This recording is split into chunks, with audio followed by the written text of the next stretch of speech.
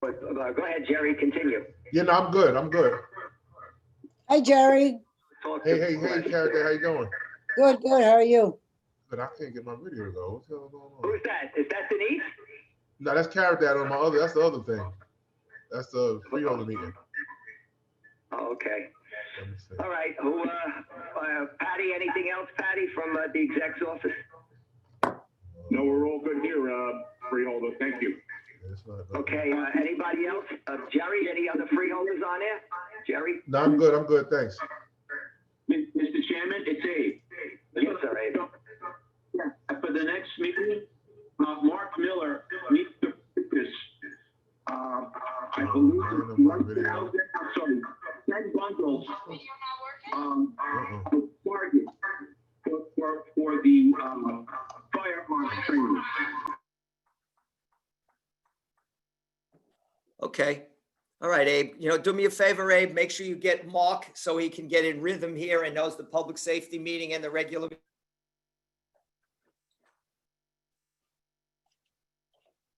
you get that, Abe?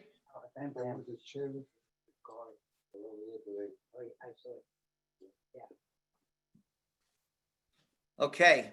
All right, I think Anthony Venieri's coming on now. Let me see. Anthony? Who's that?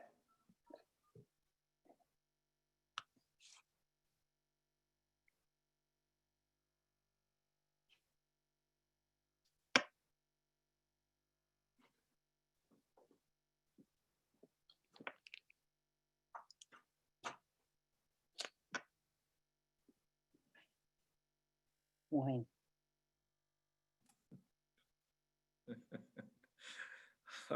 All right. Well, they're all on. They're all on, waiting on you.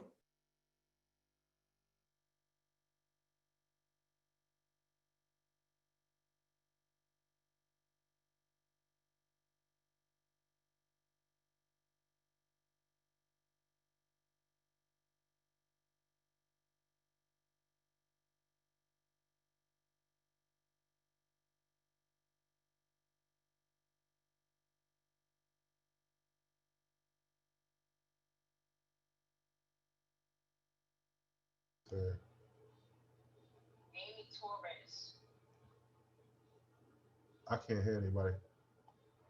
Did you hit the buttons for you to Hold up for a second.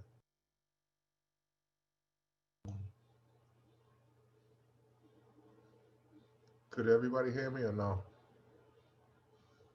I don't know what's going on with this bullshit. log out and log back? I hear you. Oh, you can hear me? I hear you. Okay. All right. All right, thanks, Carrot Dad. Appreciate you. I'm like, I can't hear anybody. Al Santos, you muted? I don't think so. Am I muted? Oh, there you go. Okay. I hear some voices. I just got on. How's that hip? Hip is doing good. Hip is doing good. Wonderful. The last 2 days have been good, so I'm on a good streak here. Wonderful. Hey, Al, you been doing physical therapy? I stopped. What? One, I had a setback. I had a setback with the recovery, and then with this whole COVID thing, I don't want to go indoors for an hour in physical therapy. Can somebody come to the house? They did initially. They do it for the first 2 weeks. I know, but not now, huh? Not now. But they gave me a program, so I do my homework. Oh, wonderful. I want you to zoom me so I can see what you're doing now. You got to get. You got to push yourself. Oh, look, Ed brought his. Oh, look at the baby. Adorable. What's his name? Ed, you're muted. You're muted, Ed. I knew that. I didn't want you to hear her singing voice. Oh, beautiful. This is her first Zoom appearance. Okay. Oh, gorgeous. It might last past her bedtime. Well, she's going to stay up for the whole meeting. Oh, God. Don't do that to her. Just like Romano. Beautiful. Say bye-bye. Say bye. Bye-bye. You, Grandma. Please. These are. Oh, beautiful hair.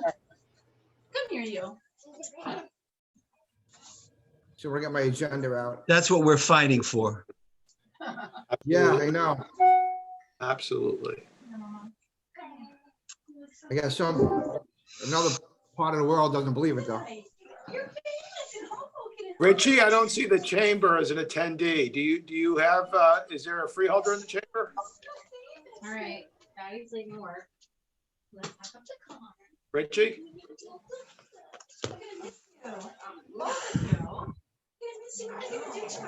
Mr. Florio, I never got anything from you on that topic. Remember you called me one day this week? You were filing something and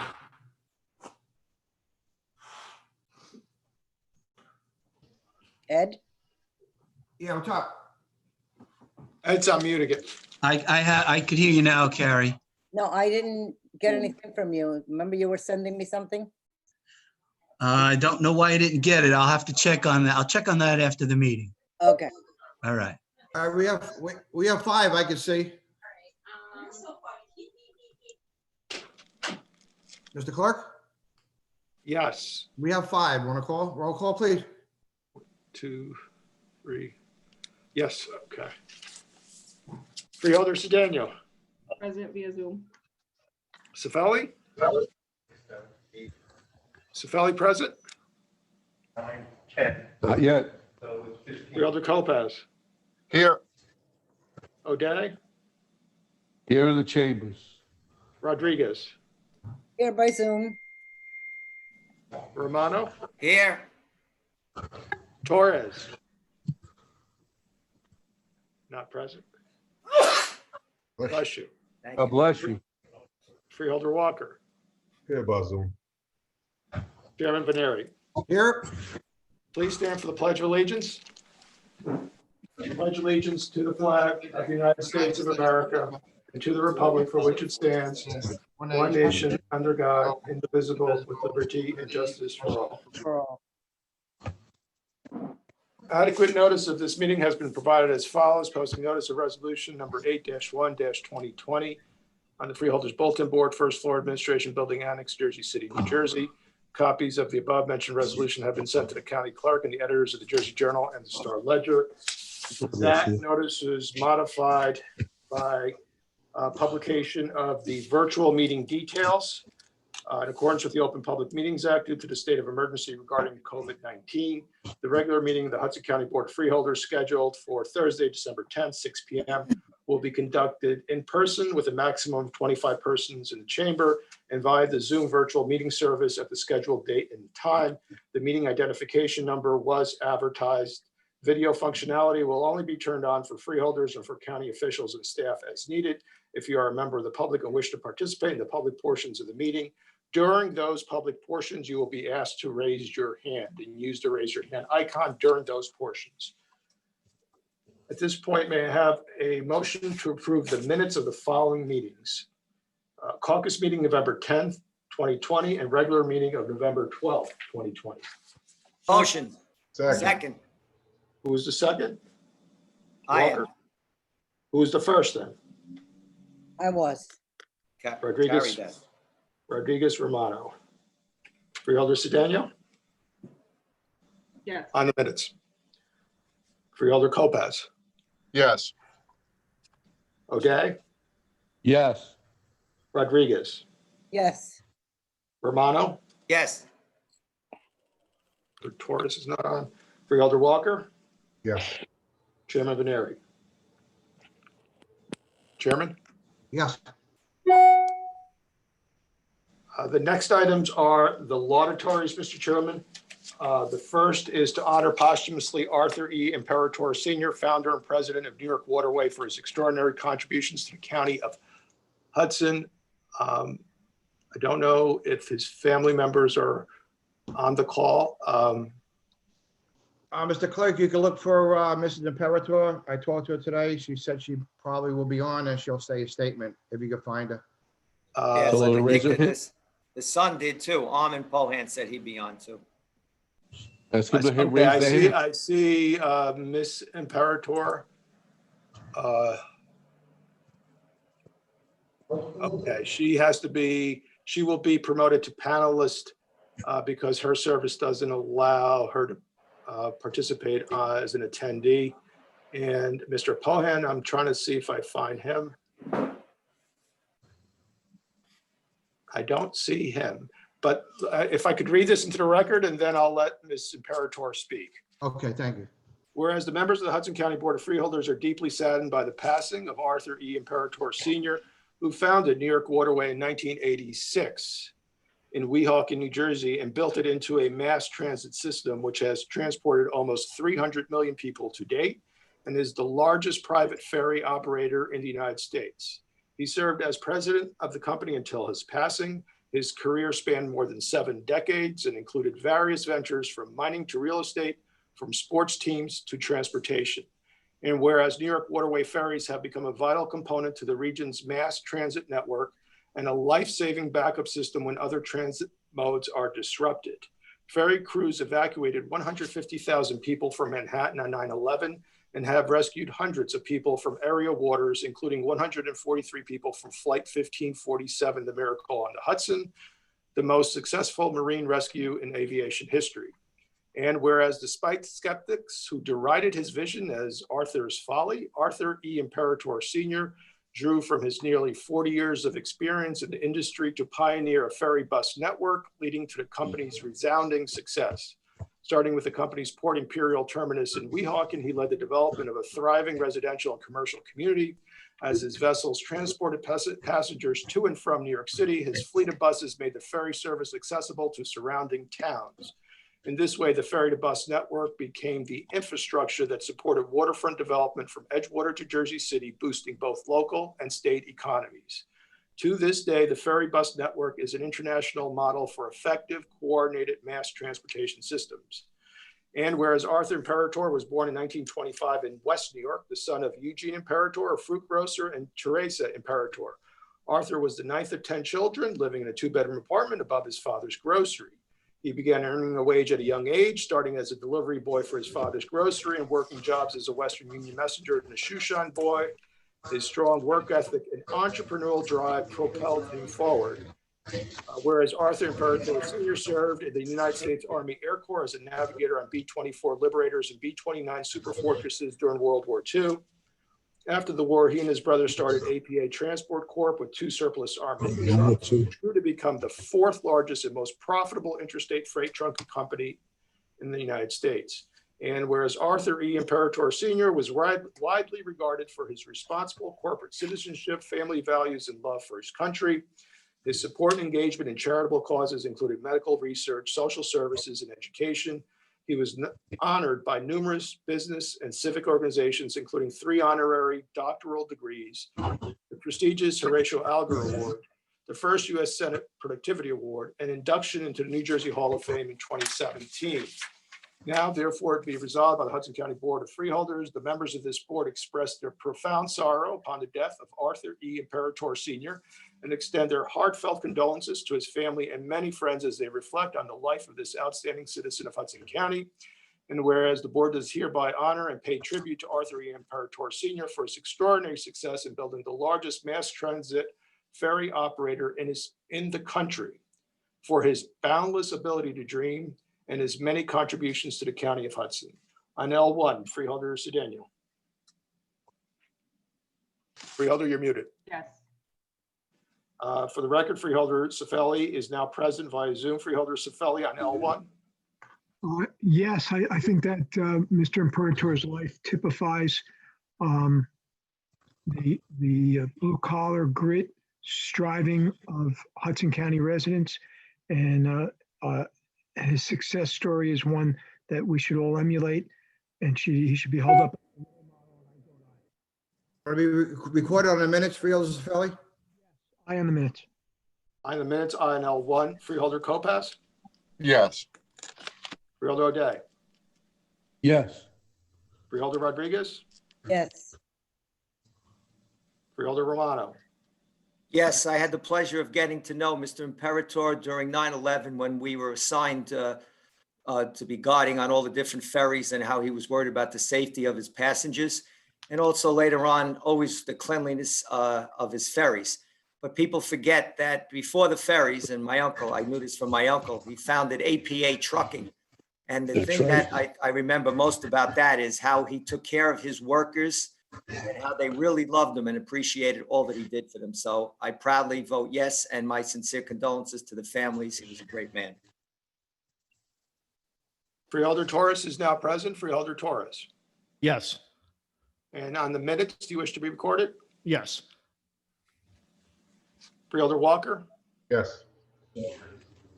and Chairman Benary. Yes. Mr. Chairman, both Mr. Pohan and Ms. Imperator are on the line. They've been promoted and they can speak if they wish to at this point. Okay. Have Mrs. Imperator speak first, please.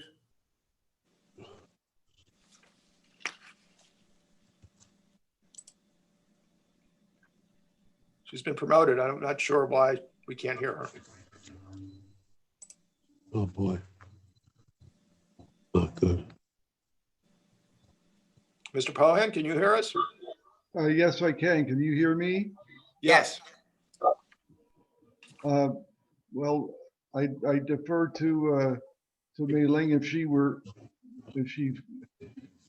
gets unmuted there, but I want to thank you on behalf of the whole family for passing this resolution. It's an honor for all of us that you would recognize us. My stepfather, Arthur Imperator, was a Hudson County boy he was born in his parents' house at 5105 Palisade Avenue. He went to Memorial High School in West New York. And he was very proud of being a Hudson County resident.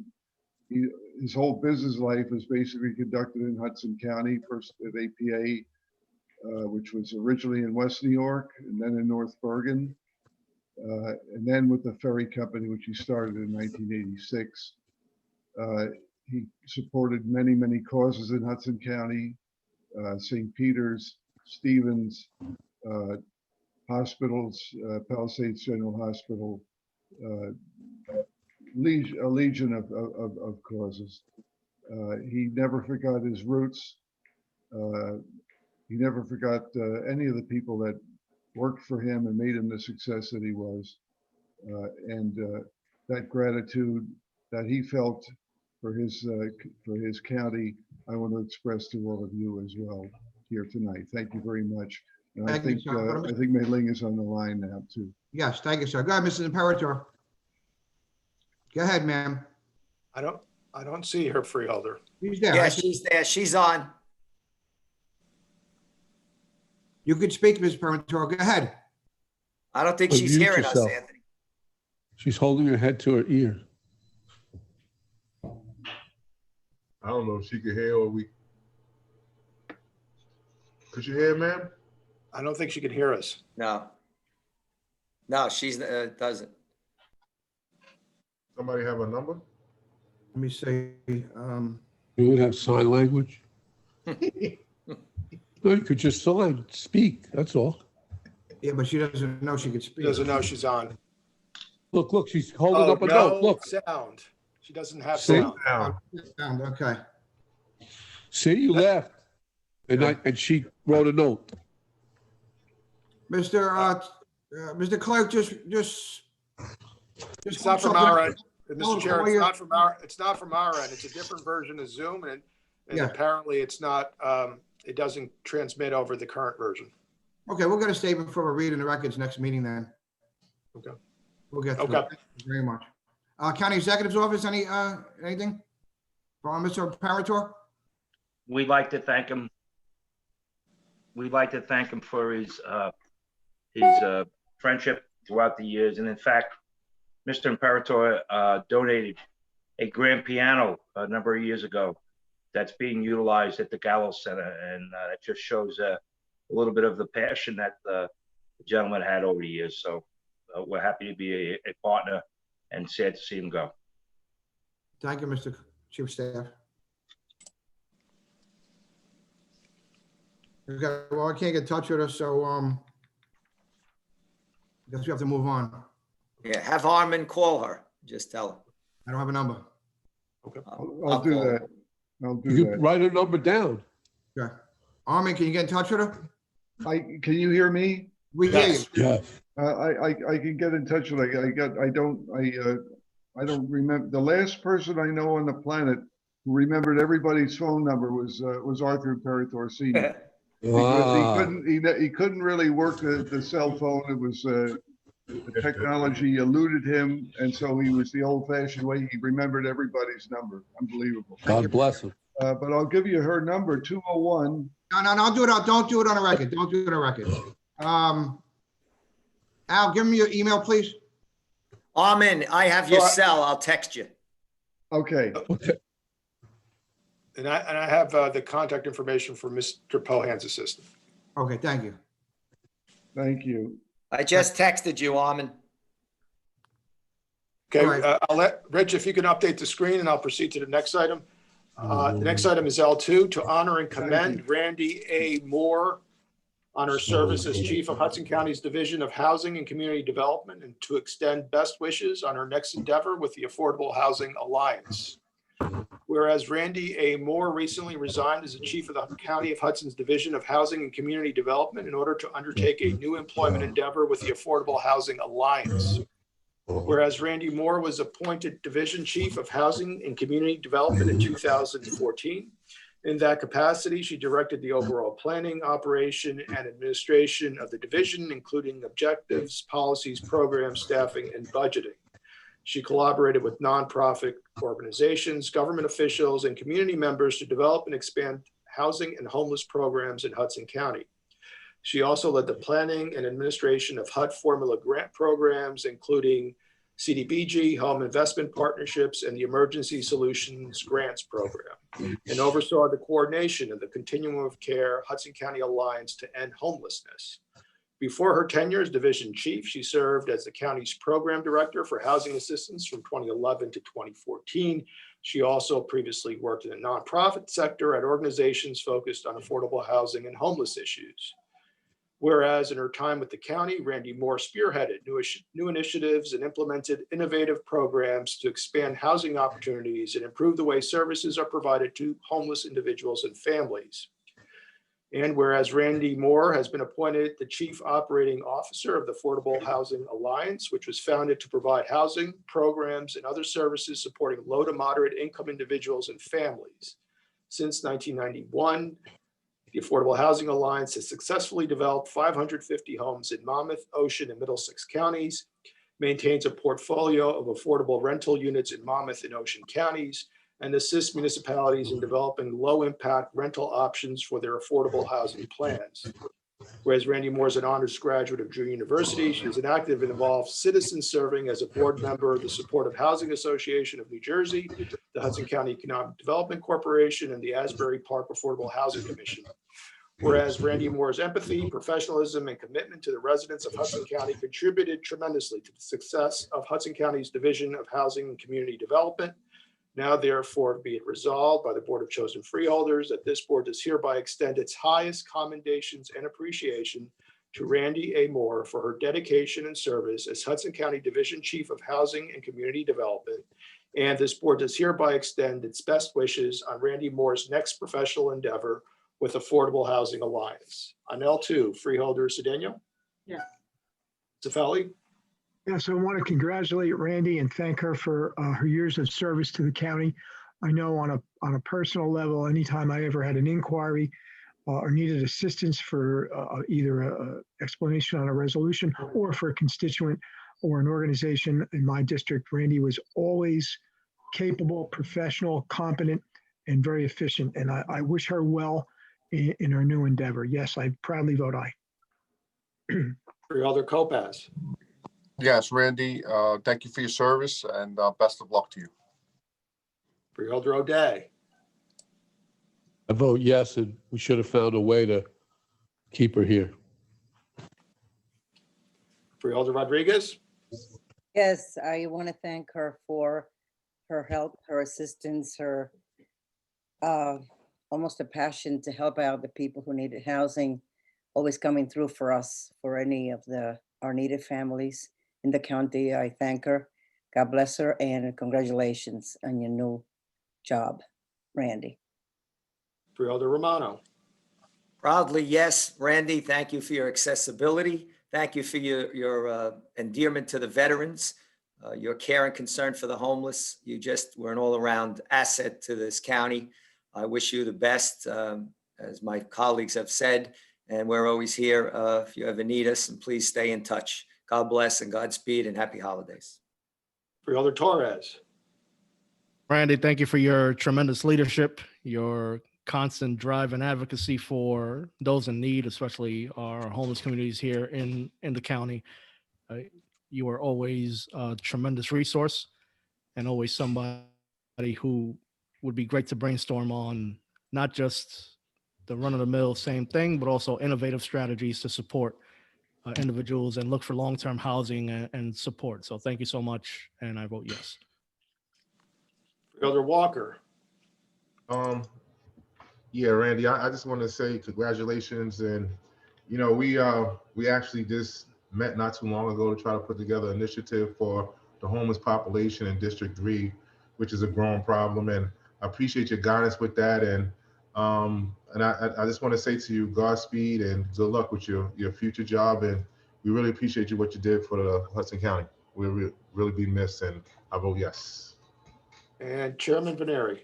Yes, probably yes, Randy. Congratulations and thank you for all your time you put into this county and helping the freeholders. I think you've been there every time a freeholder called you, and that doesn't go overlooked, and we appreciate that, and good luck to you. You made 9 good friends here. I don't know about the rest of everybody in your room, but County Executive's Office have anything to say? We echo absolutely everything that the Freeholder Board said, and just to Freeholder All Day's point, as they said in The Godfather, Freeholder, she got an offer she couldn't refuse. We tried to keep her, but we'll miss her. She did a great job. Yeah, she is. Thank you very much. Appreciate it. Very good. Chairman, Ms. Moore is on the line. Hi, everybody. Can you hear me? Yes, go ahead, Randy. Hi, thank you all so much. This is really an honor, and it was an honor to serve all of you in Hudson County, and I really appreciate it. And, as Craig said, it was an opportunity I was not seeking out. I was not trying to leave the county, and it was something I couldn't pass up in my home community. But Hudson County will always be near and dear to my heart, and I appreciate all the support that I've had from the administration. You're left with a really wonderful team of staff and everybody there. And so thank you all so much for your support. I appreciate it. Thank you. Good luck to you. Thank you. Mark? Mr. Chairman, there's an additional laudatory currently not on the agenda requested by Freeholder Romano honoring, commending Girl Scout cadets Dahlia Duran, Narina Girotra, and Sienna Nemeth on their Silver Award project. Should I read it into the record? I believe there's Troop Master and at least 2 of the girls are on the call. Yes, please. Thank you. Whereas Dahlia Duran, Narina Girotra, and Sienna Nemeth, members of Girl Scout Troop 2022 in Hoboken, are cadets working on their Silver Award project, a prestigious achievement for Girl Scouts who plan to develop a service project that benefits the community. And whereas the Silver Award project that cadets Dahlia Duran, Narina Girotra, and Sienna Nemeth are working on is a public relations campaign focusing on the plight of the homeless and underserved populations during the pandemic. They launched their project on Giving Tuesday by distributing hygiene kits to the residents of MBS housing. The hygiene kits have been donated to the Hoboken Community Emergency Response Team program, and cadets Duran, Girotra, and Nemeth are working on a campaign to make sure the kits reach needy residents. They have also posted a wish list on the Hoboken CERT website so that more kits can be created for needy residents. The cadets are hoping to hand these out to Hoboken's vulnerable populations. Whereas in working on their Silver Award project, Girl Scout cadets Dahlia Duran, Narina Girotra, and Sienna Nemeth have brought honor not only to themselves, but also to their families in troop, thereby setting an example of leadership for all youth. Now, therefore, be resolved by the Hudson County Board of Freeholders as follows. This board does hereby honor Girl Scout cadets Dahlia Duran, Narina Girotra, and Sienna Nemeth as outstanding youths and commends them on their Silver Award project, and does hereby thank cadets Duran, Girotra, and Nemeth for their contributions to the community. On L3, Freeholder Cedeno? Yes. Cifelli? Al. Yes. Lopez, Yes.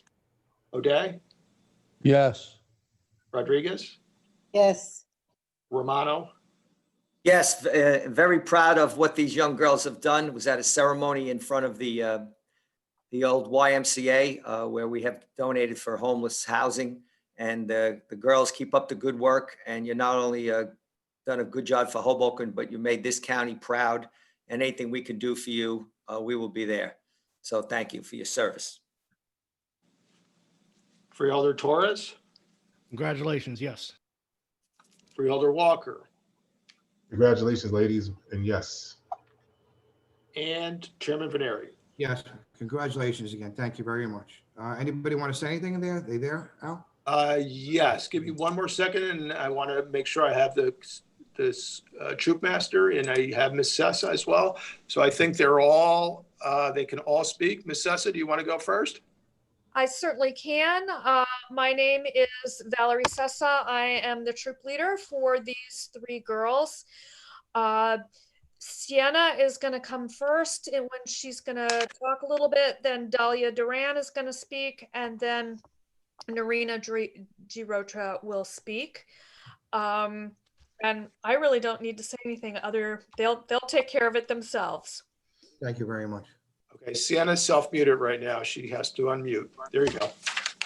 Hello, good evening, everyone. We are Senna, Narina, and Dahlia from Girl Scout Cadet Troop 12022. Thank you for allowing us to take some of your time out of your meeting to let us present a project that we are working on. Now, Dahlia will explain what the Silver Award is, and Narina will speak about our project. Hi, I'm Dahlia Duran. And I'm going to explain the Silver Award. The Silver Award is the second highest award a Girl Scout can receive. We work on this project during the 7th and 8th, in the 7th and 8th grades as Girl Scout cadets. We need to lead the project. We can include other members of the community to assist us. In our case, we are working with Tara Mullins, a PR professional, some of City of Hoboken employees, and Hoboken CERT. Each team focuses on an issue of importance in their community and decides on a project. The project must be important and have a lasting impact on our community. For example, if you notice a lot of trash in the park, you can't just pick up the trash, but you can work with the city to put trash cans on every corner. And the projects are usually fairly large, as we are each expected to put in 50 hours of community service towards the project. Every person in the group needs to complete 50 hours. Now, Narina is going to talk about the project specifically. Hi, thank you all so much for this opportunity. Sienna, Dahlia, and I began brainstorming ideas for our Silver Award project almost a year ago. We met with members of the City Council and Vision Zero, but it was when we had a brief conversation with Mayor Bella that we realized that homelessness is a major issue that cities across the country and the world faced.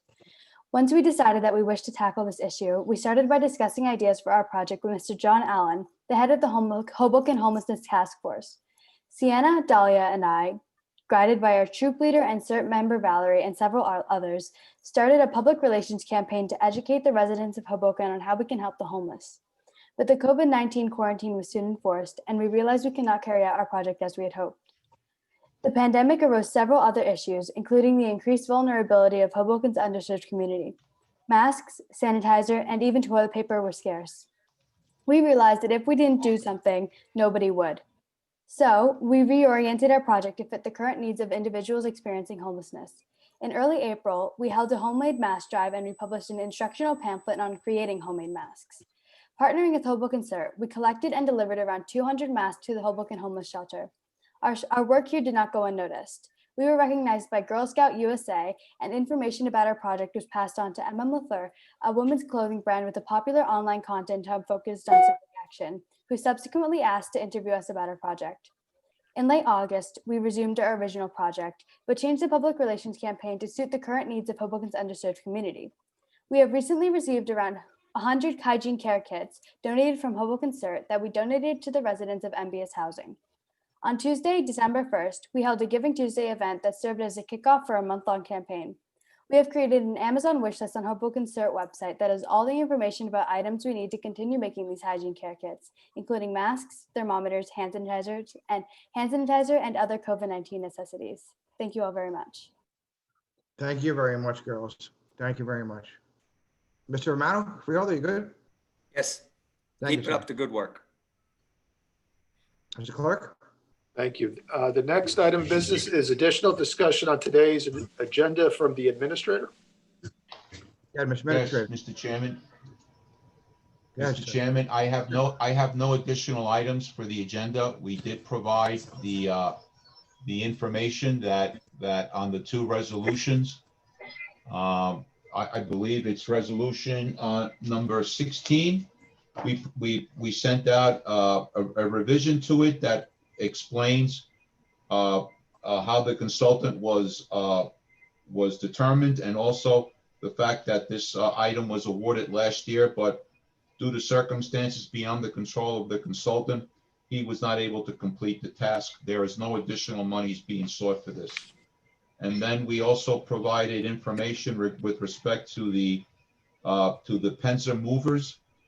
We elaborated further on the circumstances that happened, and also revised the resolution to include the authorization to amend the contract for the additional services that were provided. That's all the items. Oh, and Mr. Chairman, the final thing, there is an ordinance for a public hearing and adoption. The county guarantee of $2.5 million for the casino in the park. I'm happy to report that the local finance board met yesterday and issued positive findings. So if the board wishes to, they can adopt that ordinance after the close of the public hearing. Thank you very much. Mr. Florio, hold on, guys. Mr. Florio, can you advise the board that this, the Penzer resolution can be voted on tonight or not can be voted on? Well, if the concerns of the freeholders were addressed in a manner that's adequate by the administration, may proceed. Okay, but nothing was wrong with the bidding or any process that we had the contract with? Nothing that I was able to discern, Chairman. Okay, thank you very much. So I have a question.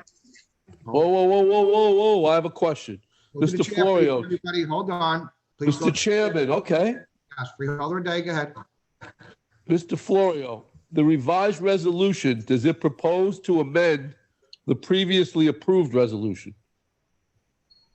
I haven't seen the revised resolution, Freeholder. So how do you know whether or not we can vote on it, since the previously approved resolution related to the pickup and delivery of voting machines, and the amendment of the amount involves the pickup of drop boxes, which was never contemplated in the bid, which was awarded 2 years ago? For the freeholder, I would have to see the amended resolution or the new version of the resolution before I could give you the answer to that question. Then I'm going to make a motion that we carry the resolution to the next meeting so Mr. Florio can do the due diligence of reviewing. Look, I don't mind doing it. I just want to make sure it's done properly.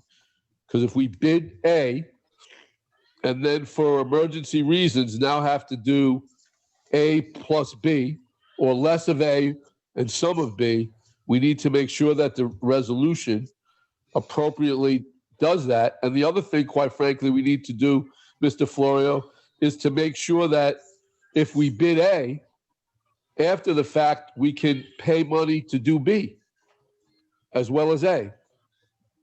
Isn't that a valid concern? Without seeing the resolution, freeholder, I would say any concerns that you have are valid. All right, so I'll make a motion that we carry, what item number is that? 28.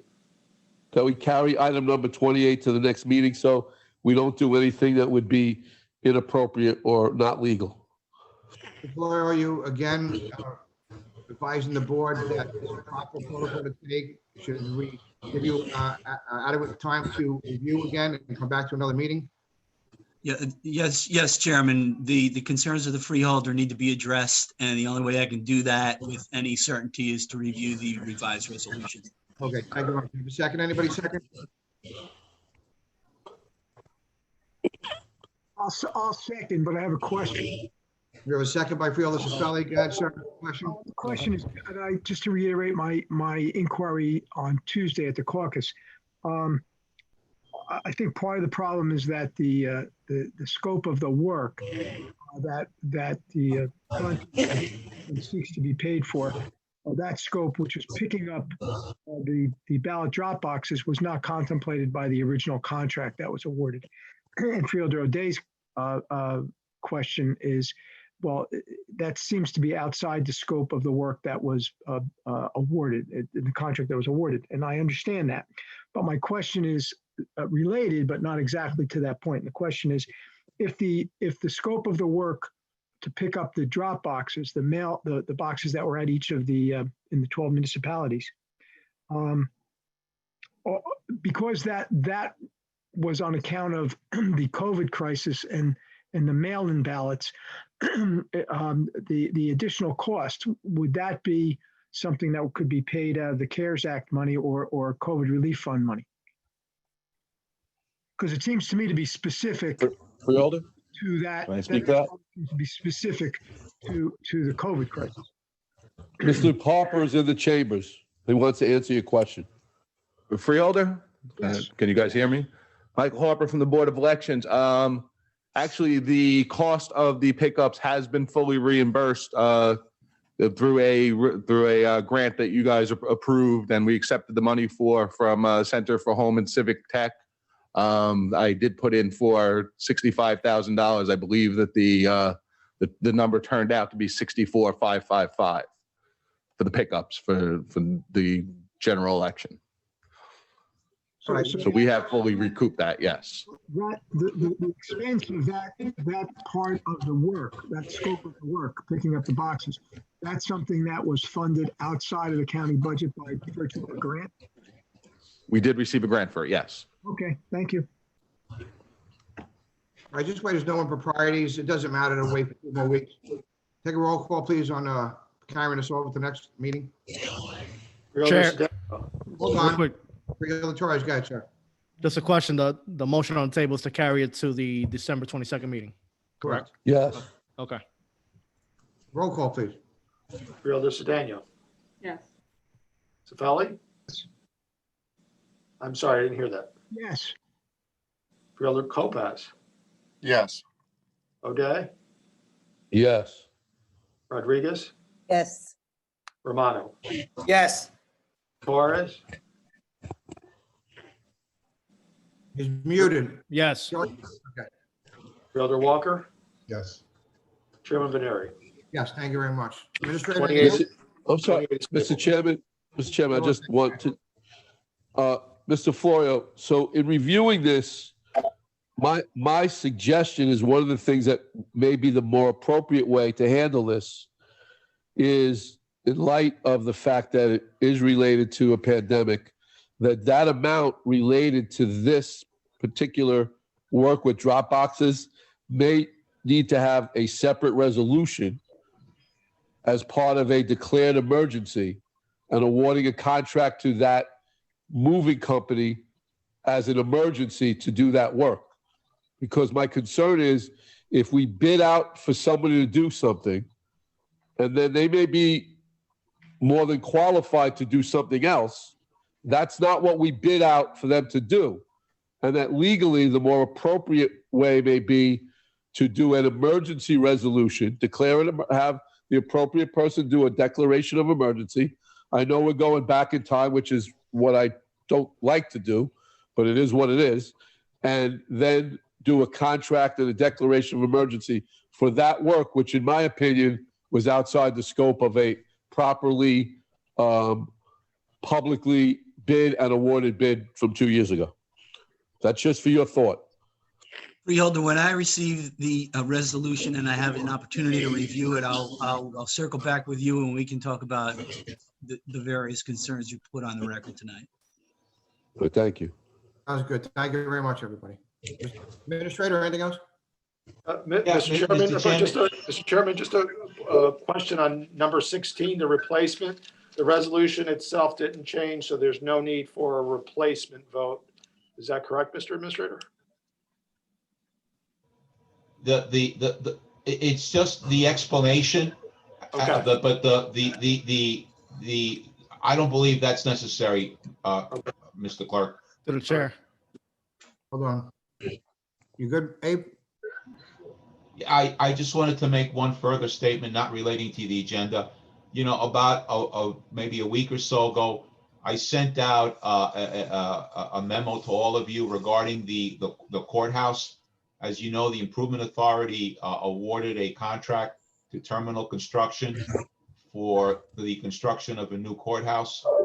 And I just want to acknowledge the effort that was made by the Improvement Authority and the selection committee. I think we put together a strong RFQ,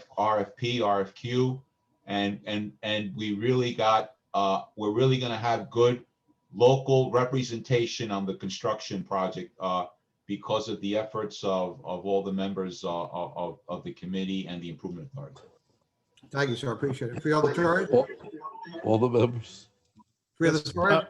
Just to clarify what the clerk was asking, Mr. Administrator, the item that you sent us, the replacements, it shows that there is no increase or decrease, and the item that we sponsored has a dollar amount of $30,000. So which one, do we have to replace that or no? Because it has a dollar amount in it? I don't know if it's a question for you or for Mr. Florio, but. Well, County Council prepared the resolution, but what was initially presented on Tuesday, if I recall, was awarding a contract for $35,000. That resolution was changed because the board previously awarded that contract in 2019. What happened was the consultant, through no fault of his own, was not able to complete the task. He only did $5,000 worth of the work. So what the new resolution does is it allows him to proceed and complete the task that he was originally awarded to do. But that would be a replacement, Mr. Administrator, so- because the yeah. freeholder is correct. Yeah, we would have to make a motion to replace it because now it's zero, the amount being awarded. Well, if we're carrying it over, we could replace it next 2 weeks, can't we? No. This is the other item. You can make the motion. You can make the motion to accept it. Yeah, so I'll make a motion to accept To replace number 16. yes. Second. Freeholder Sedano? Yeah. Stefani? Ow. You can't hear me or not? Now we can No, hear you. no, unless you lean in. I'm right Now here. we can hear you. Now I Okay. can hear you. All right. On the motion to replace number 16. Yeah, Ah. yeah, yes. Freeholder Colpez? Yes. Okay. Yes. Rodriguez? Yes. Romano? Yes. Torres? Yes. Walker? Yes. Chairman Veneri? Yes. 16 is replaced.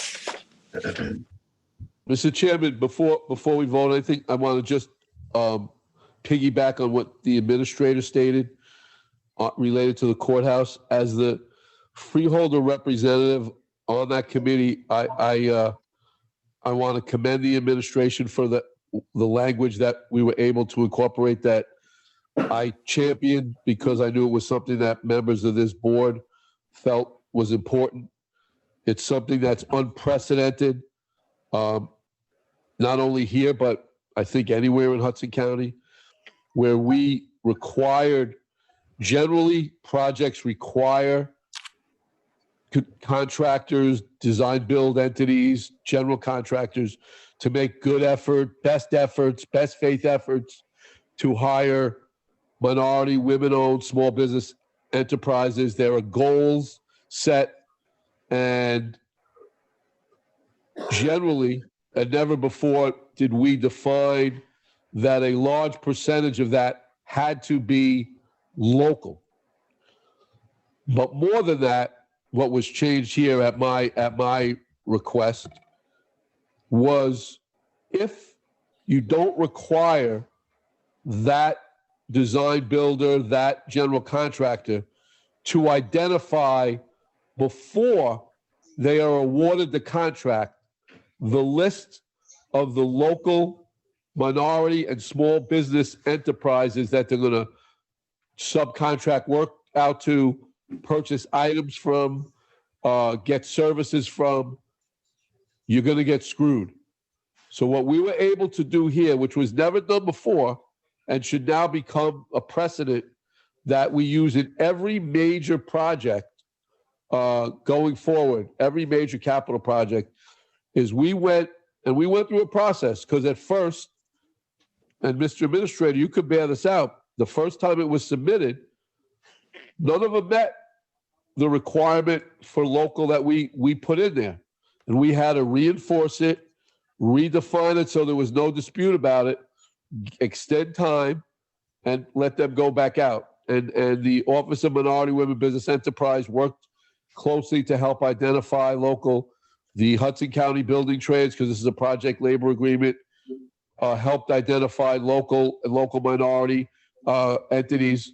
We compelled the groups that were responding to agree that they would, if needed, put these subcontractors under their own bonding, because I know from experience that that's often the biggest excuse that is used after the fact by a contractor to say, well, I would have liked to use this company from Jersey City or Hoboken or Union City, but they don't have the bonding capacity to do the work.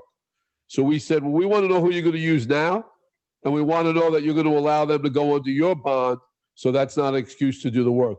So we have laid out a foundation where we anticipate over $30 million of this work will go directly to businesses, contractors who have their businesses located in Hudson County, who employ Hudson County residents in their shop, in their offices, and this is unprecedented. It's probably something that the administration should do its own press release and lay out so the public realizes, because it hasn't been done before. If you go, because I pulled this out on the schools of technology. So if you look at the beautiful high school, the high-tech high school built in Secaucus, they met their minority women business enterprise goal. But of that goal, does anyone want to guess what percentage of it were companies located in Hudson County? The answer is 0. Now, we couldn't fault the entity because the language was not written to force them to do it and was not written to make them provide the names of those businesses, contractors as part of their submittal. So we learned from that lesson. We've set a great precedent. It's a great opportunity for businesses like Bees Construction, located in Freeholder Walker's district. There's one located in Union City that does roofing. There's a couple located in Hoboken. But these businesses who weren't given a chance on a project like the high-tech high school are now going to get work on the new courthouse. So it's great. And I commend everyone also on the committee, and I commend the county executive because he stood very, very strongly in making sure that the language we wanted, the inclusive language, was included in the RFP and in the contract that ultimately has to get executed. The chair? You guys can hear me? Anthony. Go ahead.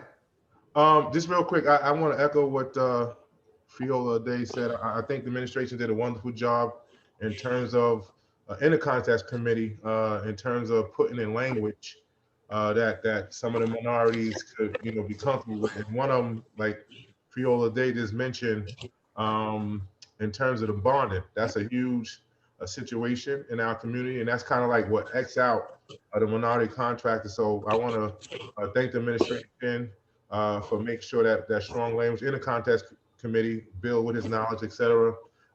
Because I know there's going to be a lot of people that's going to be benefiting from it. And I do know B's construction, Bernie's construction, and he's professional, and I'm looking forward to seeing the outcome of this project.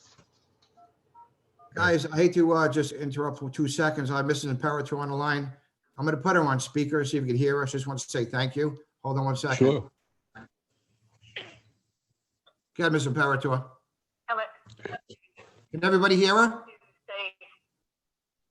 Hello. Go ahead.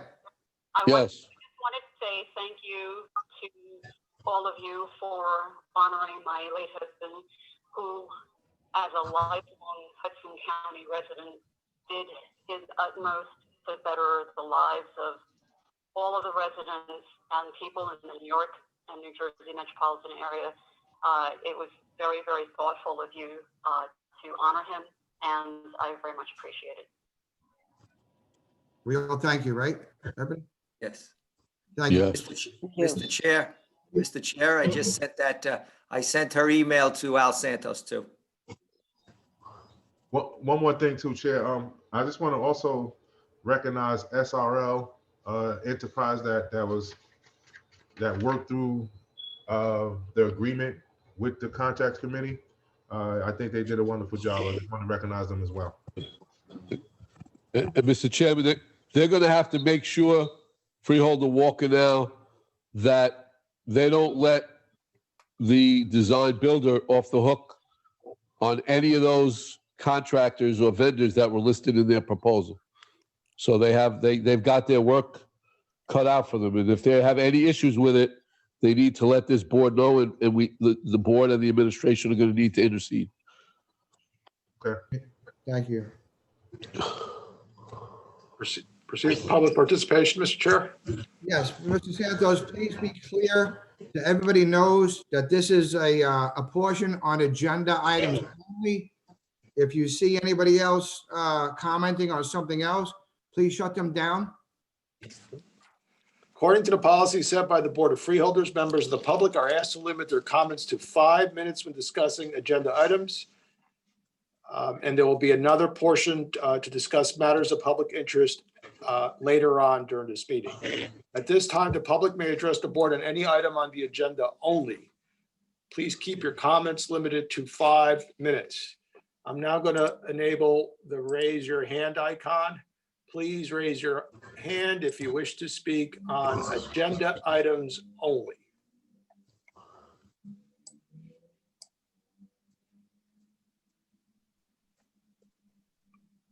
Start with Michael O'Connor.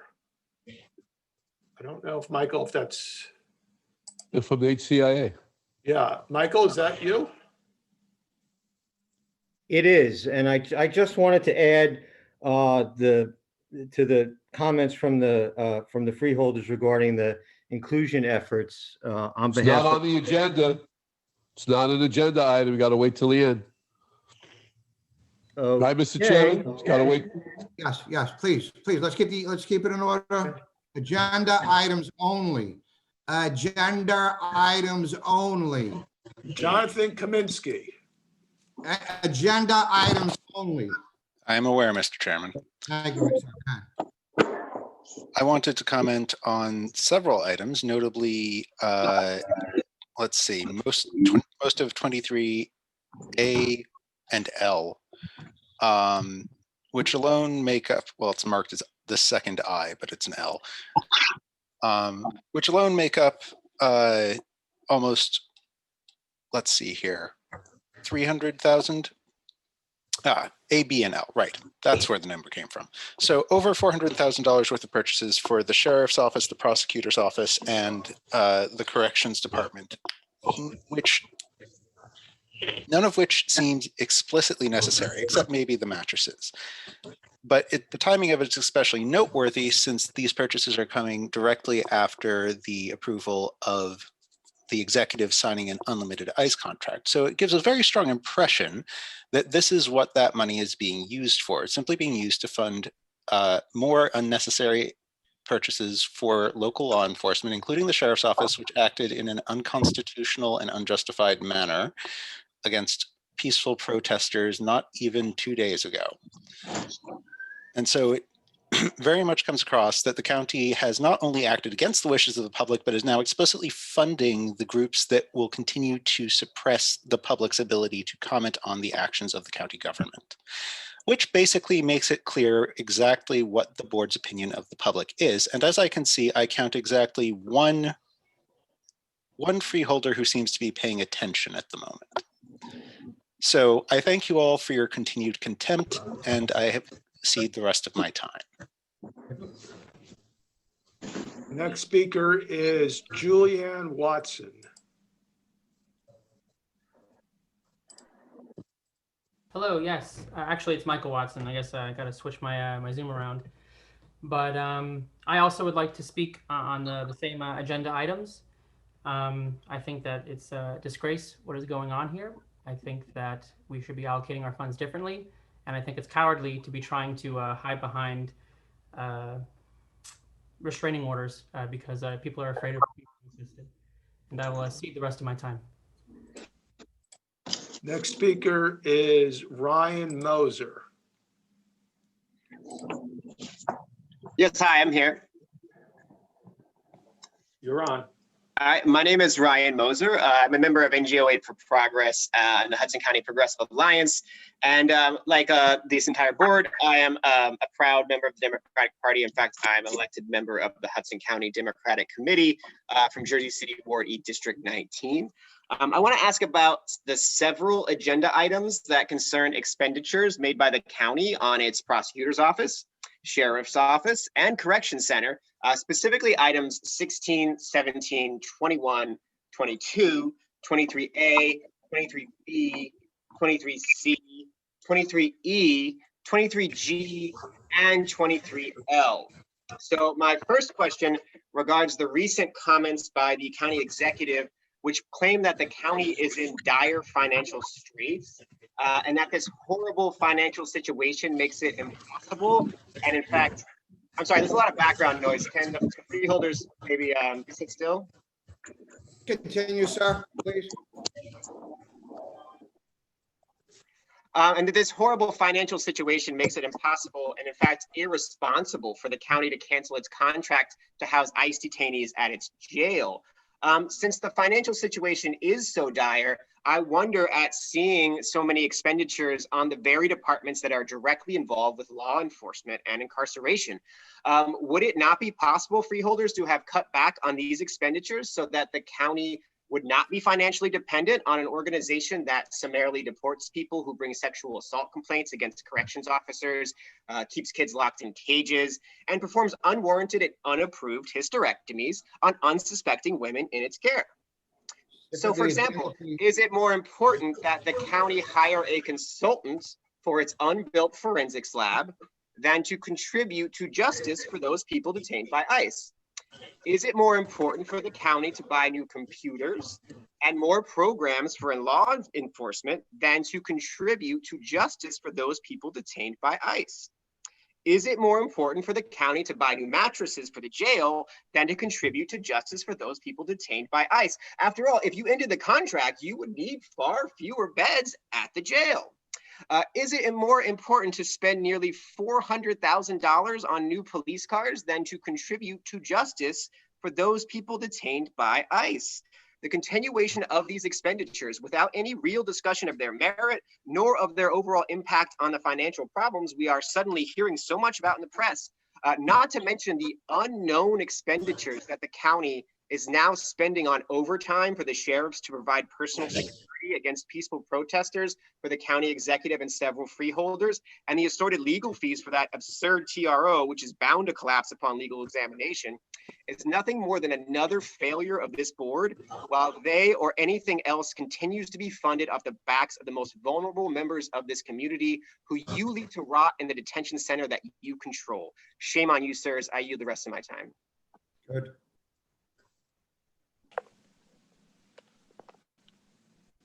Clerk. Yes, Mr. Chair, I apologize. The next speaker is Purbita Saha.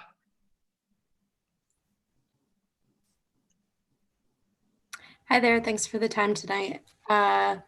I just wanted to make a note on the wonderful Girl Scouts who are providing aid to their, fellow citizens in Hudson County.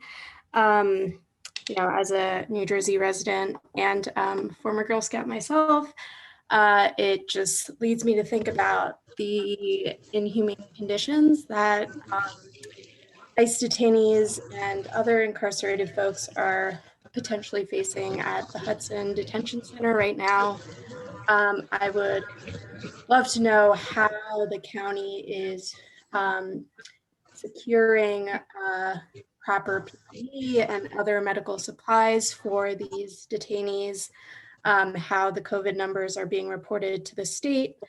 Where is the accountability for keeping others in Hudson County, making sure that they are also staying safe during this pandemic?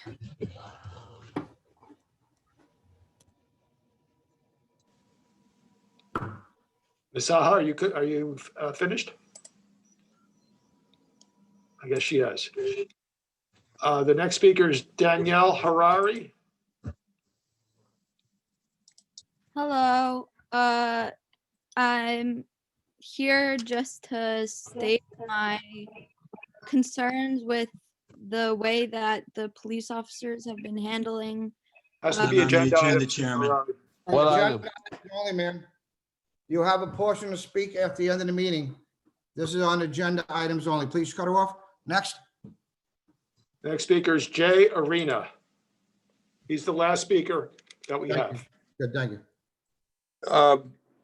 I just want to speak generally that the items need to include what is happening outside the freeholder meetings, including the repression that has been unleashed against the protesters going to Jesus' office. You want to repress it in front of... Shut them down. Next. I have no additional speakers on agenda items. Okay. So the consent agenda now has number 16 replaced and 28 was tabled. May I have a motion to approve all items on the consent agenda? Motion, Rodriguez. Second, Walker. Rodriguez, Walker, roll call, please. Freeholder Sedano. Yes. Felly? Yes. Topaz? Yes. Okay. I'm going to abstain on 23E and L because I didn't do my diligence to make sure that we really need to buy all these vehicles. I'll vote aye on the rest. Freeholder Rodriguez? Yes. Romano? Freeholder Romano? Yes. Freeholder Torres? Abstain on 10, aye on the rest. Freeholder Walker? Yes. Chairman Veneri? Yes. Mr. Chairman, Hold on, Zafeli, hold on. Yes. The matter that involved the contract with the YMCA. I'm trying to go back to my agenda and see what number that was. Hold on a second.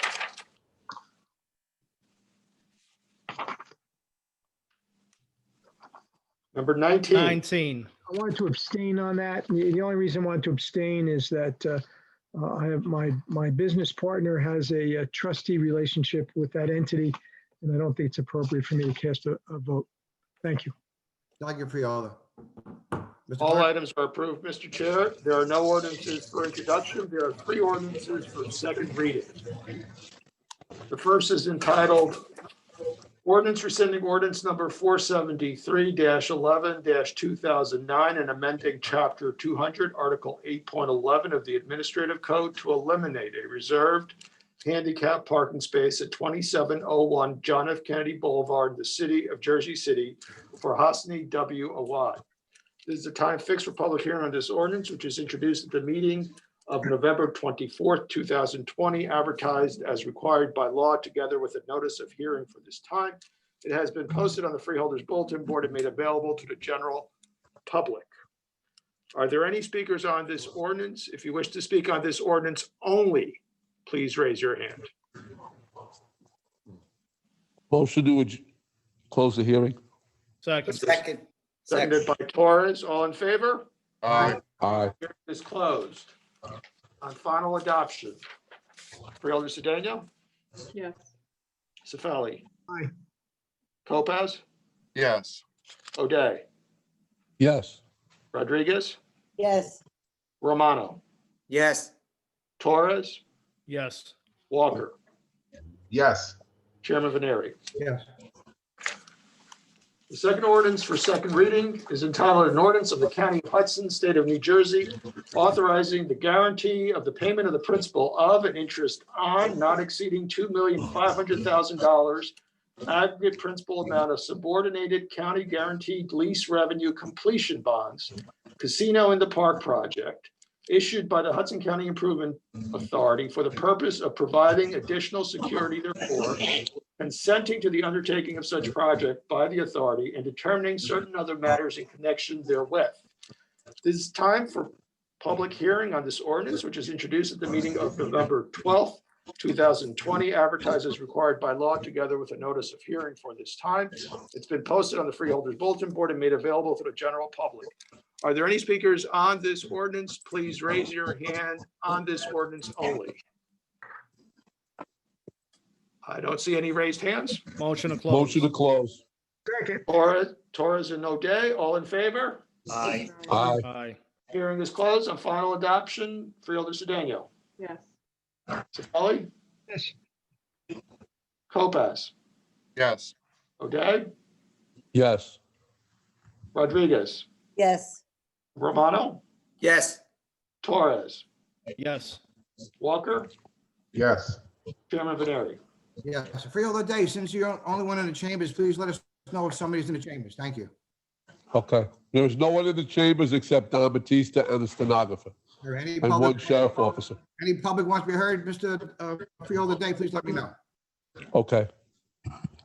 Clerk. Third ordinance and final ordinance for second reading is entitled Bond Ordinance Providing for the Undertaking of Capital Projects for Fiscal Year 2021 by and for the Hudson County Community College located within the County of Hudson, State of New Jersey, appropriating $5,340,000 therefore, and authorizing the issuance of $5,340,000 bonds or notes of the County of Hudson, State of New Jersey for financing such appropriation.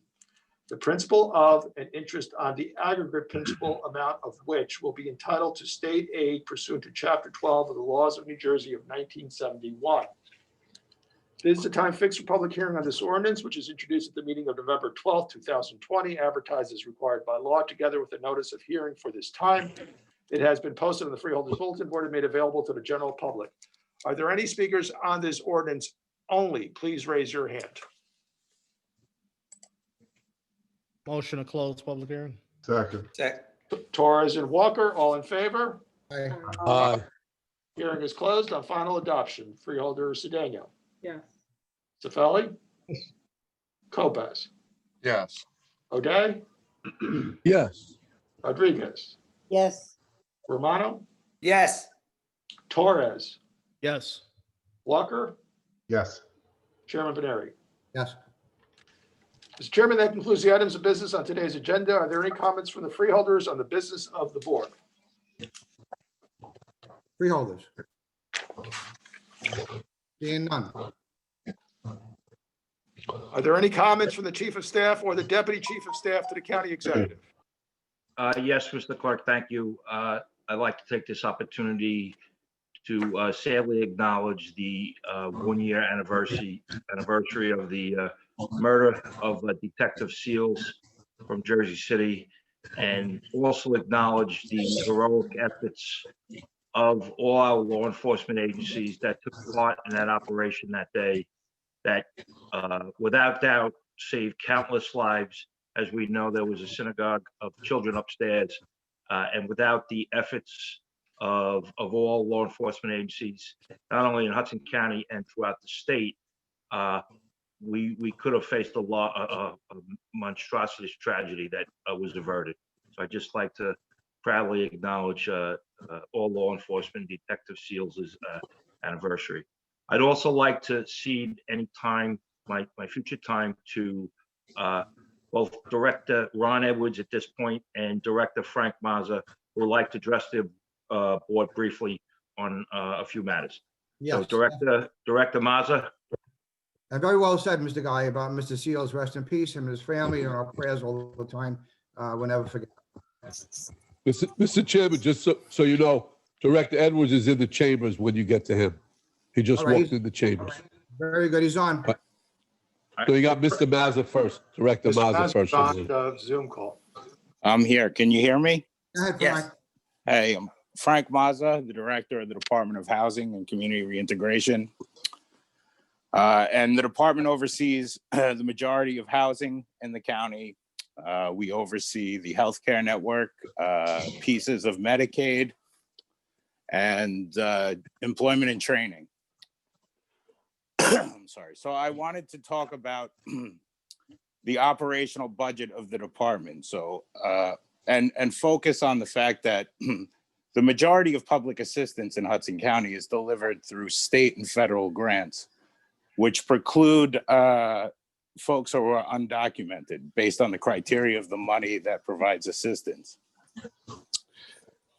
Through the county's operational budget, more than $2 million is dedicated to fill in the holes for the population who is undocumented and can't get access to things like housing benefits through federal dollars or state dollars, medical insurance through the same fund. So part of the department is a reentry program, which is funded each year at $922,000, and it provides medications, it provides housing, and it provides job training.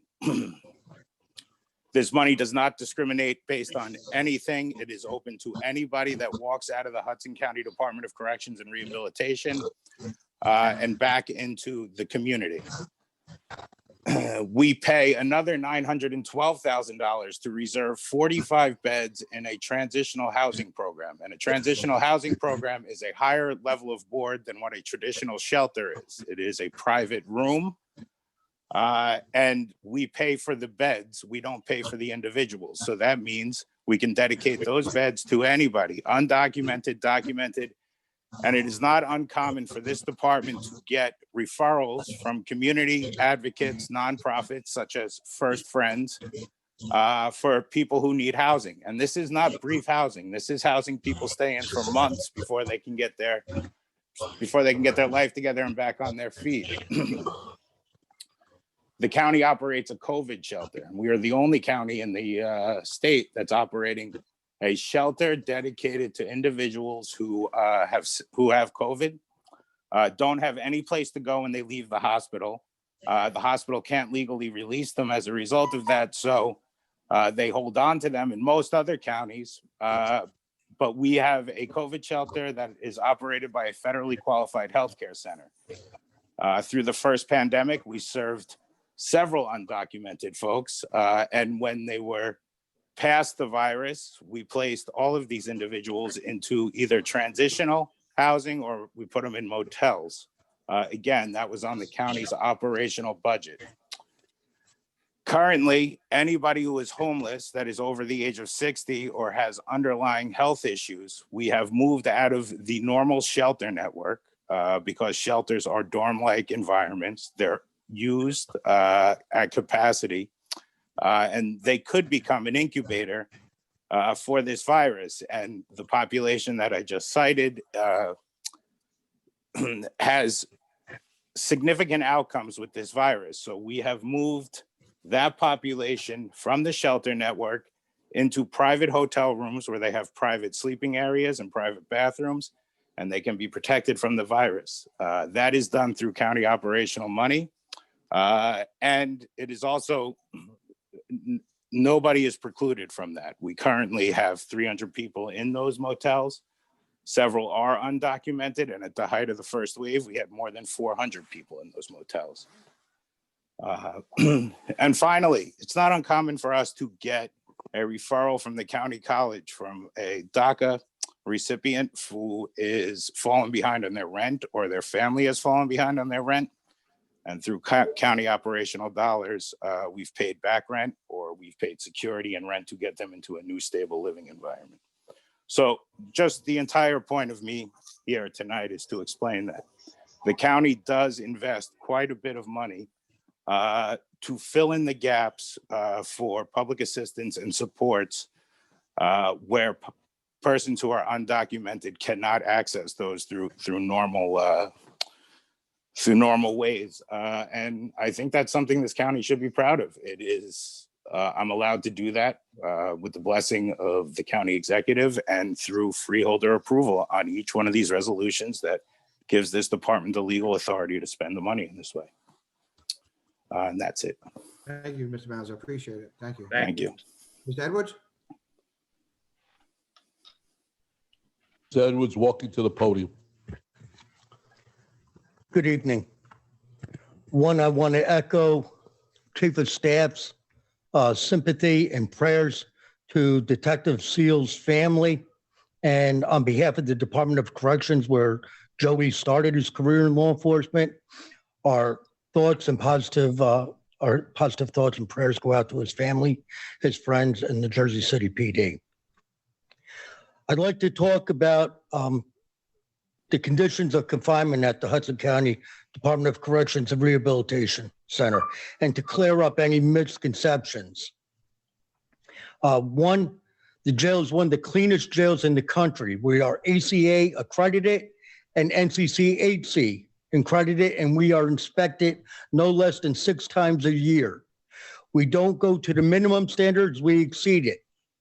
It was because of our attention to detail that allowed us to safely navigate parts of the COVID pandemic. Individuals have said that they are treated, had said that the detainees were inhumanely treated, spoke of concentration camps, internment centers. This is simply not the truth. Hudson County Department of Corrections and Rehabilitation takes great pride in the way that detainees and inmates are treated at the facility. We have a state-of-the-art mental health and medical department that the county has invested a lot of money where other county jails never received that funding. There was claims of solitary confinement at the jail. On the onset of COVID-19, we took extraordinary measures. We went into a total quarantine of the facility where individuals were placed in their cells for 23 and a half hours, 1/2 hour to take showers, call a family and friends, and to contact through video visitation. These steps and measures were necessary to contain the virus and to stop the potential of an outbreak. We followed all the World Health Organization's guidelines, CDC, and with the advice of Hudson Regional Health Center, Health Commission. It's because of these efforts that we haven't had a COVID tested positive case since the 13th of May. At all times, we had a full complement of medical and nursing staff to address the needs of all those individuals that were remotely sick. We only had one person that needed to be hospitalized, and that was un-COVID related. People brought up the quality of the food in the jail. The menu at the jail is designed to provide a nutritional balanced diet of 3,000 caloric intake. We have also added nutritional supplements, and probably the only jail in the entire state to do so, which provides several nutritional additives such as turmeric, papaya, and ginger.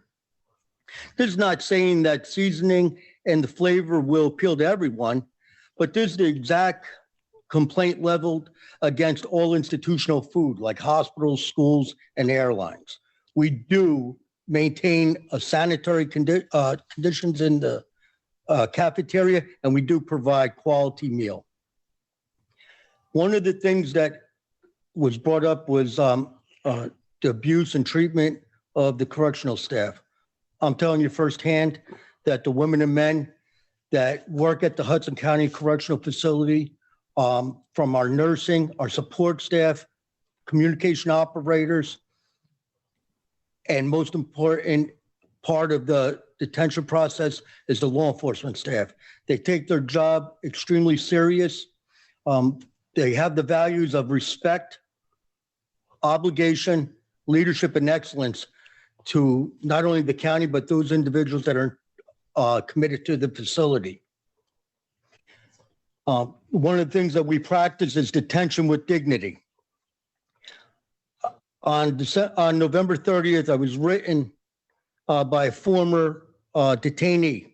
I'd like to read that statement. Dear Mr. Edwards, you know me as, I'm not going to repeat her name. I was a detainee in your jail from 2016 to 2018. I remember you coming through the tier to have meetings and address our concerns. I remember you addressing the visitation policy and allowed my friends to see their kids. Physically and mentally, spiritually, emotionally, you have addressed all those needs. A lot of people were telling the freeholders lies about your facility, talking about things that happen in places like this. I was there. You were there every day. We can't let those people that say those uninformed statements that never went to the jail and saw the differences you made and others that take the responsibility of housing seriously. Next time you have a conversation about detainees, mention my name. I went there, a drug addict, and came out productive. I'm still at the same job, and they gave us raises every year on December 28th. So I'm staying here a few more December 28th. It's a bilingual title all that is translating in ICE improved my Spanish. I learned immigration law and haven't touched heroin since I've been home. And a lot of people were concerned about my future. So for me, your jail complied with the part that says rehabilitation. You are welcome to share my comments and continue the great job you always done. Those sentiments are shared numerous times to my staff from other detainees that my staff has helped. We work in collaboration with Director Mazza's department, and we try to give people a place to go when they leave our facility, and we provide hope. I can tell you with all certainty that the citizens of Hudson County should be extremely proud of the Hudson County Department of Corrections and Rehabilitation. Those men and women go beyond the call of duty. They're there every day with professionalism and dedication to serve and protect the community, as well as the individuals that they are entrusted to care for. And they do an exceptional job, and they're probably one of the top in the country. Thank you. Director Edwards, I have a couple of questions. Thank you, Director. The woman whose statement that you read, do you remember her? Yes, I do. When she came to the facility, before she came to the facility, what had she been charged and sentenced to at another penal institution? Freeholder, at this time, I don't know the charges. I just know the individual. One of the things that I Are you don't sure do, she was charged with a crime and convicted and served a sentence somewhere else before she came there? I will run her file at my facility, and then I'll get back to you. Because I mean, I would like to know, because one of the issues that's a big concern, she doesn't sound like she was a violent criminal, right? Someone who did a major assault or some of these things that I've read about. It sounds like she had a controlled dangerous substance problem. So I'd like to know, because if she didn't commit a violent crime and she was picked up on a CDS related charge, and let's say she served less than a year in New York, by what you read today, she then had to spend 2 years in our facility, which is much longer than she may have spent somewhere else, till she was able to get released. Freeholder, once I find out all the information on her. I would like to know that. And again, I think that you've done a very good job in making improvements there. I've said this before. It's a shame, quite frankly, what had to happen there in order for those changes to start to occur. We can't go back and turn the clock back. But there's been a lot of positive things there, and I think that some of us can separate that from the idea of whether or not we need to be in business with ICE. I think they're very different issues to be dealt with. Director Mazza brought up a point which I think is well worth mentioning. There are a lot of programs we offer to individuals that get released from that facility, from housing to job training to other programs. How many of the current individuals that are from the state of New York, right, that are there when they get released, how many of them will they get access to those services since they're from the state of New York? Anyone that is in need of housing, we send them right to Frank. Frank has been phenomenal before his department started, and now while his department is up and running, they're committed to making sure that they get the housing. And one of the other things, Freeholder, is that what we do is if they have medication, we send them out. The law says 14 days, we do 30 days. And Frank and his staff is make sure that they retrieve follow-up care. All right, so can you provide me written confirmation that those services are being delivered to individuals that are not even from the state of New Jersey, that are from the state of New York? And how many of them have gotten housing assistance when they've been released that are detainees? Because I know the programs for offenders that get released, but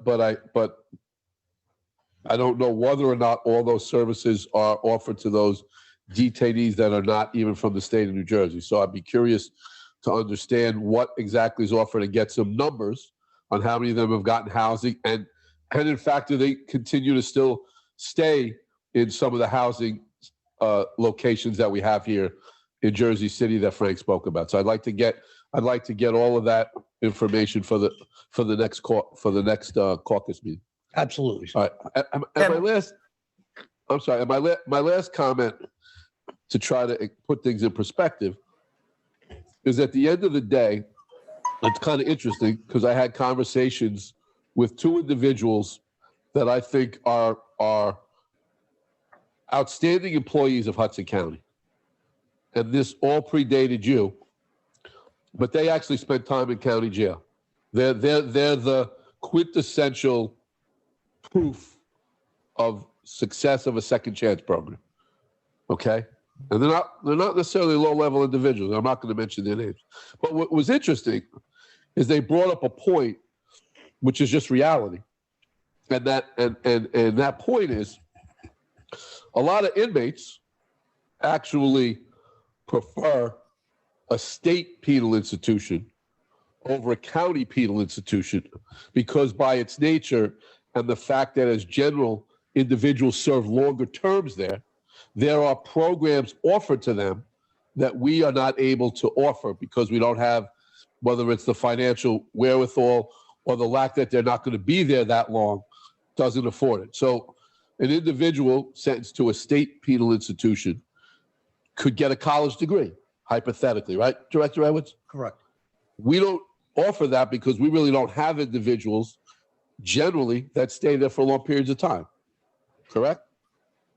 Correct, but we're entering into an agreement with Hudson County Community College to start individuals in the college and so that we can follow up when they get out. So we do want to, Frank Mazza's been helping me on that so that we can do a pathway to higher education or vocational schools. Understood. But as of today, if I went to a state penal institution, I could take college courses, I could get a college degree.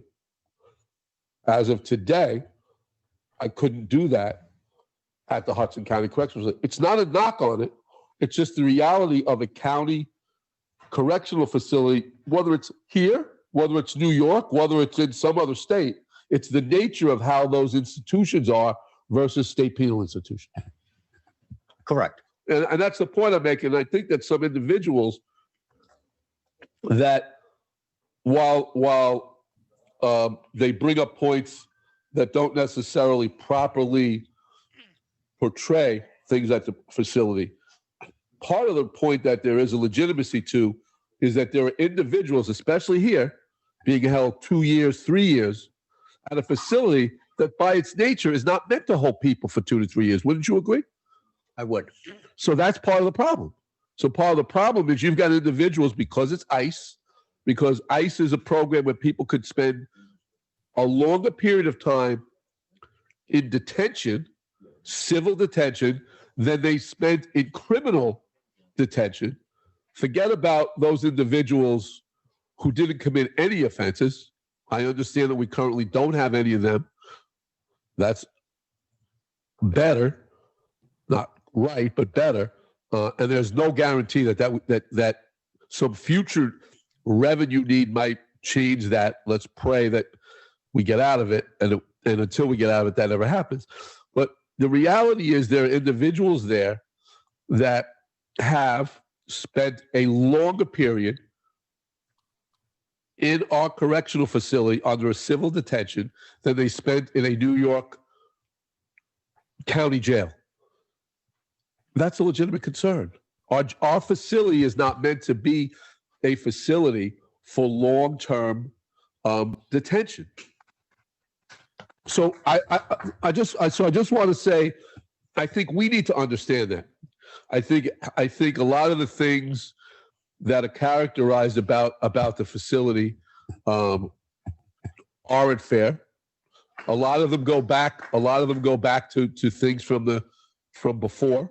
There have been positive things done there, but at the end of the day, we are holding individuals for much longer periods of time at a facility that, by its nature, is meant to be for short-term custodial help, and that's just reality. So I just want to put that on the record, because I don't think that that's kind of really been explained properly to people. And again, I applaud what's being done there. I support and encourage the initiatives that have been made and that continue to be made, like with the college. I think that you do a good job. I think that Frank Mazza does a good job. I would say that there has never, ever been an instance where I reached out to Frank Mazza, whether it's at 9 o'clock at night or on a Saturday or a Sunday, and you're also somebody available anytime I call. But there's never been a time that I didn't reach out to Frank Mazza and say there's an individual, and I don't ask them whether they're undocumented or just got released from a facility, but whether there's an individual that needs a place to stay, that he doesn't find a place for them to stay that immediately. And I think that there are many positive things that can and should be said, but I don't think that changes the reality of we're in a business where we are holding civil detention, often for longer periods of time than individuals are held for the actual offense that they occur. And also that potentially, as was the case only 3 years ago, we hold, because I remember being there the last time and speaking to 3 individuals that are Hispanic, and the one individual readily said they came to the apartment. You might remember, you were there. I'm sorry, I'm almost done. We came to the apartment. Wrap it up, please. Just wrap it up. All right, so I'm sorry, Mr. Floyd, could you tell me what the limit on an elected freeholder's time is? Is there any? Freeholder, the bylaws do not place any limit on freeholder. All right, thank you. I'll try to wrap up quickly, but just to make that point, because I really want to make that point, so we never ever go back to that. That individual said one of the 3 failed to appear in court, and they were picked up by ICE for failure to appear in court. The other 2 individuals were there and also were not legally here. So those 2 individuals did nothing. The one individual, don't remember what the charge was, but they failed to appear in court. 3 years ago or 2.5 years ago, they were all at our facility. So let's get out, but let's, until we get out, never, ever, ever go back there either.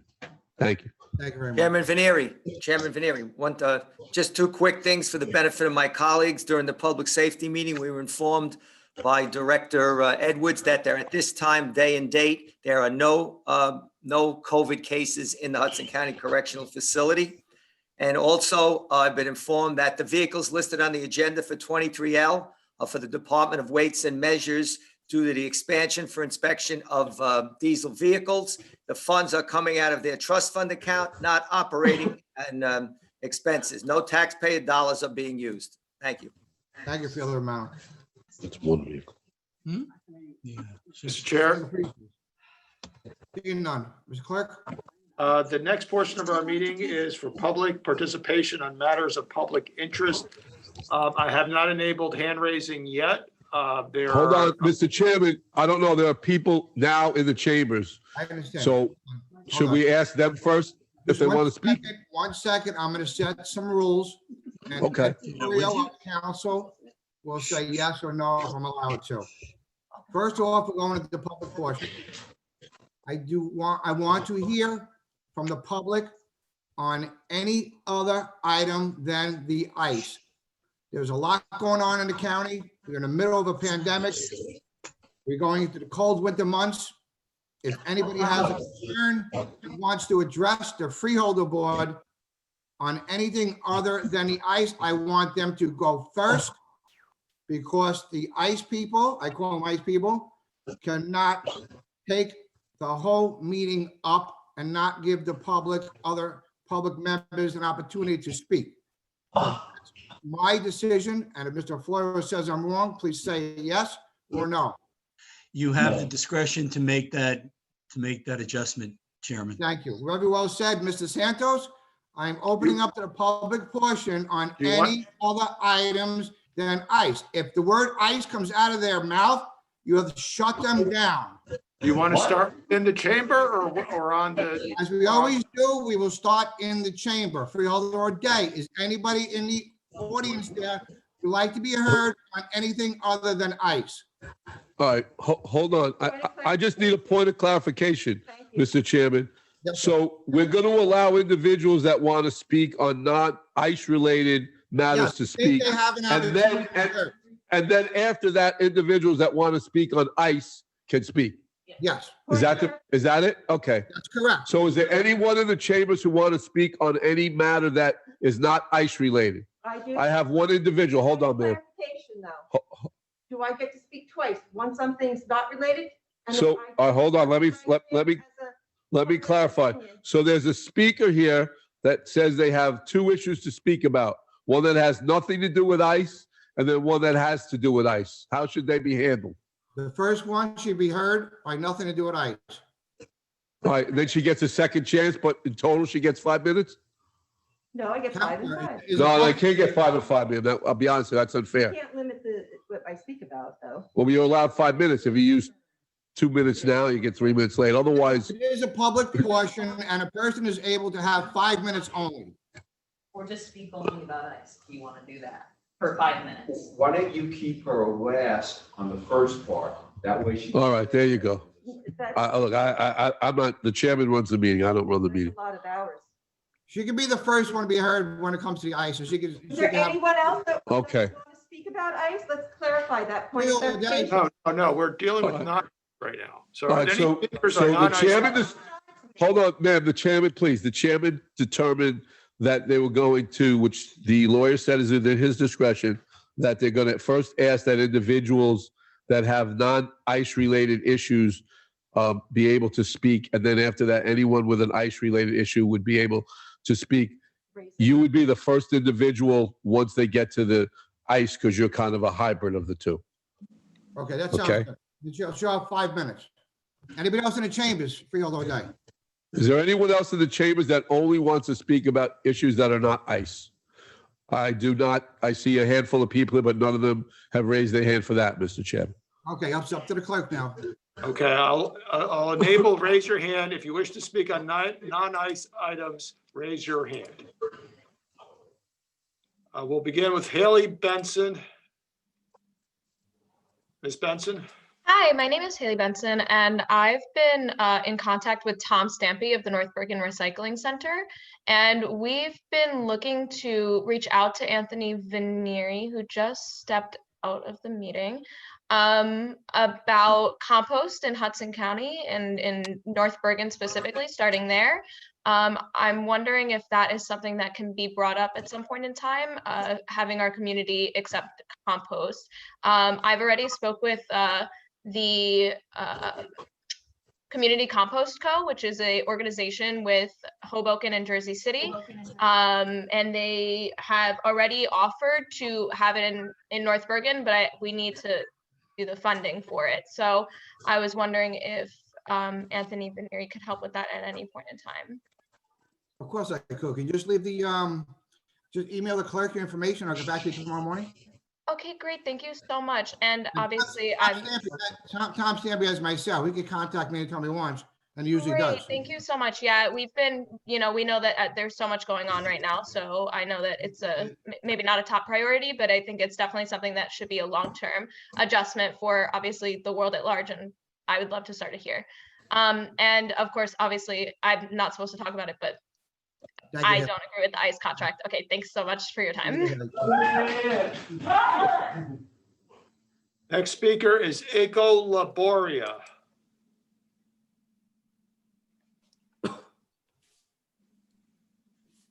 Eiko? Hello? Are you there? Go ahead, sir. Hi, I've been unmuted. My name's Alex Gillette. Can you hear me? Yes, we hear you. Go ahead. Hello. Now I have Eiko first, so let's go to Okay. Eiko first. Hello. Good evening. Can you all hear me now? Yes. Okay. Yes, ma'am. Thank you. Thank you. My name is Eiko Laboria.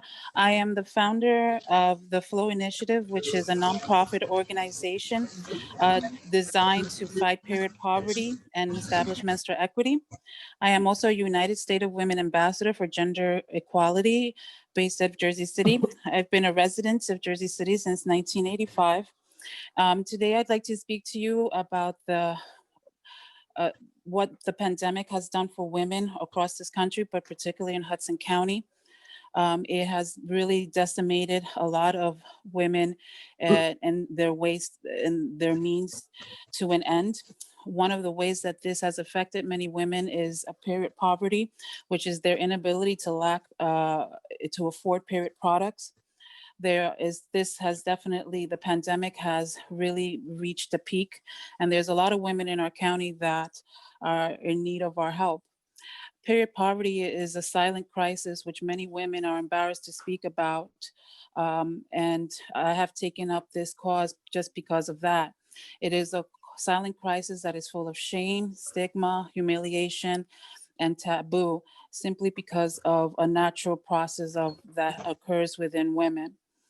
One of the things that I have been doing, along with a number of organizations that have been helping me, is creating and distributing period care packages through Hudson County, which includes homeless shelters, food banks, and to students, artists, homeless women veterans, and members of the LGBTQ community.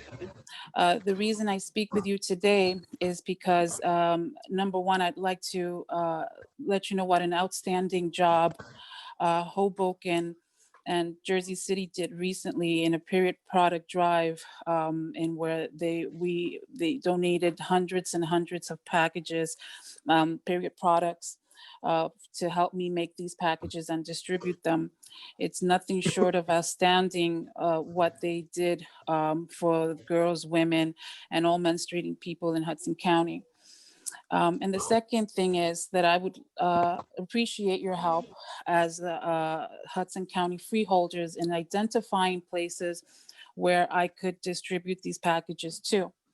All that I can do in the people that help me and volunteer with me, we can create the packages and distribute them. But what is most important is that we identify places within Hudson County that are most in need, and that women can feel that are safe places to go to. As a United States of Women Ambassador, which is a national organization, our co-chairs are Tina Chen, Valerie Jarrett, and Jordan Brooks, all of the Obama administration, and formerly Vice President Joe Biden's administration are very instrumental in helping me create this framework to to assure that women do not suffer these indignities.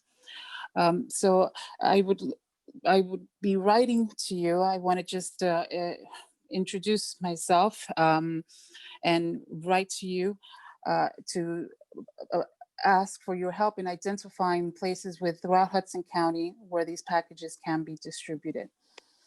And thank you very much for your time. Mr. Chairman? Thank you very much. Mr. Chairman, yes, if you can ask that speaker to either give her information to Al Santos or I'll give her my email. I'd like to see if I can assist her. Ms. Labaria, my email is asantos@hcnj.us.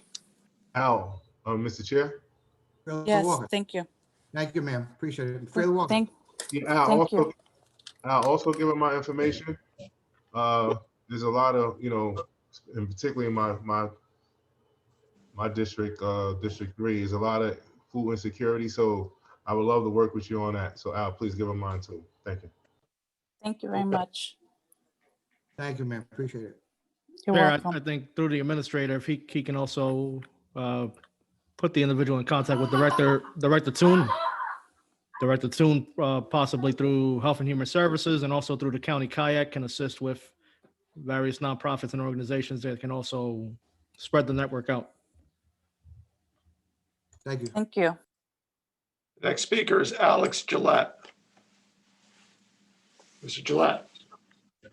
Hi, folks. Alex Gillette here. I reside in Jerry Walker's district, District 3. I've been a resident of Hudson County now for 6 years. 1 year ago today, we experienced one of the worst terrorist attacks in the history of Jersey City.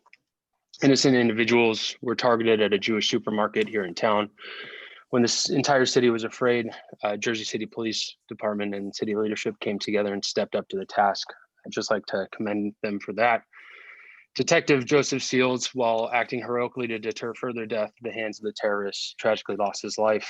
So I'd like to remember him today as well, along with the 3 other innocent victims, the store owner, Mindy Ferenc, 40-year-old male who was an employee, Douglas Miguel Rodriguez, and a 24-year-old rabbinical student named Moshe Deutsch, who was a customer at the store. On this first night of Hanukkah, we remember the light. I would just like for their memories to always be a guiding light and a blessing. I would also like to say, fast forwarding 1 year nearly to the day here, hearing about the reception of a temporary restraining order against peaceful protesters, and the county executive referring to those peaceful protesters as, and I quote, terrorizing a neighborhood and threatening my wife and I. I think it's beyond disgraceful that a sitting county executive would use these terms so near to the date. Furthermore, it's beyond disgraceful that a sitting freeholder, Mr. Romano, has been accused of physically assaulting a community organizer during a peaceful protest. I would just like to state for the record that shoehorning Girl Scouts into the meeting for PR purposes isn't going to make that go away. I think both acts are morally reprehensible, potentially unconstitutional, and should be condemned by the county freeholders on the record. I would also like to reiterate that you work for the people of Hudson County. You were elected by the people of Hudson County to serve our needs. And if you do not feel as though you can handle a little bit of heat, then don't do deals with ice. Thank you. Hope you're on for office one day. The next speaker is identified as Galaxy A11. Please state your name.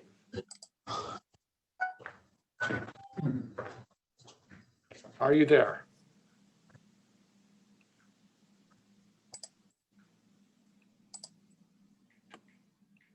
Is there a speaker there? She's on mute. She's on mute. Oh, he's on mute. They're gone. Go to the next speaker. There are no other speakers raised hands on non-ice items, Mr. Chairman. Okay. So can we, Mr. Chairman, can we have the woman who was going to the podium initially? Yes. Ma'am, could you please come up to the podium? Wait 5 minutes, Mr. Santos. Sure. Hold on, I'll tell you when she gets to the podium. Go ahead. Can you please come to the podium so we can hear, so they could hear you? Thank you. What am I speaking on? Whatever you want. You can speak on both items now. You're the No, I first. can, and I have two. I mean, I Yes. have five. Can you hear her? We hear Yes, you. Okay. but please state your name. You have to state your name for the record. Stacy Gregg, Gregg. I'm here tonight to speak about, well, originally I was going to talk non-ICE related, is about food insecurity in Hudson County. It came to my attention that there's wonderful people that actually have refrigerators outside their homes where people can take what they need, leave some things for neighbors. We also have problem of people being evicted because of COVID, which leads me to my next topic. This is not a joke. I don't take it lightly leaving my home. My family's approved of me leaving my home for one reason only, other than we get essentials at the drugstore and the food store, because we are high risk. But unfortunately, I've come across several people that I would like to ask for the termination of them, or for the freeholders to add it tonight as an ordinance that any employee that is out, because most of them are working, a lot of them are working from home, as you should be doing. You're one of the unusual freeholders meetings where you actually have it in person as well as on virtual. But any employee not adhering to wearing their masks all the time, not making up their own rules, not saying I have my personal freedom. I've had all that said to me. Oh, well, we have our masks off, but we're 6 feet apart. You're inside a building. Or you're outside standing 1 foot away from the person you're talking to, or 6 inches. I've seen many police officers and sheriffs endangering the other police officers and sheriffs without masks. I have a firecracker. This is ICE. You laughing? I'm sorry. Am I hearing laughing? Could the board members He wheeled my time. mute I had, yourself? how far? A minute and a half so far I talked. Go ahead. Can you please put your mic off? You're giving feedback here. I'd like your mic off. Show the respect that you asked for. Just for the record, all of the freeholders have their mics off. I think it's Who's the person moving the chair and sitting in the middle? All right, everybody's muted now. Go ahead, ma'am. Okay, leads me to my next, besides ICE, which I'll go back to. I have a minute, that was a minute and a half. Where's my time, please? How much time do I have, please? How much time? If this is not working. Al? 2 minutes, the speaker has used 2 minutes and 10 seconds. Is what I spoke, correct? Correct. You have 2 minutes So I and have 50 seconds left. 2 minutes and 50 seconds left. Yes, go ahead, ma'am. Thank you. So leading into the next part of how to use this, it is extremely rude. I sat through an over 10-hour meeting with people rolling their eyes, rocking in their chairs, mocking us as constituents, making comments and not knowing how to use their system with turning their mics off. And whoever's running it has that capacity to help them turn the mic off when other people are speaking. It's not hard. You need to start doing that. Public parking. I did come in person tonight to have public parking downstairs with 20 parking spots and 2 lots that aren't open. This is not inaccessible. You have a county here of people of all different economic brackets. I could afford to park, but you don't even have parking spaces open. You need to have somebody work on it with your public relations and your communication department with the parking here. It's horrific. There's no reason for it. People should have access to come to the meeting. As it is, we only have 25%. Again, I urge you to have an ordinance to fire the police and the sheriffs and the people who are not adhering to putting the mask on over their nose, as well as going into stores and on the streets. I handed out over 20 masks to people walking around, and they were grateful for them. There's a shortage for people on the street that cannot afford them, that do not have them. Every store should have them and hand them out to people who try to enter without them. Please make that happen. The power, I understand, is not with your people here that are answering to others, but I'm going to bring it back to ICE. These were 11 pieces of ice in here to represent the 11 dead. It's melting. You have the power to melt this contract. You do not need to listen to some fascist order from a Republican standpoint and a Republican view and a Trumper view of his own reality regarding detention in America. This is a United States problem. California's done away with ICE detention centers. They do not cooperate with ICE. We defeated G287 in this country. We defeated it in New Jersey. Do you know who wanted G287? The KKK that came to Morristown, New Jersey, wanted G287, and the mayor stood with that person. That mayor is out. The KKK, we did protest. G287 did not go by. And I don't understand why Democrats would want something similar to G287 to continue in our country and in Hudson County, as well as the 3 other counties that have camp detention centers. The Blue Lives Matter flag. That has turned into a symbol of hate. It no longer represents what you think it represents. As a Black person going into a detention center or anywhere else, people displaying it in pins, people having it in flags, in emblems at police departments. The police want respect. They can have symbols up that are different than that racist flag. That's what it's come to symbolize. Thank you very much. I think that needs to come down. Can't hear you. Mr. Santos? Time is up. What did he say? 5 minutes is up, is correct. So the time has elapsed. Couldn't hear him. So has ISIS. Have my It's got to go. Thank you. Thank you. And thank you for speaking, Vice Chairperson. I loved everything you said. Thank you. I'm sorry it didn't work.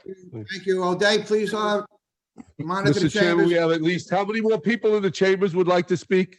Raise your hand so I can know. 1, 2, 3, 4. I believe there's 4 more speakers in the chamber. ahead. Let's start here if that's okay. Sir, Up to please you, come up O'Day. to the podium. So could you just state your name for the record? Sure. Kason Little, Elizabeth, New Jersey. Good evening. So it's no secret that there's not only racism in America, but that it's a whole lot of racism in Hudson County.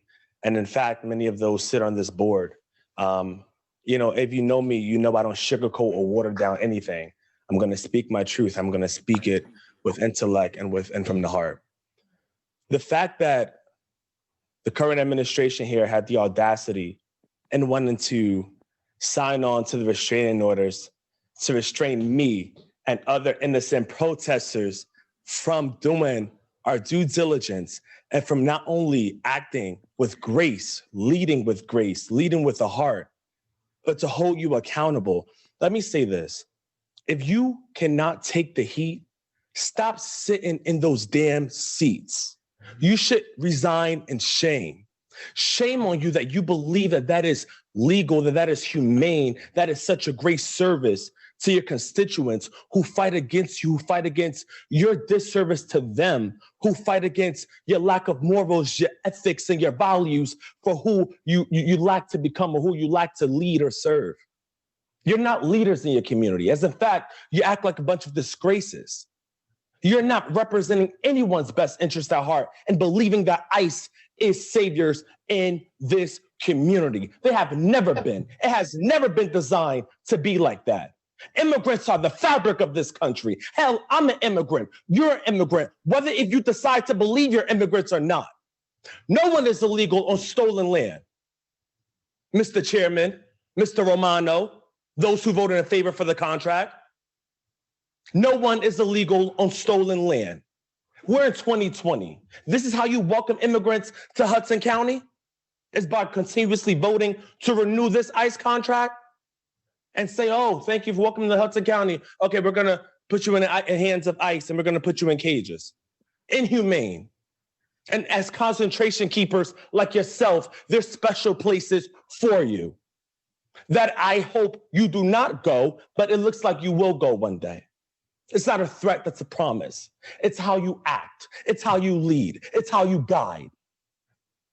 Now, let me say this to you also, is you should enjoy those seats while you're there too. Because let me tell you something. The youth is not only enraged, but they're coming full force. And they're going to take your seats to represent and fight for a better future. I'm a strong Black man. I cannot and I will not be intimidated. I may only be 20 years old, but I know I not only have a heart generated by love and care for my country and for my people, but I know that I will better represent anybody, regardless of where they come from, when I get in an office seat one day. Because we need leaders who are in love with justice, not in love with money. We need leaders who are in love with grace, not in love with ignorance. We need leaders who are in love with others and not with themselves. And you all are in love with yourself. How dare you? How dare you have the urgency and audacity and wanted to restrain us from holding you accountable? Try a little harder. You may try with a Chris Christie judge, but let me tell you this, you won't succeed. You will not succeed at all, because I have ancestors and angels. I have my brother that I'm wearing on my neck today who drowned a few years back. He walks with me. I have angels that walks with me. I have ancestors that walks with me. So try a little harder. But shame on you, and you should resign in shame. ICE is not welcome in Hudson County or New Jersey. Immigrants are welcome here, and resign now. Thank you. Next speaker. Ms. O'Day, Freeholder O'Day, run the chambers, please. Yes, someone else, the gentleman in the back.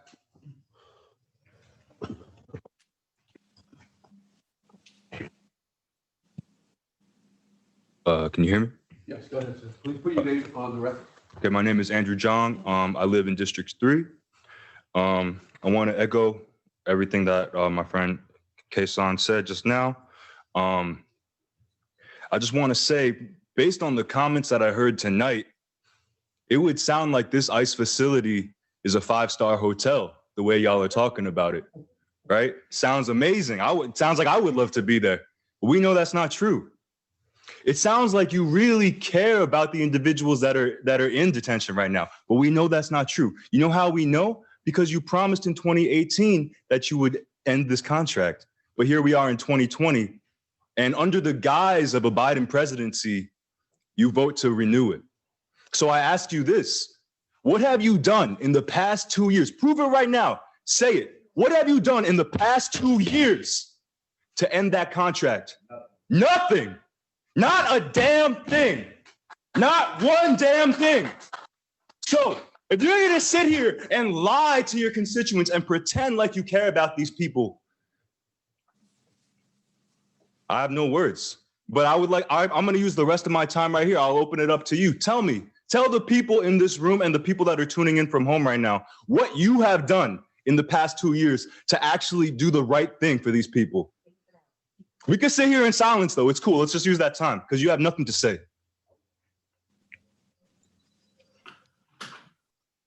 Nothing. Crickets.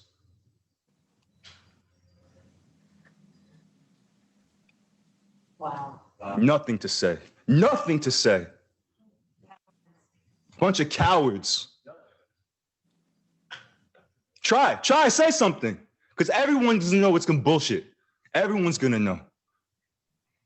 There's ladies present on the forum. Please watch your language, sir. Stop acting like you care. There's no act. Oh, we know. Yeah, it's just nonsense. But let's not change the subject. I would like to hear from you. What did you do in the past 2 years to end this contract? Since you care so much about ladies and inmates. What do you do? Not worth even telling you, sir. Go ahead. Okay. You should resign in shame. Let's hear it. Let's hear it. Resign. Yeah. Okay. Yeah, I know. How much time do I have left? You are not supporting the public. You should know that. Santos, how much time does the speaker have left? He has 2 minutes and 10 seconds. Great, let's wait. Let's hear something.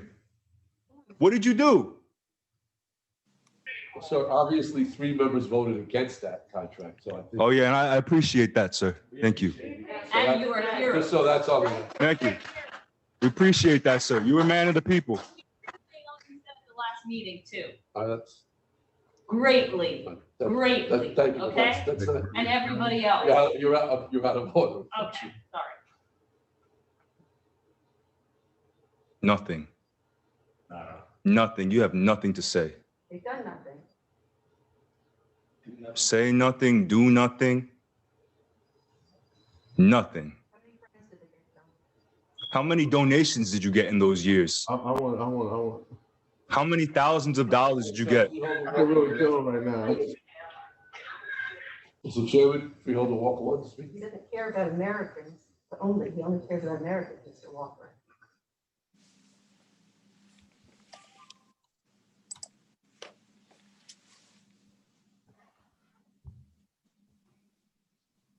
Nothing.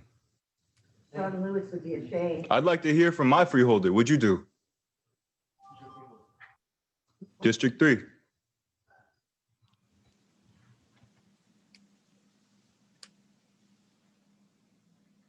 Took money. You just love that money, right? Just love the money.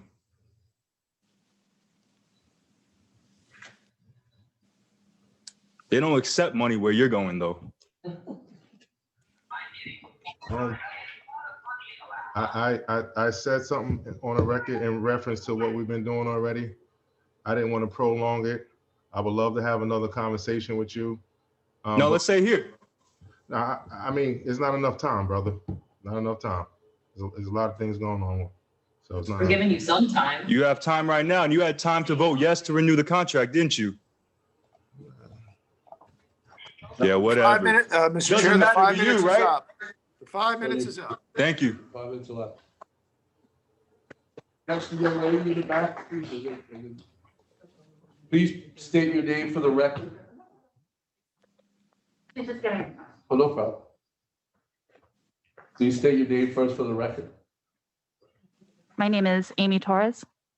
Can I take this off while I'm talking? Or? Okay. We've allowed speakers to take this. Okay, thank you.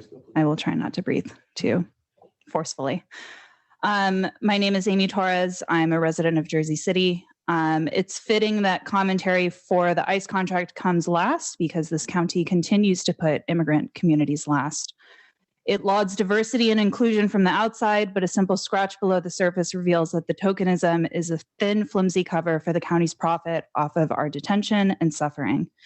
You put immigrants last when you ignore and mock testimonies of DACA recipients and people who have been formerly detained. You put immigrants last when, after months of calls, emails, letter writing campaigns, requests for meetings, public reports, and hearings that make national news, you ignore us and dismiss us despite unanimous consensus. You put immigrant communities last again when the public, with no other recourse than to exercise their First Amendment rights through protest, are hit with arbitrarily enforced restraining orders and arrested when exercising their rights. You put immigrants last when your county executive says only the people who have lived here for multiple generations and no new residents should be heard in public policy decisions. Immigrant and migrant families like mine are new residents. We don't have the privilege of having arrived on this stolen land when borders were flexible, when immigration laws were easy, like they were for first wave Irish and Italian immigrants. Speaking on immigrant experience, my family left the Philippines during the Marcos regime. It wasn't until,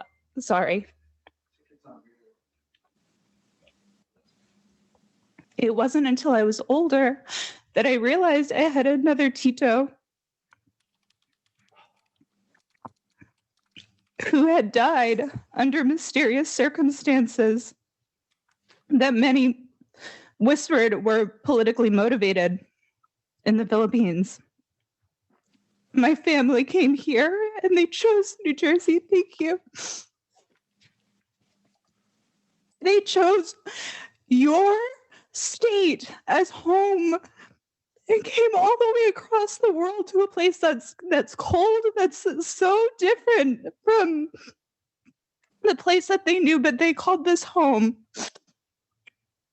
And here in Hudson County, the place that I call home, there's a county executive who would exercise the same repressive tactics to silence constituent voices and distract from the one thing that actually matters, not protest, but that you are profiting off of the suffering and detention of immigrant communities that did not have it as easy as those of you whose families came here when there were no records on boats, when you could just walk right on through Ellis Island.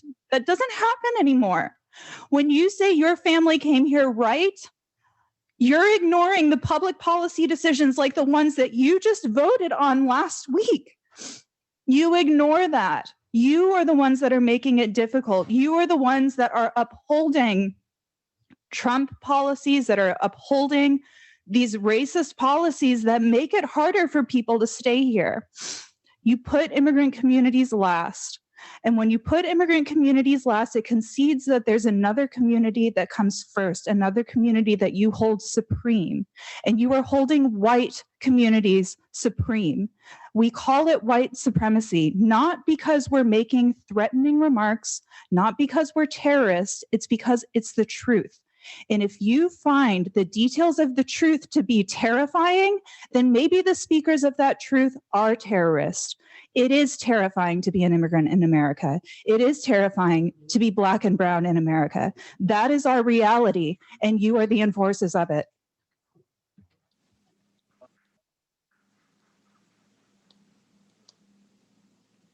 Please state your name for the record. Hi, my name's Micah J. I just wanted to first start off by saying how disgusted I am at everyone who voted yes. I recently got involved in this whole action, gratefully by a good friend of mine. And it just makes me think about everybody in my family and everybody's family who has ever experienced oppression. It's so obvious to see that this is just an extreme case of oppression that you are all encouraging.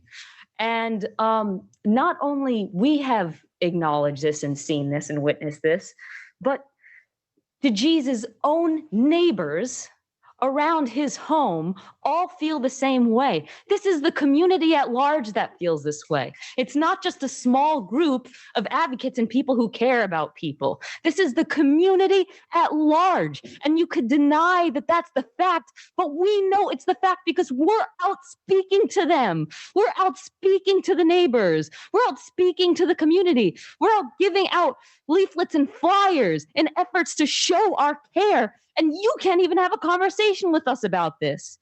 You haven't even been able to speak to us about this. And when you can, you're just continuing the oppression. You're not seeing where we're coming from at all. When we're saying that from what our families have gone through, this looks the same. From what your families have gone through, a lot of your families have gone through oppression. It looks the same. So I'm going to share a couple of testimonies of a couple of neighbors of Mr. DeGee's who would like to contribute to this evening.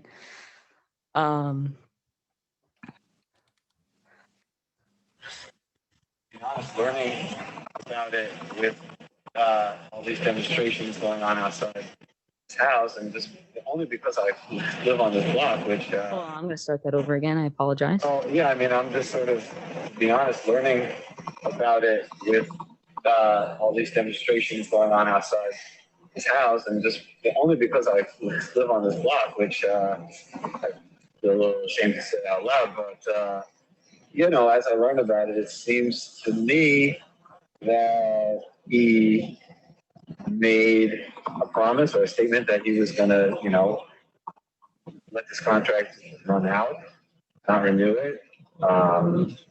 That was 2 years ago, and now the time has come for him to not keep his promise, and he hasn't. And the people, you know, his constituents are showing up to try and to keep him accountable to his word. Sorry, I just keep looking over at his house because I'm like, I've been, you know, seeing these people standing outside in the cold, and I don't know, the idea that like he would rather get a restraining order and have, you know, these people arrested versus, I don't know, actually addressing what they're asking him to address. That was pretty shameful, pretty cowardly to me. Okay, I have another It's dirty money. It's embarrassing. You can find better ways to make money. They already sweep the streets enough. Right? They don't make enough off of parking tickets. They have to, you know, just throw people in cages for no reason. It's just shocking. Like you don't think on New York Avenue in New Jersey to expect that 3 days after there's peaceful protesting outside your house for an issue where probably most of the people on this block, you know, feel like we probably shouldn't be doing this with that agency, right here in our backyards. But after 4 days, you don't get this overbroad restraining order so that you can get everyone on the block arrested. And then you think, oh, well, at least it's not in front of my house. Well, it's in front of the rest of our houses. And it's just like, it's not the protesters that were the problem. So, Sean, if they stop the contract, okay. I mean, I don't care. Tax me more. Take my money. I mean, you can't put a price on justice and on treating people fairly. Like if I don't know, I've always said that. It's going to cost me more money, but somebody is going to have a life that they deserve as a human. Then that's so be it. Like, Hi, Mr. Chair. Thank you. Anyone in chambers, freeholder day? So there's one more individual in the chamber. So would you like to speak? Okay, go ahead. Huh? No, I see no more speakers in the chambers, Mr. Chairman. No more? No more speakers inside the chambers, no, sir. Okay, go ahead, Mr. Clerk. I have 20 raised hands. 21.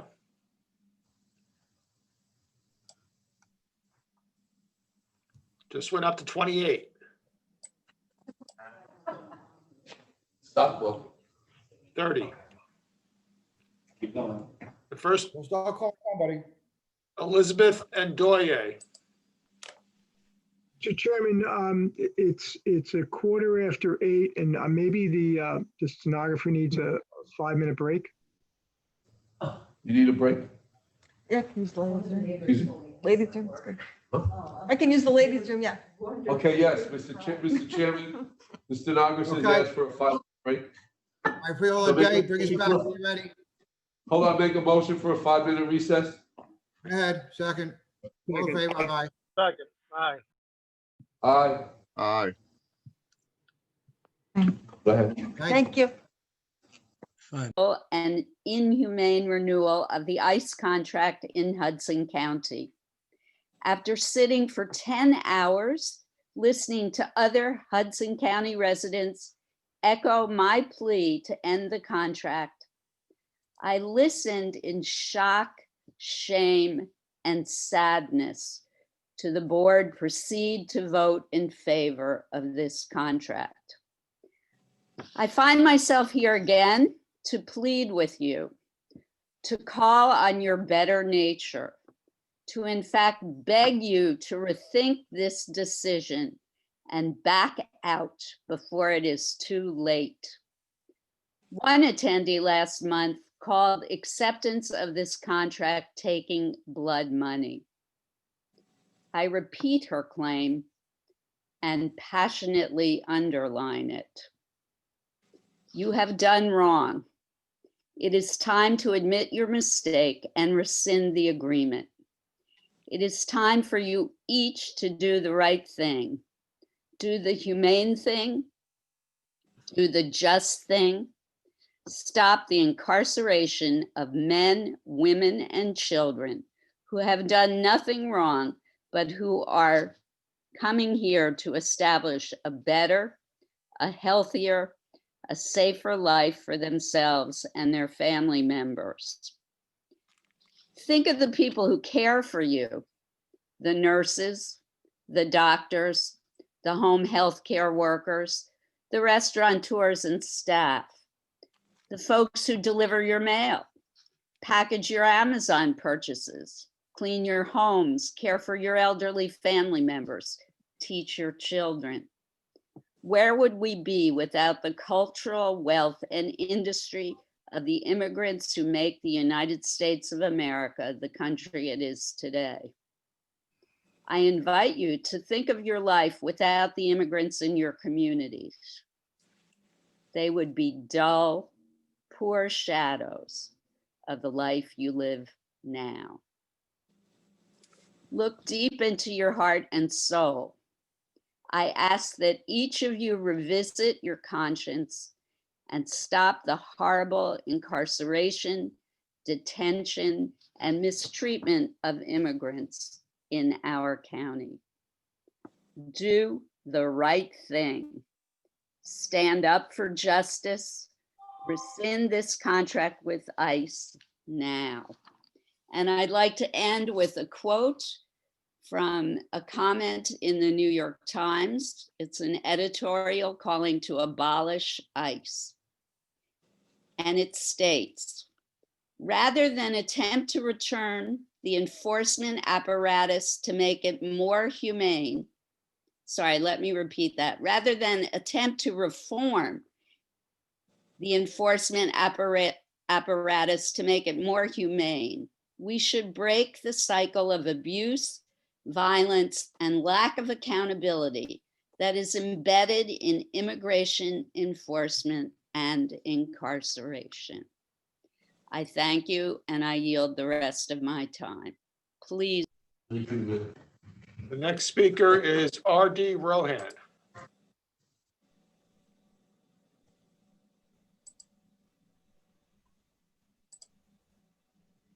Hello? Yes, we hear you. Hi, my name is Delaney Rowan. I'm a staff attorney at the Legal Aid Society. I work in on the New York Immigrant Family Unity Project.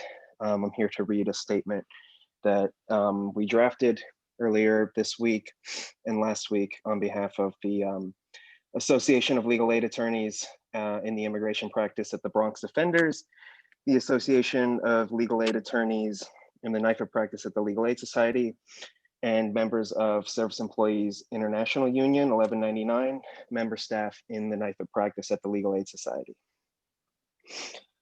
Thank you for taking the time to listen to me.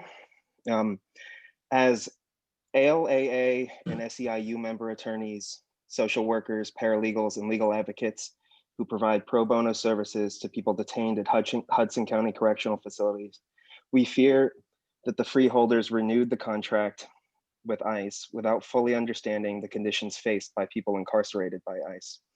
Because the freeholders' vote on November 24th was advanced without sufficient notice, our unionized staff were regrettably unable to meaningfully participate during public comment. Despite the freeholders having already voted on the matter, we nonetheless call on the county executive to rescind Hudson's contract with ICE. At Hudson County Correctional Facility, our clients are incarcerated alongside criminally charged people in indistinguishable conditions. They are ripped from their loved ones, issued orange jumpsuits, and packed by twos into 2 by 3 meter cells. Beyond the harms inherent to incarceration, our clients regularly report shockingly inhumane conditions at Hudson County Correctional Facility, including physical and emotional abuse, medical neglect, and psychological trauma. Pleas for help are ignored by jail staff. Medical personnel routinely fail to evaluate, diagnose, and treat life-threatening illnesses. Between 2013 and 2019 alone, at least 17 people died in Hudson County Correctional Facility. In addition, people with limited English proficiency are commonly denied access to translation services, including during medical visits. People who perform labor while incarcerated are paid just $1 a day. Then they are charged exorbitant commissary prices for basic necessities and edible food. As a result, many of our clients cannot afford to brush their own teeth or properly feed themselves. And because of a Byzantine judicial process, they often suffer these inhumane conditions for years. As COVID-19 spreads in jails across the country, Hudson has failed to respond to the virus humanely or effectively. People have been confined for approximately 23 hours per day and forced to clean their dirty cells, some soiled with fecal matter, with no disinfectant. On several occasions, those who dared to protest such conditions were tear gassed or punished with solitary confinement. During the pandemic, our offices have filed numerous lawsuits challenging the perilous conditions of confinement, and courts have affirmed the inadequacy of ICE's meager efforts to safeguard the health and rights of our clients. And over the past 9 months, Hudson County Correctional Facility officials have actively cooperated with ICE's efforts to ensure that our most medically vulnerable clients remain incarcerated despite the grave risks that they face while detained during a pandemic without access to protective equipment, hygiene supplies, and other precautionary measures. While we share the freeholder's stated concern that ending the contract may push ICE to transfer our Hudson County Correctional Facility-based clients to distant facilities, the decision to detain lies in the first instance with ICE, an agency that can easily adopt alternatives to detention. Moreover, limited data suggest that when a facility ceases to accept ICE detainees, those detainees are more likely to be released or transferred locally. Research also indicates that limiting ICE's access to jails can decrease local immigration arrests in the long term, thereby reducing ICE's disruption of communities and families. And while it should be noted that transfers, especially to distant facilities, would make it impossible for nearby families to visit their loved ones in detention, as it currently stands, our clients who appear in court and meet with us through low-quality video visitation technology are already frustratingly distant. If ICE makes the egregious decision to transfer any of our clients out of state, we hope to continue our representation and advocacy to the extent that our funders and employers permit. Detention is not a prerequisite for sensible immigration policy. ICE has the full authority to release anyone in their custody, and their failure to do so perpetuates the anti-Black racist narrative that immigrants are dangerous and therefore should be caged. Hi, In Mr. Chair. In our capacity as— Thank you, sir. Next speaker is Galaxy. Hold on. I'm sorry, Mr. Chairman. The gentleman referenced that lawsuits have been filed during the last 9 months related to detainees and conditions. I would ask first that Mr. Santos, that you follow up with this gentleman and get copies to this board, because I was not aware of any of these lawsuits. And beyond asking this gentleman, if the county can provide to us any lawsuits that have been filed related to conditions of the detainees since the start of the pandemic, I think, quite frankly, you should have had an obligation to provide it through the Public Safety Committee without anyone ever having asked for it. I don't know how many they are, exactly what the details are, but this is the first time somebody's putting that level of detail about suits being filed, and I would like to get a copy of whatever there has been. Mr. Chairman, just to piggyback on Freeholder O'Day's comments, if Mr. Rohan could provide you with his contact information, I'll be happy to speak to him in the next day or so. Mr. Rohan, my email is asantos@hcnj.us. Thank you, sir. Yes, and I'll be available to discuss these things with you. I just have 2 more sentences if I can finish. Put them in your email, please. Okay, thank you. Thank you, sir. Next speaker is Galaxy A11. Please state your name.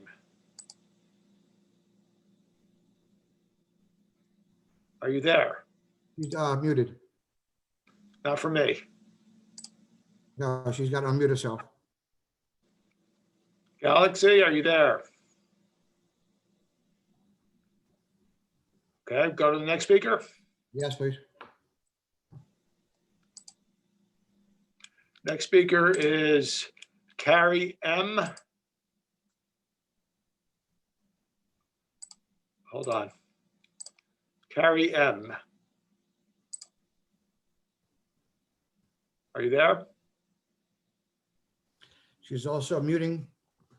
People got to unmute themselves if you want to speak. Hello, can you hear me? Yeah. Go ahead. Okay. My name is Carrie Murphy. The free constituents tax monies. These meetings are recorded, so all will know about this, and it will be shared widely.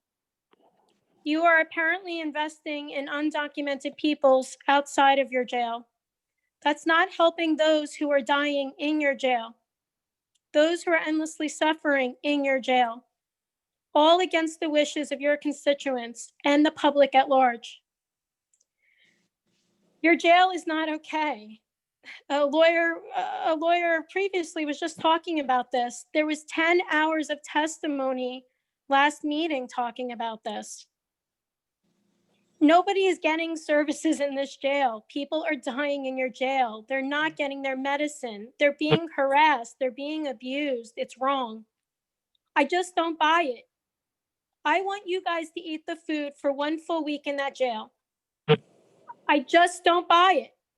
I want you to talk to the families of those who died in your jail. Is it 11 deaths since 2017? I'm just not buying it.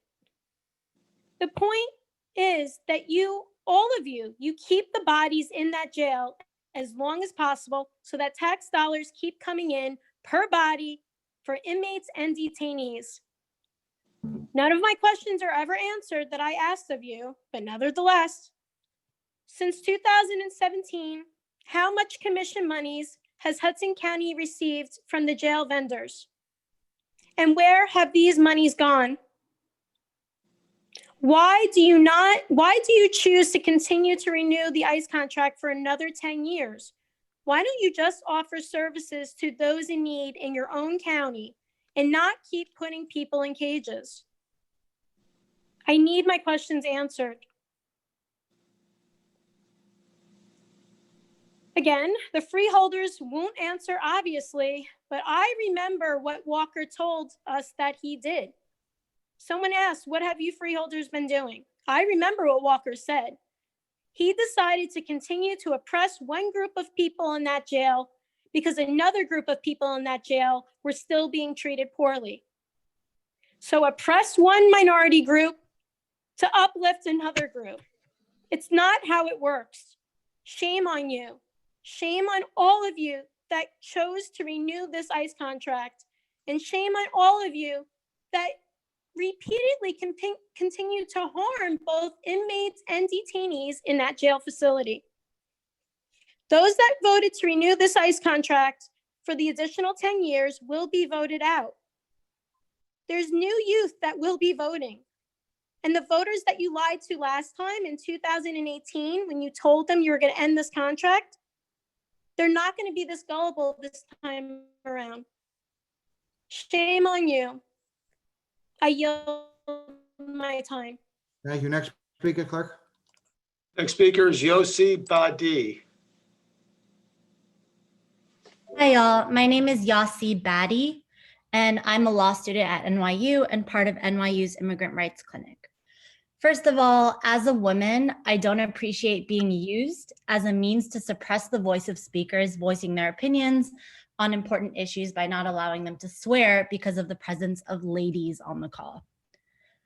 Second of all, you all just had a question about the lawsuits that were mentioned in the letter. These are also the lawsuits that I mentioned last time that I spoke to you all last week and are cited in the report that we published and sent to you all and have been urging you to read.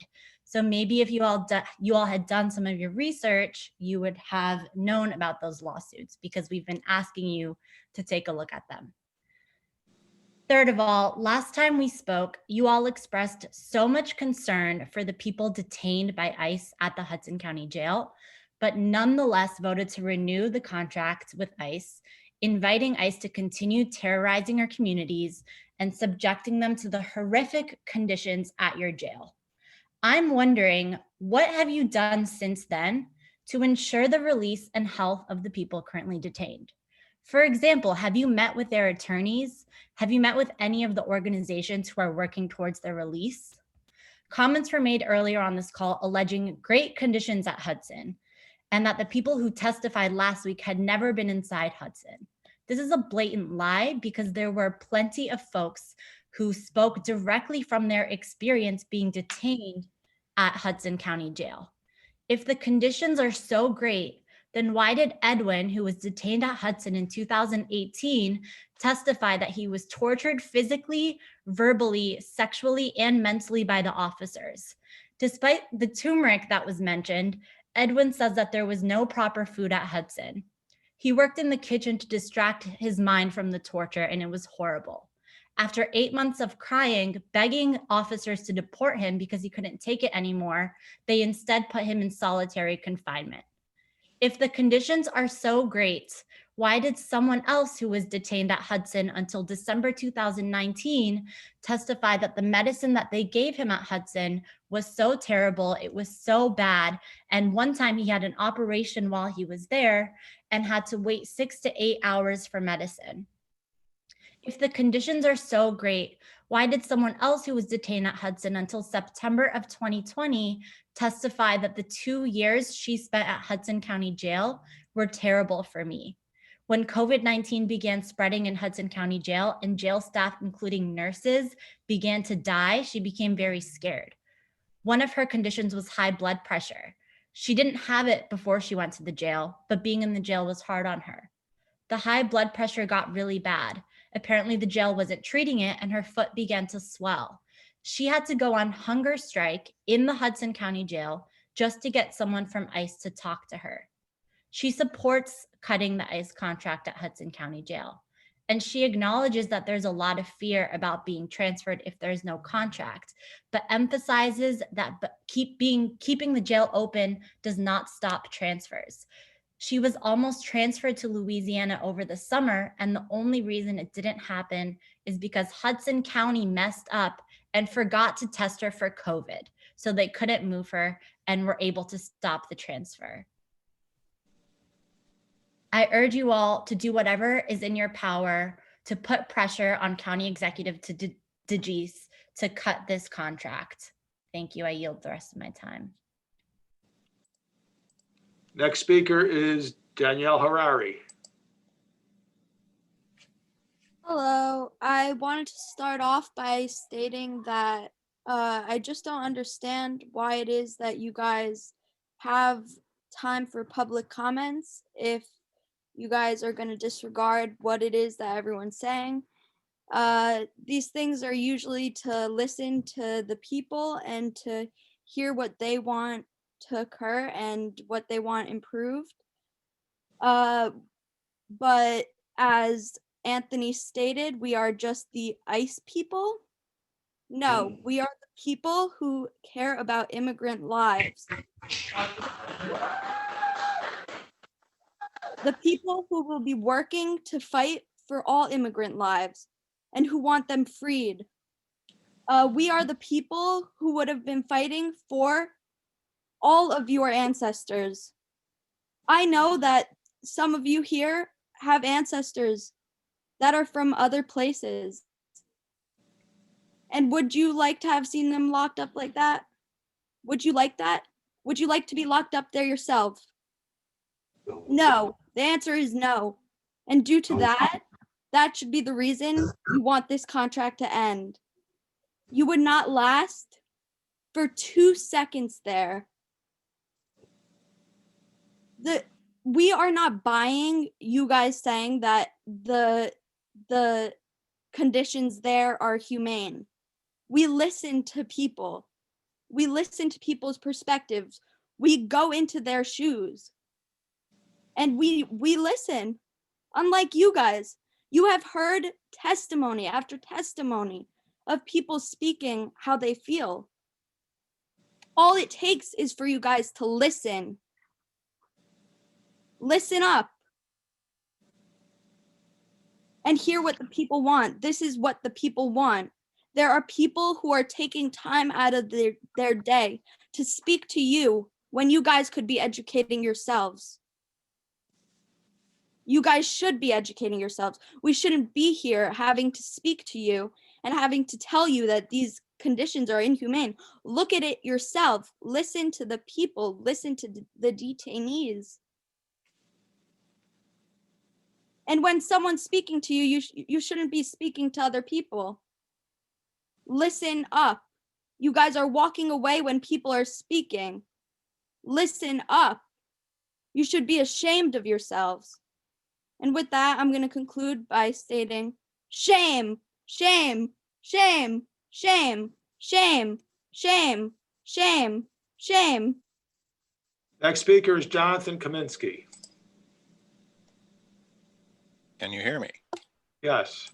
Yes. Thank you. First, I want to say that I am completely and utterly disgusted by Mr. Guy and Director Edwards commenting on the attack on the kosher market 1 year ago today and commenting only on the detective who was killed and the actions of the police officers who responded without saying a single word about the 3 victims in the market on the day when their families are marking the yahrzeit of their tragic deaths. Is there something that you don't want to mention? Are you too ashamed to say that they were protecting Jews because you think the Jewish community is not worth protecting? Or do you just think that only cops are worth treating like human beings? I was deeply personally offended by that, and I do believe that it reflects the values of the county government. Second, I would like to congratulate Freeholder Cifelli on achieving his goals of keeping the people detained by ICE in Hudson County, but I want to know if that's actually the case. I have found that there are currently 95 people detained by ICE in Hudson County Correctional Facility, up from 93 a month ago. So at a minimum, we have afforded ICE the opportunity to detain more people, but I also have a question. Putting aside the 2 additional people, how many of those 93 are the same people that were there a month ago? How many people has ICE transferred out of the Hudson County Correctional Facility in the last month? I think this would be of particular interest to you, Mr. Cifelli, given your stated concerns. So was your rationale effective that you are keeping people close to their families? This information was not available to the public. Is that a question that anyone can answer? Mr. Kaminsky, that's a figure that you're telling me. I don't know about that. At the last meeting, my understanding was there were 77 men being detained, ICE detainees, as of the last meeting. Maybe I'm wrong. There were 93 by the last meeting. The meeting before that, it was a lower number. Maybe it was, all right. So no, I don't know, Mr. Kaminsky, to answer your question. I don't know the daily census between those meetings and today, nor do I know what the transfer practices were between then and now. Well, I think it might be worth finding out. Finally, I expect a few of you may be relieved to know that this is the last meeting I'll be able to attend, as I'm moving out of the county and indeed out of New Jersey to Middlesex County, Massachusetts, which, I will note, was also offered a contract to house people detained by ICE at the county jail and turn them down on moral, financial, and political grounds without the need for extensive protest in 2012, and hasn't had any dealings with ICE since then. Counties can survive without ICE if they have competent county governance, and I, for one, look forward to sleeping better in my new home without a concentration camp in my backyard. I yield my time. Next speaker is Alex Zucker. Mr. Zucker. Yes, hello. Alex Zucker. I heard an earlier speaker talk about immigrant lives, and I want to say that yes, this is about immigrant lives, but if there's anything the pandemic has exposed, even for those who may not have realized it before or wanted to admit it, it's the fact of our interconnectedness. You spoke during the business part of your meeting about the services provided to people once they're released from the Hudson County Jail. Before anything else, I want to ask you to imagine a world, or even just a Hudson County, New Jersey, where people can get services without having to be caged first. What would that world look like? Mr. Mazza earlier talked about locking people in their cells 23.5 hours a day as a protective measure against COVID, to brag, I guess, about what a good job the jail was doing. This is solitary confinement, which is recognized by the United Nations, as torture. It is torture. Last month at your meeting, I read a statement by a former detainee in the Hudson County Jail who explicitly called for you to end the contract. A colleague of mine shared from some of that earlier, so I'm not going to share the whole thing, but I will say this was part of that testimony. A quote, "The worst part was when we were all locked up in cells because of the quarantine. I felt like I was living in a small box, and we didn't even have access to ICE officers anymore to ask about what was happening with my case. I had to go on hunger strike just to get someone from ICE to talk to me." I support cutting the ICE contract at Hudson County Jail. I know there's a lot of fear about being transferred if there's no contract, but keeping the jail open doesn't stop transfers. I was almost transferred to Louisiana over the summer. The only reason it didn't happen is because Hudson messed up and forgot to test me for COVID, so they couldn't move me and we were able to stop the transfer. Transfers are going to happen no matter what.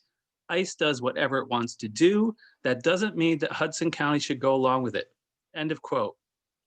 Just yesterday, Detention Watch released a report showing that 5.5% of the total cases of COVID-19 nationwide can be traced to ICE detention spreading it by moving people between facilities.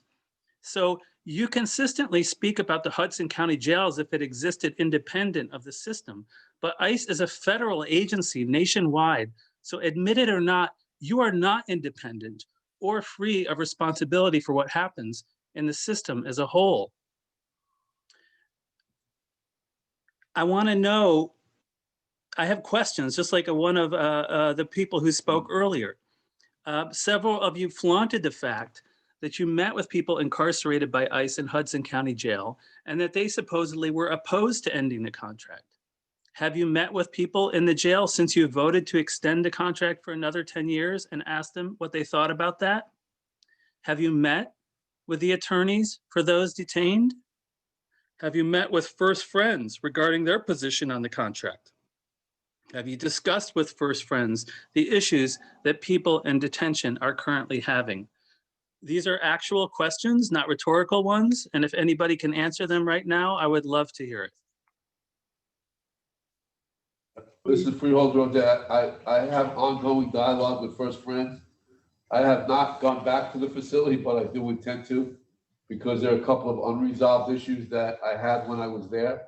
And I welcome the opportunity to speak more with the attorneys, and I'll make a point to try to do that. Mr. Zucker, to answer your question about follow up with the attorneys. This is Al Cifelli, by the way. I guess about a week before our meeting where the vote was taken, I did reach out to one of the staff attorneys, and I apologize, I can't remember his last name. His first name was Jared.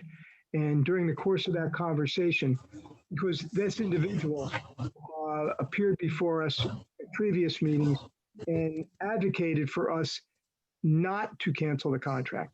So before the last vote came up, I made it a point to reach out and speak to Jared. And I apologize again, because I don't remember his last name. I have it in my notes in another office.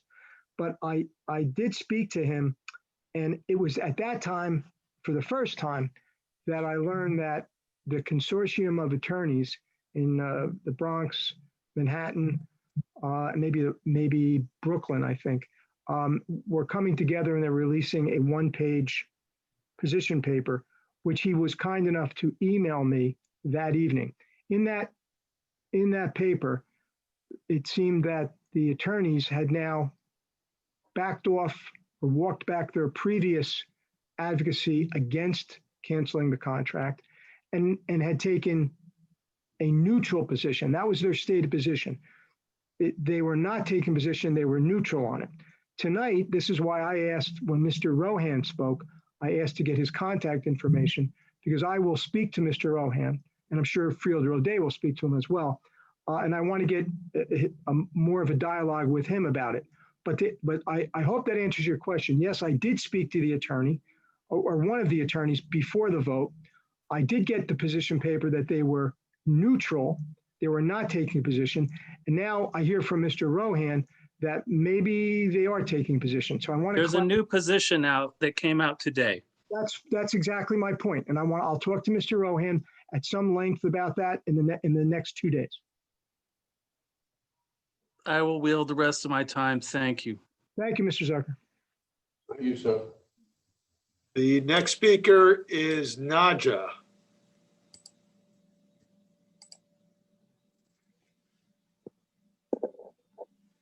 Naja, are you there? I don't hear her. We'll go to the next one.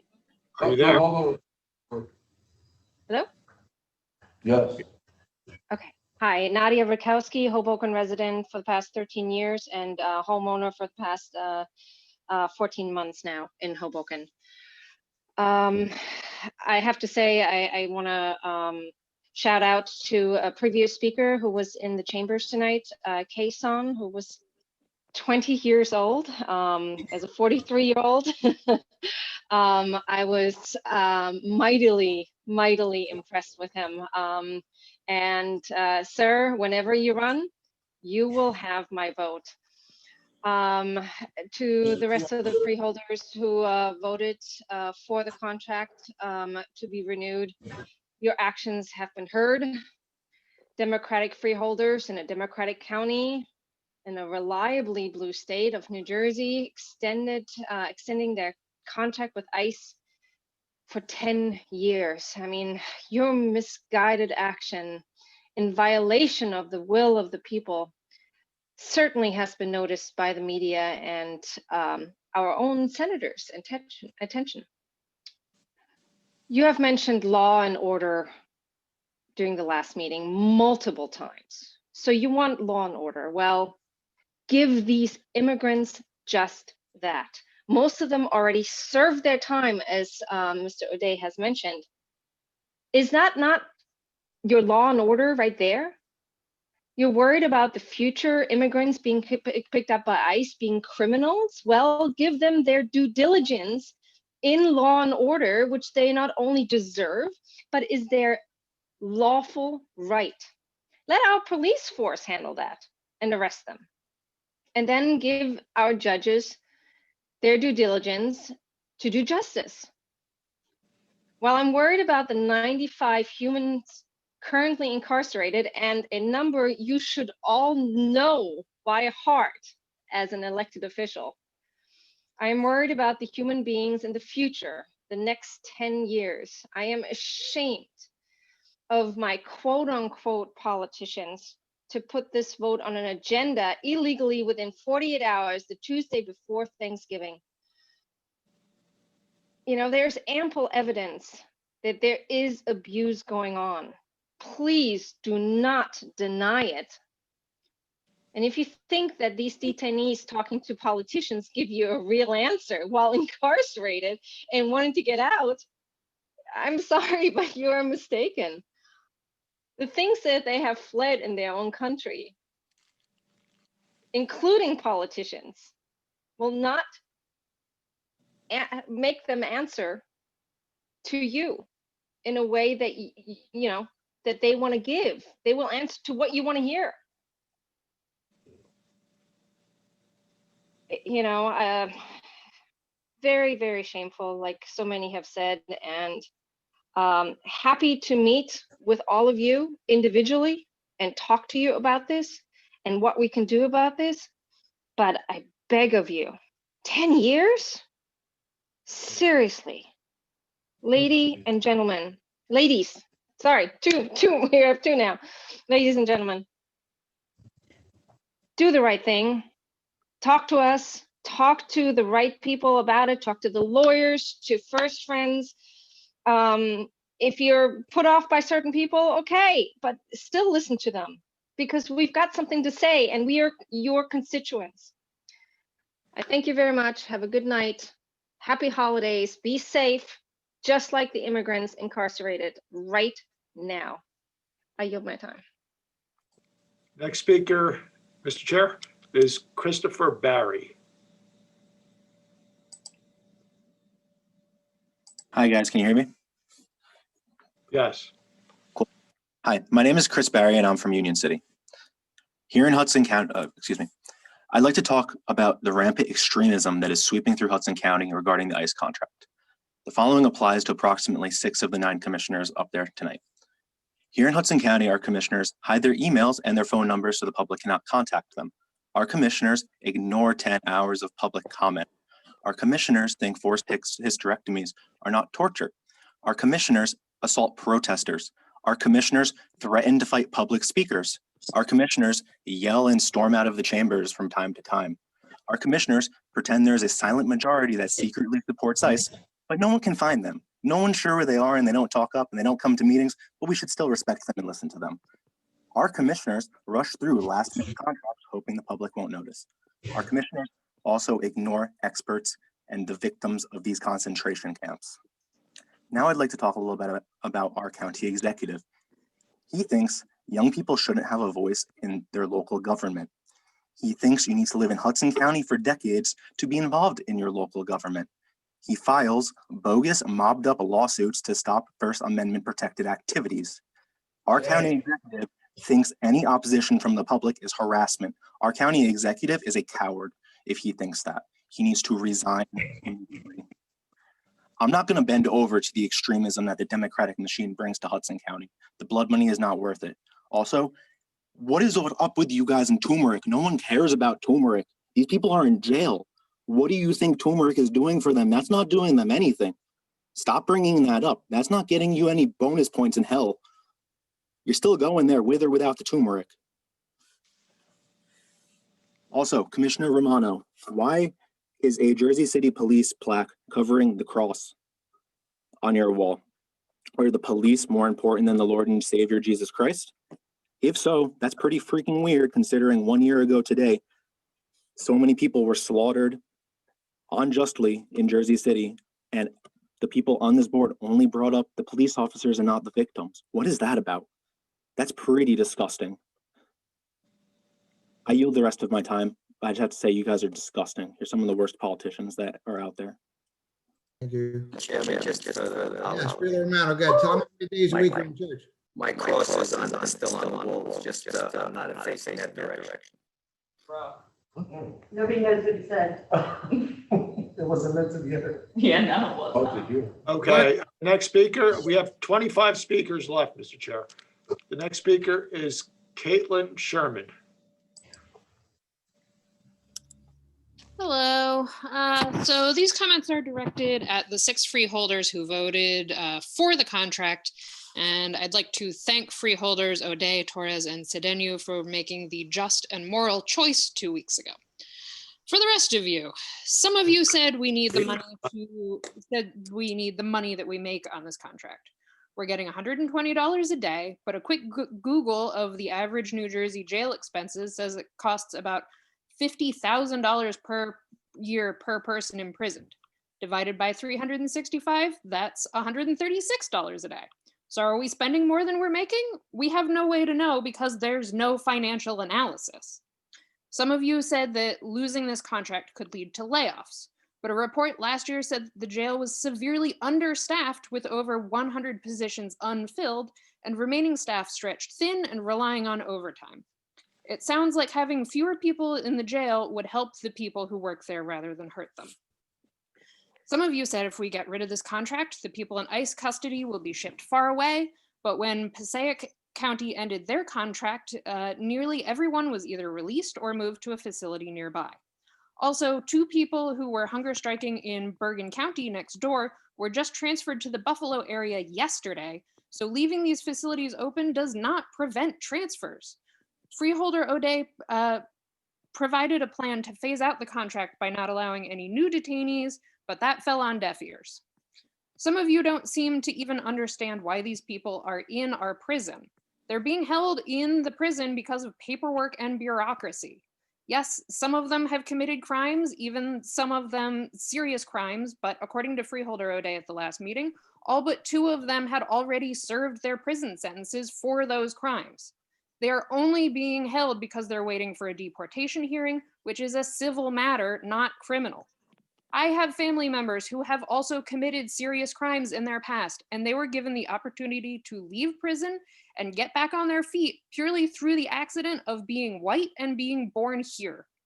They don't deserve to be locked up indefinitely and arbitrarily, and neither do these people we're helping to hold in ICE detention. Some of you cited a single letter by some public defendants who were taking a neutral position as a reason why the contract should remain, but staff at the Bronx Defenders and Legal Aid Society just released their own letter strongly opposing the contract renewal. In regard to the prison director, I'm going to take the word over the workers in warehouses, over the word of Jeff Bezos on the conditions at Amazon, and the same goes here. I'm genuinely grateful that the county helps people find housing regardless of their immigration status, but we could just as easily do that without imprisoning them for years first. Doctors, lawyers, immigrants, nurses, lifelong residents, and random white ladies who didn't have the privilege to grow up here but love this county and have been proud to consider it their home for most of their adult life, and even Senators Cory Booker and Robert Menendez have all told you that this was the wrong decision. Please tell County Executive Tom DeGees that you were wrong and to cancel this contract. Thank you. Next speaker is Julianne Watson. Yep, it's me again, Michael Watson. One thing I didn't mention before was that I'm also a member of Hoboken, elected member of the Hoboken Democratic Committee, 1-6. And I actually want to specifically ask Anthony Romano, my freeholder, why 2 years ago you looked Rachel Hodes in the eye and said we would not renew the contract. Rachel Hodes being the democratically elected president of the Hoboken Democratic Committee. Does your word mean nothing? And I want you to walk me through the process from 2018 to last week, how you could look the entire Hoboken Democratic Committee in the eye, who unanimously signed a letter saying to not renew the contract and go back on your word. The people that put you in power where you are right now.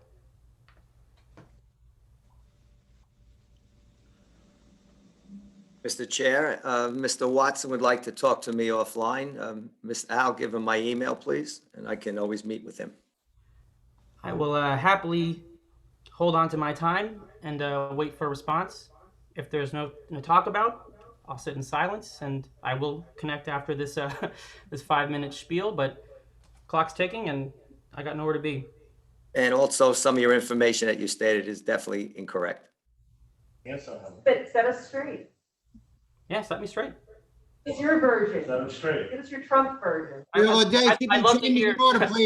I would love to hear about how the Hoboken Democratic Committee did not, in fact, oppose this ICE contract. I'm kind of curious to see where you come from on that end.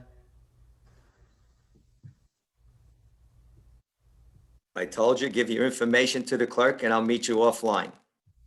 Okay, I'll wait and I'll contact you afterwards. But I'm holding on to my time. You should be able to speak in public.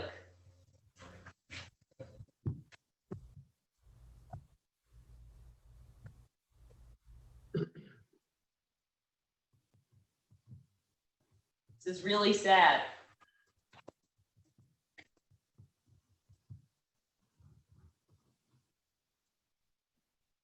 At least correct the wrong, saying he's wrong, at least correct that. Because you know he's not wrong.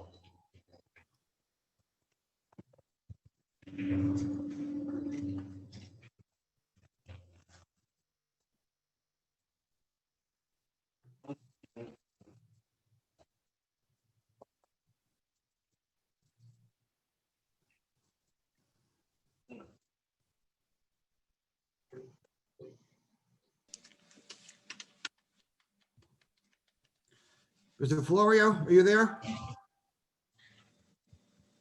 Yes, Chairman, I am here. To what extent is that, I'm the chairman running the meeting. To what extent do I have to ask this person anything else to say? If not, please leave the podium. How much time do I have left? I keep talking. I'm sorry, I'm talking to the attorney.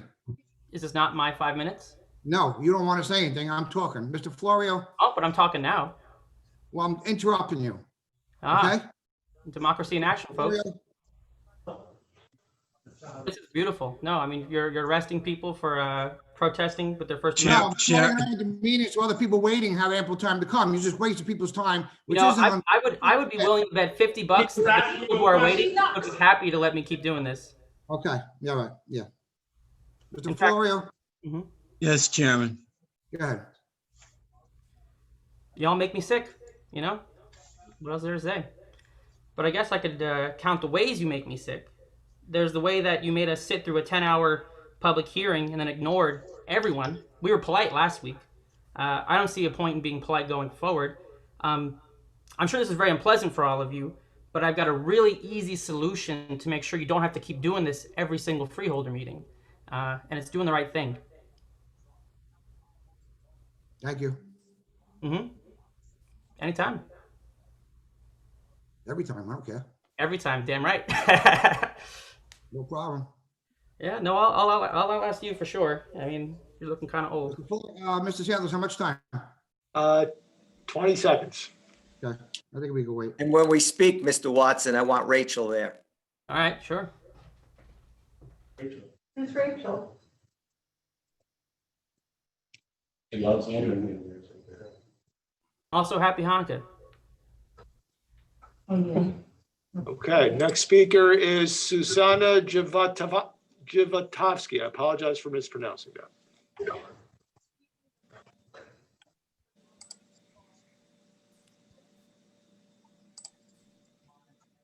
You're self-muted. Ms. Oh, Zhivatovsky. I'm you go. here. I apologize. Yeah, it's Zhivatovsky.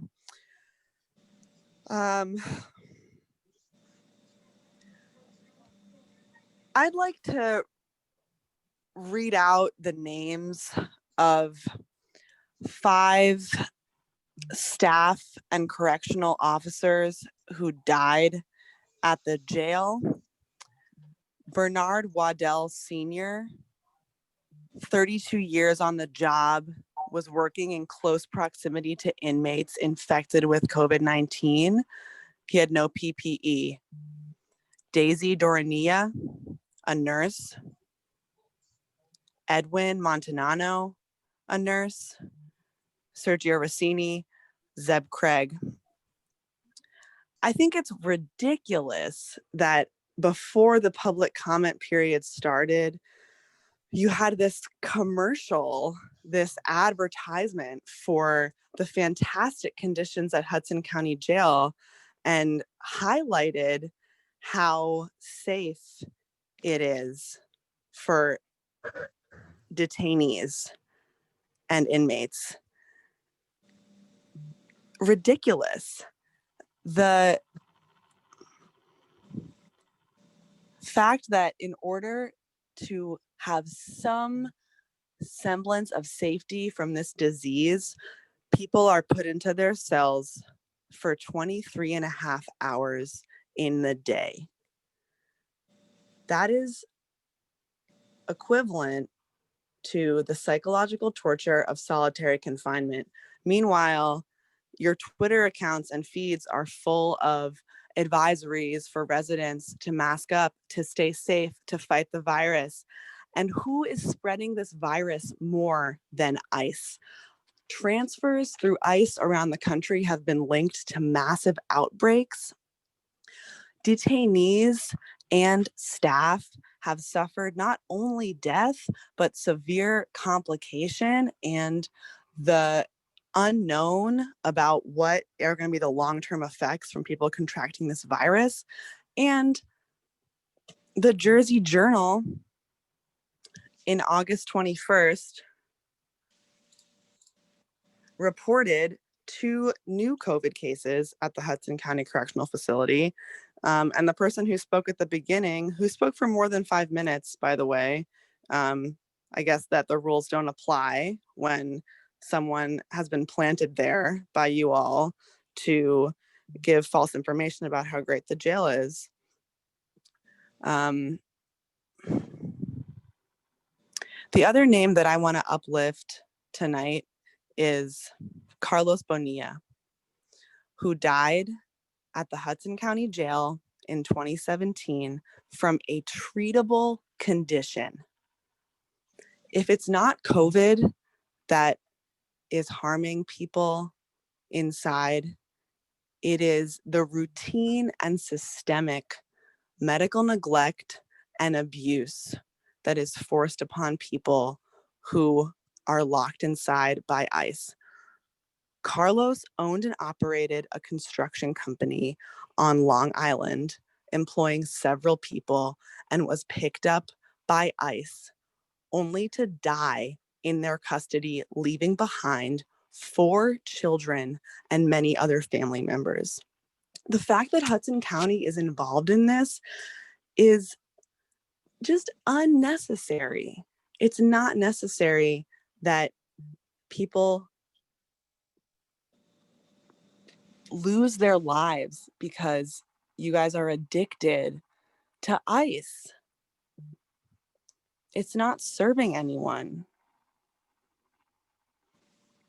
What I would like to ask the commissioners is, what are you all doing to be sure that ICE is not bringing COVID-19 into the jail with these arrests?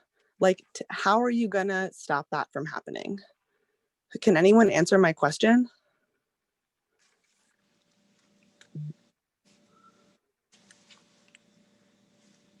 Hello? Mr. Chairman, is Director Edwards on the line?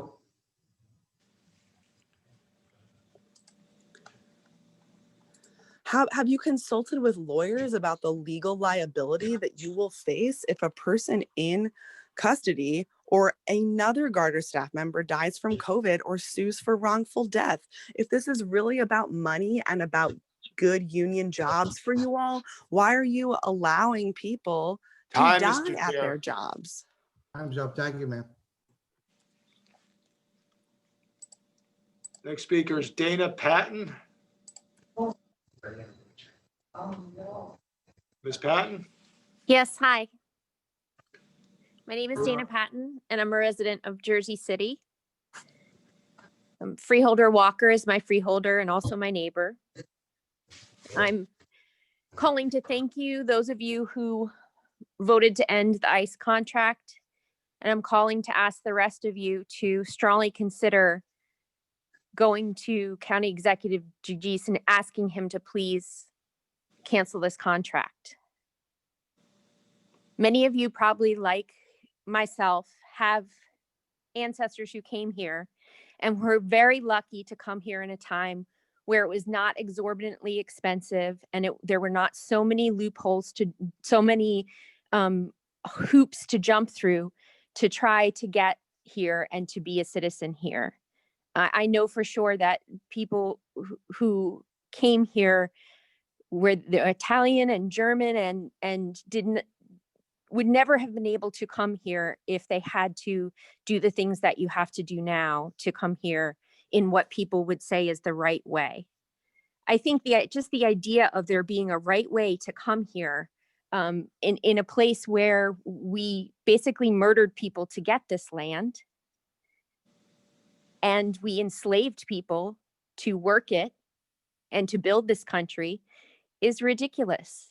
I've been really embarrassed and disappointed in this past year, some of the things that I have seen Hudson County politicians do in the name of money, in the name of a line item in the budget, or to hold their position with Hudson County Democrats. And it's shameful and embarrassing.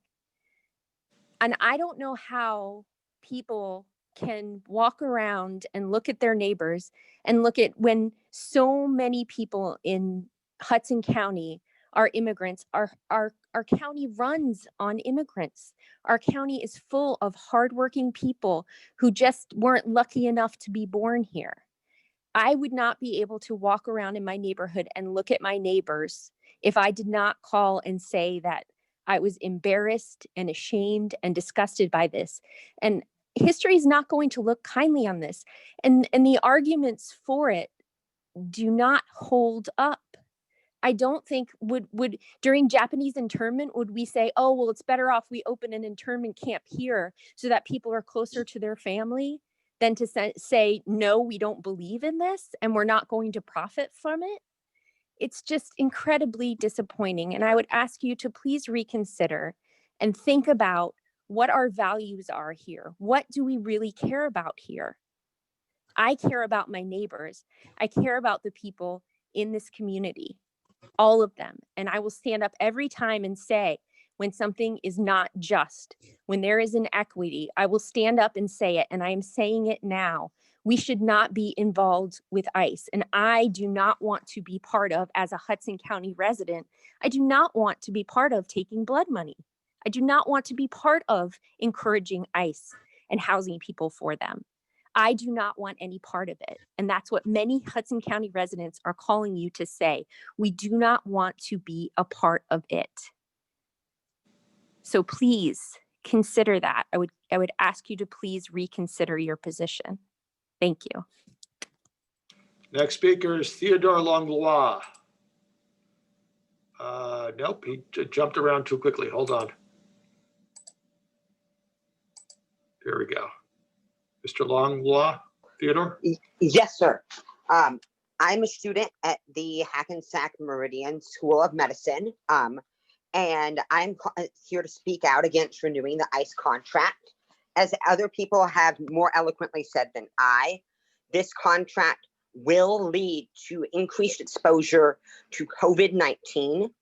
This is inhumane, and the American Academy of Medicine has spoken out against ICE repeatedly, and these contracts with ICE are putting our constituents in danger.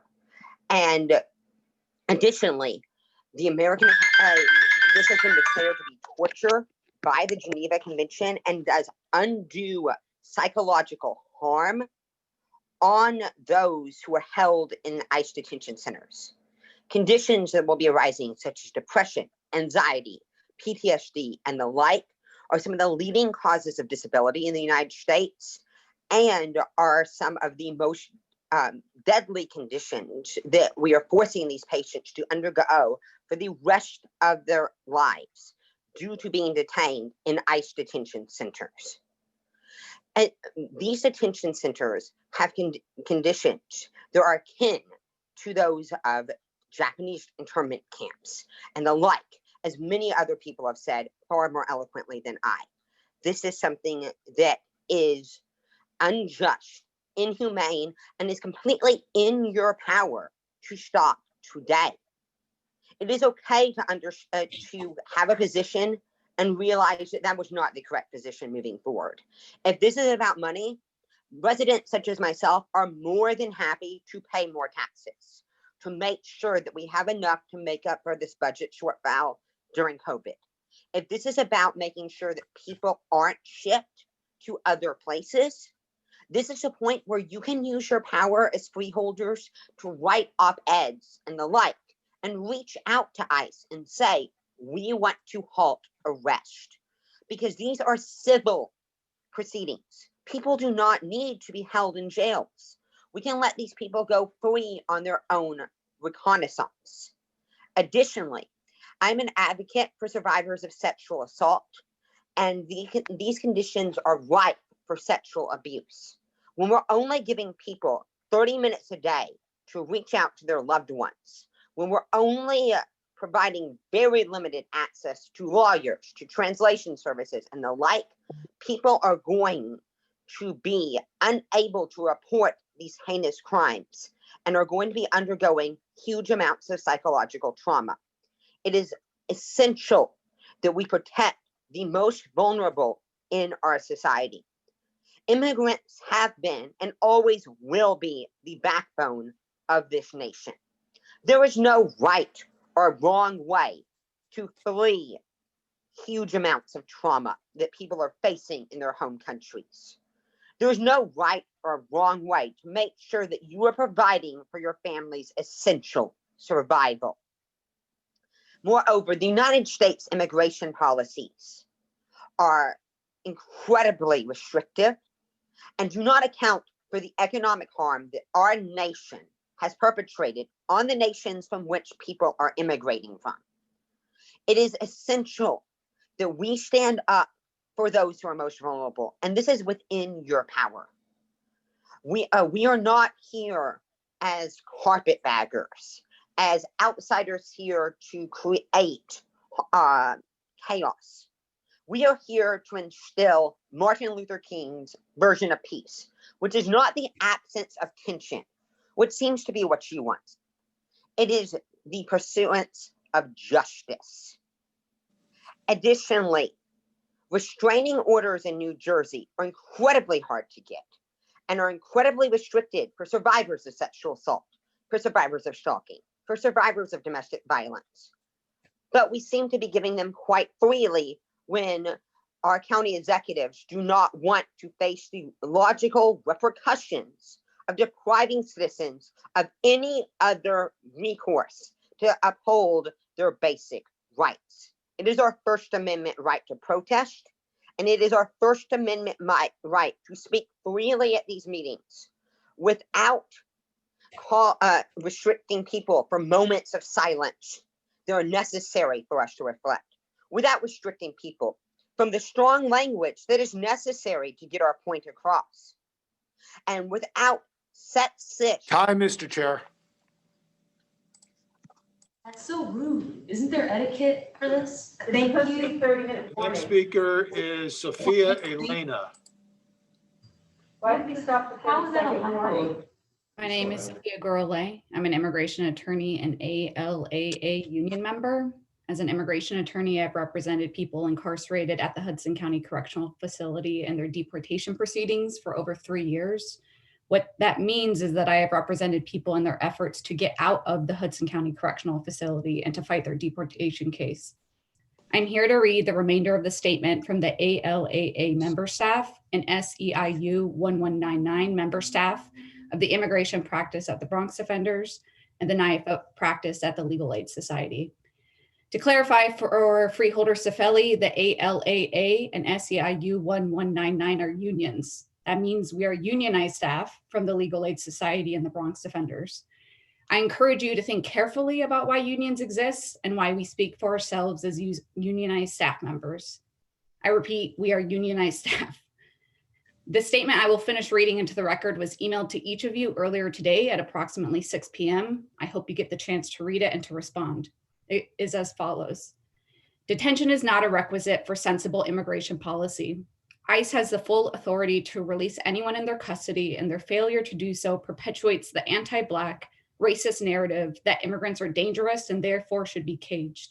In our capacity as members of ALAA and SEIU, we're calling on Hudson County to end its collaboration with ICE and rescind its extension of ICE's contract.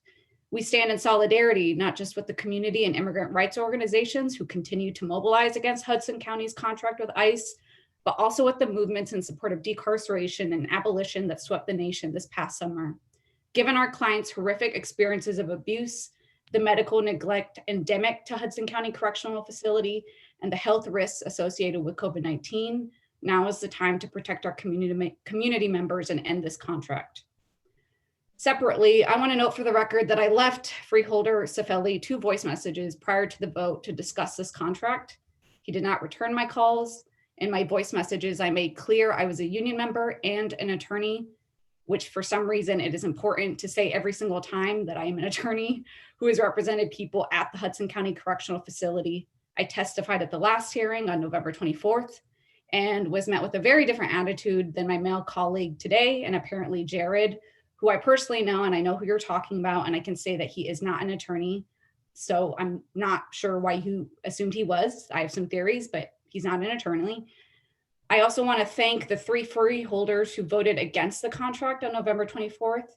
Thank you, Freeholder Torres. Thank you, Freeholder Sedeno. And thank you, Freeholder Odea. Thank you for listening to your constituents and to the public comment. I also want to additionally thank Freeholder Odea for attempting to postpone the vote from November 24th. I'm not sure why that vote was not seconded. It would have been critical as a statement that was emailed and was earlier read into the record today. We are unionized staff. We were preparing to mobilize, and you deprived us of our ability to actually participate in this process because of your attempts to push this hearing before Thanksgiving, 2 days before Thanksgiving. I also just want to add that based on the hearing from November 24th, I was very disappointed to hear the comments from Freeholder Rodriguez about public safety. It demonstrates a fundamental misunderstanding of modern immigration law, and there's simply not enough time left in my time today to explain the profound difference in immigration law when her family fled to the United States, including the fact that they would have not been met with detention because it simply was not at the record that it is now today. I also want to reiterate that I was disappointed to hear Freeholder Walker's comments from the last hearing on November 24th about the detention center, noting that it had a television set and, if I remember correctly, acting like it was a perfectly fine place to be because of that television set. It's actually quite the opposite. That's why our statement talks about numerous lawsuits that have been filed, habeas petitions that have been filed specifically because of the conditions of the Hudson County Correctional Facility. But what I've realized from, unfortunately, my different experiences testifying before this body is that trying to convince people of facts, with reason, with law, doesn't really seem to go very far. But again, I hope you get to read the statement that was presented by, again, unionized staff members from the Bronx Offenders and the Legal Aid Society, people who have been working with incarcerated people at the Hudson County Correctional Facility for years, people who work as attorneys, people who work as social workers, who work specifically to try to give people the medical attention that they need and so often are denied, people who do a lot of reentry work from people released from immigration detention at the Hudson County facility. I heard Director Edwards speak earlier today, as well as another individual from the Hudson County Correctional Facility, talking about all the great work they do to assist people when they're being released. In many instances, people from both offices that I've described do not have that. They're actually released onto the street with no medicine. Thank you. Next speaker is Gary Spingard. Hello, can you hear me? Yes. All right. My time started? Yes. Thank you. It's quite obvious you don't care about the statistics we have, the ideas for solutions, the evil ICE spreads to our community, due process, and as of late, constitutional rights with a farce restraining order. I'd call you cowards, but after the slew of arrests, I feel very differently. You aren't cowards at all. Though I will say, Freeholder Walker, I guess you left and stood up again. I didn't get a response to my email, and I'm your constituent. That hurts. That really hurts. Aside from that, you aren't hiding anything. Your intentions are clear, your actions direct and explicit. With the exception of the brave 3 that voted no, you are just self-serving, machine-produced politicians with no regard for the public. If anything, I am the coward. I sit comfortably working remotely from a cushy job every day, while so many speaking tonight are sacrificing everything for something you promised 2 years ago. Even backlash from our 2 sitting federal senators aren't enough. It rolls off your back. We're constantly going in circles.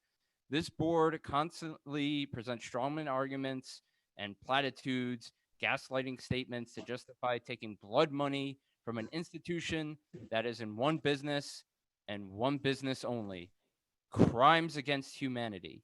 More jails give ICE more power to commit atrocities, more power to intimidate, more power to tear families apart.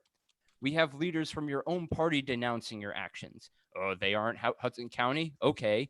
10 hours worth of testimony from your constituents. Hudson County is here, and we reject your platitudes and non-answers. We reject the vile atrocities you're enabling. The COVID world has kept on turning since your approval, and now we have new questions.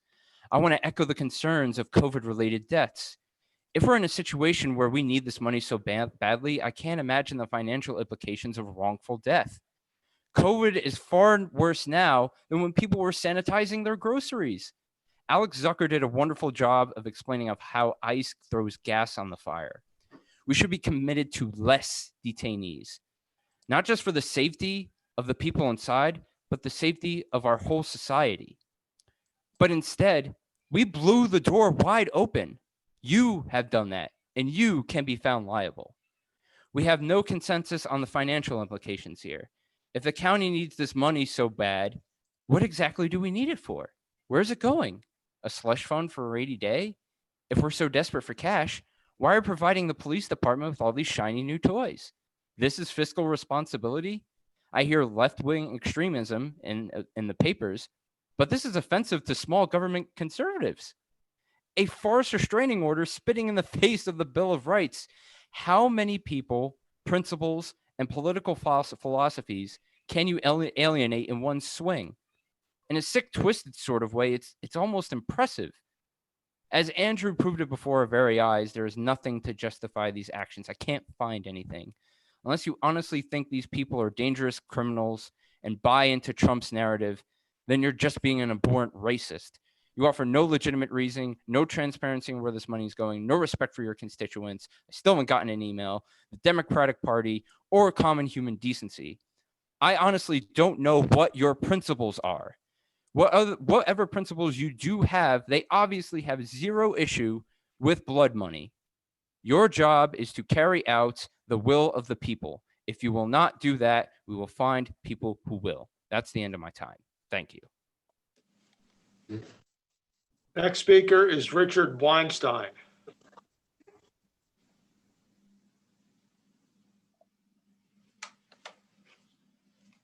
You're self-muted, Mr. Weinstein. Are you there? said that my name is Richard Weinstein, not Weinstein. My dad used to call himself Weinstein, and I just chose to choose Weinstein. Anyway, this is the first time I've had the opportunity. Can you hear me now? Yes. Yes. This is the first time I've had the opportunity to speak and see the Hudson County Board of Chosen Freeholders. And I'm pleased to see that it's a membership that clearly reflects the demographics of Hudson County.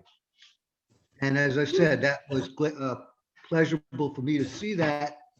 And yet, that being said, that fact does not assure the public that the board will make the right decision and consider the overwhelming opposition of the public to renewing the subject contract. So I am an attorney, and I've been practicing in Hudson County and all over New Jersey and in New York State. And actually, I first learned about this matter from an earlier speaker named Naja when I attended a meeting in Elizabeth Ndoye's home. And I heard about the atrocities occurring at the prison 2 years ago, at least. Two issues are before me now. First, I'll address the issue of the policy of immigration. And the second, I'm going to briefly address the question of Judge Jablonski's injunction and how the Board of Chosen Freeholders has chosen to, no pun intended, to support the decision to curtail the right of assembly and petition. The Hudson County Party and the Trump administration, as a result of your contract, which is abetting, Hudson County is abetting and aiding a terrible policy of immigration, of incarceration of immigrants as if they were criminals. As I said to you, I am a criminal attorney. I have been an attorney for many years. And I have seen how the state and the local communities and the counties have had a partnership before, but usually that partnership involved the incarceration of federal felony charged individuals or felony or federally convictions. I have a feeling that the county jail in Hudson County, if it's anything like the Elizabeth County Jail, is pretty old building and isn't the kind of facility that is a modern facility where all the things that could be done, like in a federal facility, are occurring. So the Hudson County Jail facilities, in my opinion, based on my experience with seeing the Elizabeth County Jail, is probably an inferior housing of inmates. And the inmates in both these cases are both criminals, and in the case of the immigration people who are awaiting hearings to determine whether or not they should be deported or excluded, are being treated, in my opinion, from what I can see, and from what I've heard in the testimonials, just as if they were criminals. So one of the things, though, I do want to say, though, is rather than criticizing your decision to enter into this contract, I have to ask you, what kind of terms did you negotiate with the state, with this federal government, to segregate these people who are not criminals from those inmates who are criminals? And how did you accommodate the treatment of them in a different way than they would be if they were felons or whether they were detainees in a criminal case? I haven't heard anything to say that they are being kept in separate facilities, that the conditions are being monitored in a different way than in the case of an inmate who is charged with a crime. So I'm asking you to consider what kind of negotiations you have still to be able to make with these federal officials, or did you have a contract of adhesion? A contract of adhesion is basically, you got the contract, here it is, sign it or take it or leave it. And I just wonder, and I haven't been able to really explore this enough. I guess I have my own practice and I can just give enough time to things like this, which are important. And as I've taken the time after a day's work to at least address you and ask. Time, Mr. Chair. So I Time. just ask you to consider Thank you, what sir. kind of contract terms. Thank you, do you sir. still Thank you, sir. The next speaker is Hannah Oh, Jean. hold on, Mr. Chairman, I just want to make one point for the speaker. The only contract that has ever been provided to this board, I believe, is dated 17 or 18 years ago. No one has provided anything since then, and if either the administrator or the county council or Director Edwin can let us know if there's an actual written executed agreement with a date past that, it would be interesting to know that, and then provide us a copy of it. So, Mr. Administrator, is there a written executed contract agreement physically anywhere that is dated any date after the 2002 or 2003? I forget the exact year. When they call EDA. Can you hear me, Abe? You're on mute, Abe. Yes, Freeholder. I would ask Don, if Don is in the audience, he can answer that better than me. Don left. Oh. He might be on the phone, but he physically left. Don Batista is there. I'll say, to my knowledge, Freeholder, I'm not aware if there's anything updated than what was provided to you. Thank you. But I'll defer to council if he wants to correct me, but what was provided to the freeholders at the last meeting when this was approved, that's what we have. It's a housing agreement to house detainees. My understanding, if I'm unmuted, am I unmuted? Yes. Yeah, there was an agreement signed in the 90s and with the county. I believe in 2002, the former county executive signed an amendment to that agreement. I believe from time to time, there may have been changes to that agreement for the per diem rate. But I don't believe that anything, as the county administrators stated. I think I've given you everything that I have in my possession, but I'll double check. Thank you. Thank you, Tom. Next speaker is Hannah Jean. Hi, can you hear me? Yes. Hi, my name is Hannah Jean, and I'd like to start by noting something I observed earlier tonight. You were all presented a question: what have you done to end this ICE contract in the past 2 years? And Mr. Veneri, you said it's not worth telling us.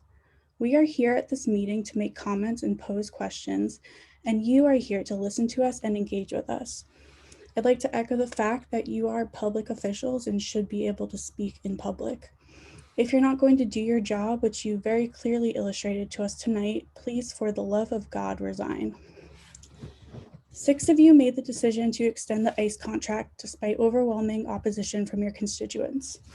You voted yes to people being detained during a global pandemic, people who deserve to be home with their families as they await their hearings. It has been shocking to hear testimonies tonight about the horrific conditions in your jails. You should be ashamed, especially for putting up a front and lying about these conditions.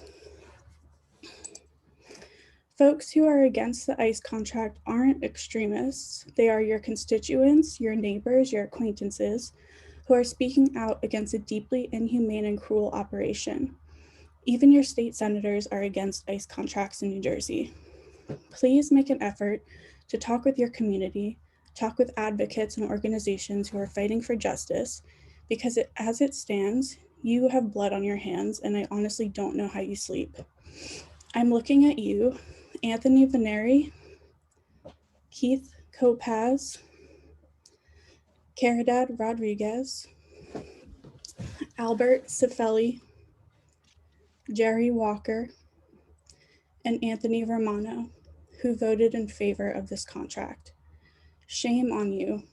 You all have a duty to listen to your constituents, and you have utterly let your community down.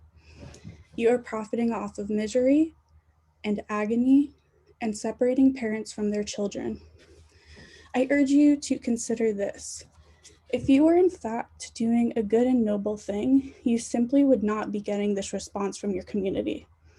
Imagine if you had listened and considered the wants of your people, you would be going to sleep early tonight.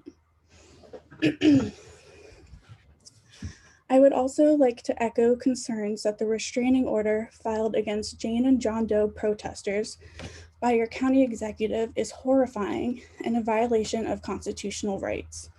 I would like to pose a question for anyone to respond to. How does it sit with you that your county executive has taken away the First Amendment rights of your constituents?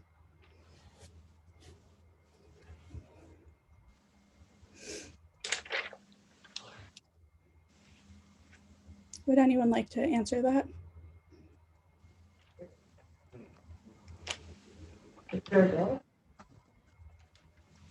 Sorry? Go ahead, ma'am. Oh, I'm waiting for anyone to answer. I don't think anyone was going to answer, so you can continue. Okay, well, I think it's horrifying that the First Amendment rights of your citizens have been taken away and extremely limited. I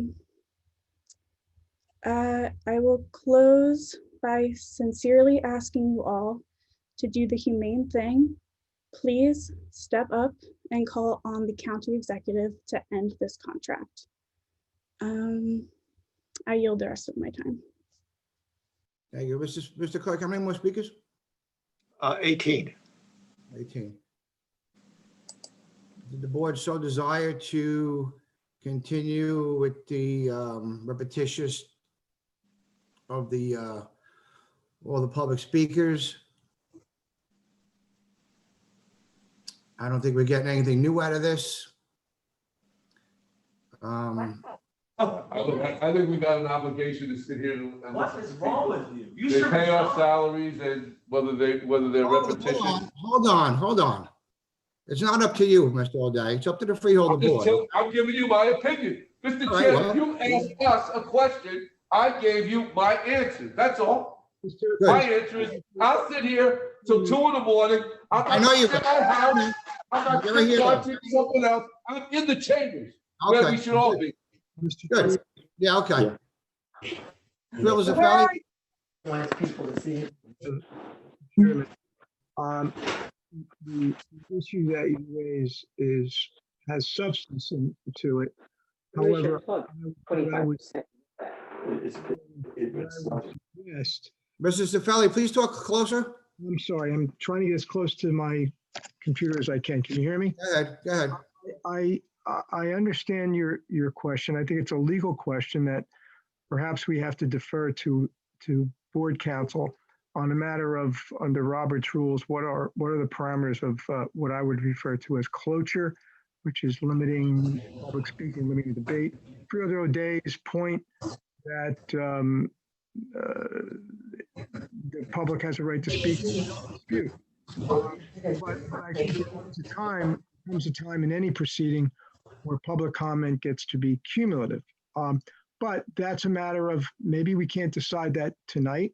Maybe we have to give council the opportunity to research the ability of the chair or the ability of the board to entertain motions for cloture. I think that's the proper term to limit comment and debate.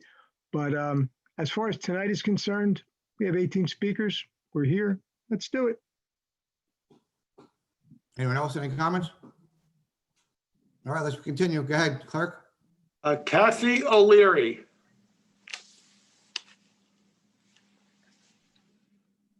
All right, you can hear me? Yes. My name is Kathy O'Leary, and I am the New Jersey Region Coordinator for Pax Christi. And first, I have a question. I would like to know why Mr. Romano, Mr. Cifelli, and Mr. Venieri refused to meet with myself, a board member of First Friends, a member of your jail's medical advisory board, and the lawyers for Knife Up prior to the vote on the ICE contract? Mr. Chairman, I don't refuse to meet with Miss O'Leary. You had an email, and we've had this conversation before, and please don't cut into my time. Well, then don't ask a question. Mr. Santos, would you restart my time? No, you're not restarting your time. He answered your question. Continue, ma'am. Well, I expect to have 5 minutes from this point in time. You're wasting your time. Go ahead, ma'am. On November 24th, public comment was opened by Jake Efros. He is a resident of Jersey City. He gave up his time to comment in order to read a statement from Sister Kay Call. Sister Kay recently turned 80. Rather than write a statement, she offered a prayer. She prayed for wisdom and courage so that you would, quote, let the immigrants held in prison there be released. Sister Kay just retired as the director of the ESL program at St. Henry's in Bayonne. Sister Kay has been advocating for people in immigration detention for decades. For the past 10 plus years, she has joined us on Ash Wednesday next to the bridge to Ellis Island in Liberty State Park to repent the sin of immigration detention. Bishop Donato also joined us almost every year until he passed away. Father Gene Squio not only participates every year, he helps plan the event. Father Patero Sabune, who was an Episcopal priest in Jersey City, also participates in this event and often helps plan it. After the service at Liberty State Park, we would walk through Jersey City, stopping at Assumption All Saints and Al Ghazali School, where we would hear a reading from the Quran and how Islam also holds migrants in special regard as people who should be welcomed and protected. The children would ask us what we were doing and would often share stories about the various ways their families were separated by our country's immigration policy.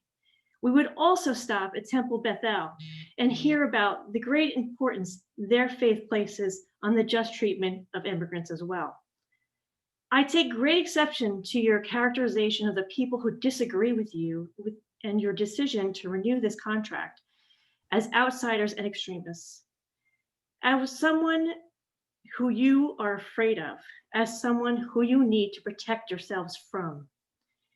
We have held these events on Ash Wednesday for so many years to help overcome the irrational fear of people who cross borders. I can see, however, that most of this board have been working at cross purposes with this work. I said last time, I don't understand you. I have been working on this issue for so many years because Gene Squio came to my church when I was pregnant with my son 14 years ago and told me a single story about how one of his parishioners was separated from her infant child who she was breastfeeding. That one story was all it took. You have heard story after story after story. People have broken into tears telling you their own stories. While some of members of this board even broke into laughter. Mr. Cifelli, you even used Matthew 25 to justify keeping people locked up for money. What did you get for that vote? What did you get that you were willing to subvert your faith and risk your soul? If you don't believe me, I'll read to you from the passage that you quoted. Then he will say to those on his left, out of my sight, you condemned into that everlasting fire, prepared for the devil and his angels. I was hungry and you gave me no food. I was thirsty and you gave me no drink. I was away from home and you gave me no welcome. Naked and you gave me no clothing. I was ill and in prison and you did not come to comfort me. Then they in turn will ask, Lord, when did we see you hungry or thirsty or away from home or naked or ill or in prison and not attend you in your needs? He will answer them, I assure you, as often as you neglected to do it to one of these least ones. You neglected to do it to me. Mr. Chair, time You is should up. go I off provided the to speaker eternal punishment time to make up as for a the just interruption. to eternal life. The clerk, when the timer is up, you can just start shutting them off now because it's getting out of hand. Ryan Heisinger. And then they would stop speaking. Ryan Heisinger, please. So rude. Hi there. Can you hear me? Yes. Great. My name is Ryan Heisinger. I'm a resident of Jersey City, and I just want to share that I'm dismayed and disgusted at this body's decision to break its promise to the people of Hudson County and to renew its contract with ICE, a 10-year contract, no less. I do want to thank freeholders O'Day, Cedena, and Torres for doing the right thing and voting against the renewal, but to everyone else, this process was not only undemocratic, considering you ignored over 140 community members who unanimously spoke out against this contract in your last meeting, as well as the fact that you never sought out community input. It was also immoral. At the end of the day, it's clear that this comes down to money. We're in the midst of a pandemic and money is tight, but you don't even have a financial analysis. And even if you did, that you think tearing families apart and locking people in cages is an acceptable way to pay for things. It's unconscionable to me. And look, I'm not calling you monsters. I know you're people like me, but so are the people who are victimized by ICE. And so I hope and pray, really, I do, that none of you are ever forced to flee your homes. But if you ever are, I really hope and pray you're never torn from your families and thrown into cages, only to then have the governing body in your new country talk about how high quality the cages they throw you in are, and how nice it is that they let you take showers while profiting off keeping you in those cages. I mean, really, this is a travesty. And I implore you to reconsider this decision and cancel the renewal. And with that, I yield the rest of my time. Thank you, sir. Next speaker is Nicole Guglielmi. Excuse me, it's late. Hi, my name is Nicole. We can hear you. Are you there, Nicole? Can you hear me now? Yes. Okay, thank you. Hi, my name is Nicole Guglielmi, and tonight I'm speaking in regards to your recent decision to renew the ICE contract. I could go on and on about how you lack morals and a conscience, but that's been made more than clear now. Honestly, what can I say that would change your minds? Nothing, and that's not how this is supposed to work, or not how it should at least, but let's be real, we don't have a democracy, and it was built this way. Over the phone, I told Commissioner Romano that this country is built off of enslavement and genocide. He seemed to disagree and asked if I hate this country. You know what my answer to that is? Yes, I do. I do hate the country that just executed Brandon Bernard while we sit here in this meeting, while you listen to us yet again, ask us, while you listen to us, ask for you to cut this contract that has also killed people, 11 people. Our own Senator Booker and Senator Menendez have spoken out against Connie's cooperation with ICE. If 10 hours of testimony isn't enough to make you end this contract, is that not? And Commissioner Vanarini, as a young woman, your lady in the president's comment isn't appreciated. You're concerned about us, adults, hearing curse words, but not the women who have been assaulted in your facilities, not the mothers and daughters who were separated from each other in them. Frankly, your concern is BS. And speaking of concern, so many of you voted for the contract because you're worried about transfers. I just want to know, what plans do you have to prevent transfers? Because we all know they're still going to happen. The only way they can ever be prevented is by ending the contract. So tell me, what plans do you have?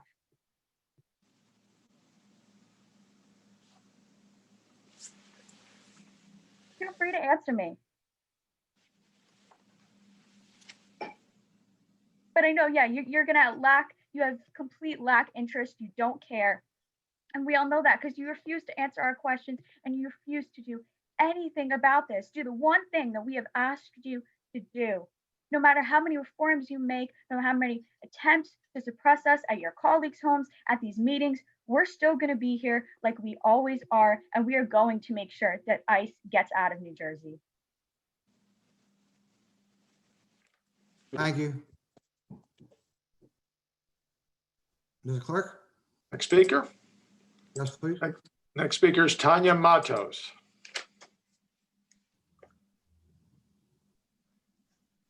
Ms. Matos, you're self-muted. Hi, I'm here.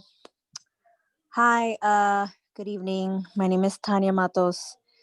I am the Northeast Policy and Monitoring Manager for Freedom for Immigrants. I am again joining the call today after last week's and several weeks and several efforts to drive the message to end the contract. But today I'm here to ask that you rescind the contract. And even though we had over 12 and a half hours and over 140 people, we would have had more, but they just couldn't wait online anymore. To testify against the contract, you still voted in favor of the contract. We presented you with law organizations and continue to present to you attorneys who represent people at Hudson who say to end the contract and to rescind the contract. I said to you last time that there are over 60 organizations between both states who are willing to help people not get transferred. And it's possible, and I gave you examples of places that have shut down detention centers and have been able to release people, not have them transferred. Shame on you for all those people who voted in favor of this contract. The sheriff of Hudson County made it seem like the center was a hotel. Well, I want to let you know that I've been in communication with the families of people currently held at the center. And guess what? Guess what they shared with me? The guards are not wearing their masks, and the people detained do not feel safe. This is just another example of why we should shut down that center. People are not careful. This will lead to people being infected with COVID, which will then lead them to be either in solitary confinement or have them be at hospitals, the local hospitals, where those hospitals in your county do not need to be overwhelmed with COVID right now.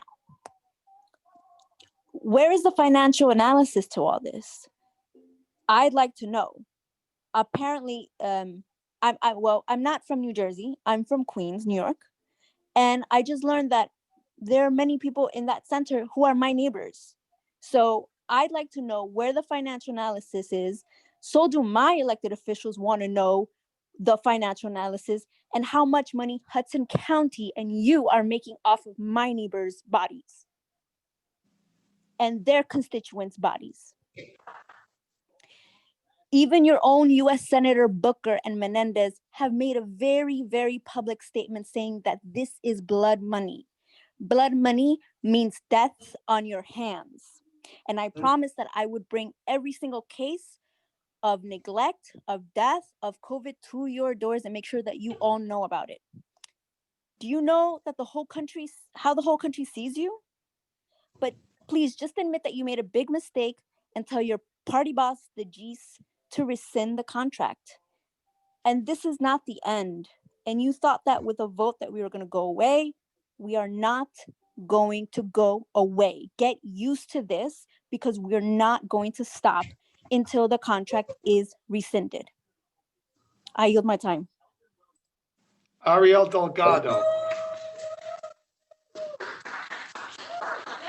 Ariel Delgado. Hello? Yes, we hear you. Yeah, so, well, thank you. Was it the Odea for, making sure that we still have some sort of rights, in this county. What my biggest concern really was that before everyone got to do their testimony, you guys were making an analysis and you guys were saying, hey, you know what, like, maybe the reason that so many people have horrible living conditions is because we don't have the facility necessary to actually host them. Yeah, this seems like an analysis you should have done before you accepted any ICE contract. And it doesn't seem pretty wise to continuously keep holding them now with that same analysis that you're saying in this meeting. What are your solutions? Where is this magical funding going to come from? Because in reality, it's going to come from us. But we don't even want another ICE detention center that has the capacity to be humane. Because this is Hudson County. We know it will never be humane. And I don't want to keep taking up everyone else's time because I do want to hear them speak. So I'll end with my last 2 words. Fuck ICE. Yes. Thank you. Next speaker is Hannah Kendick.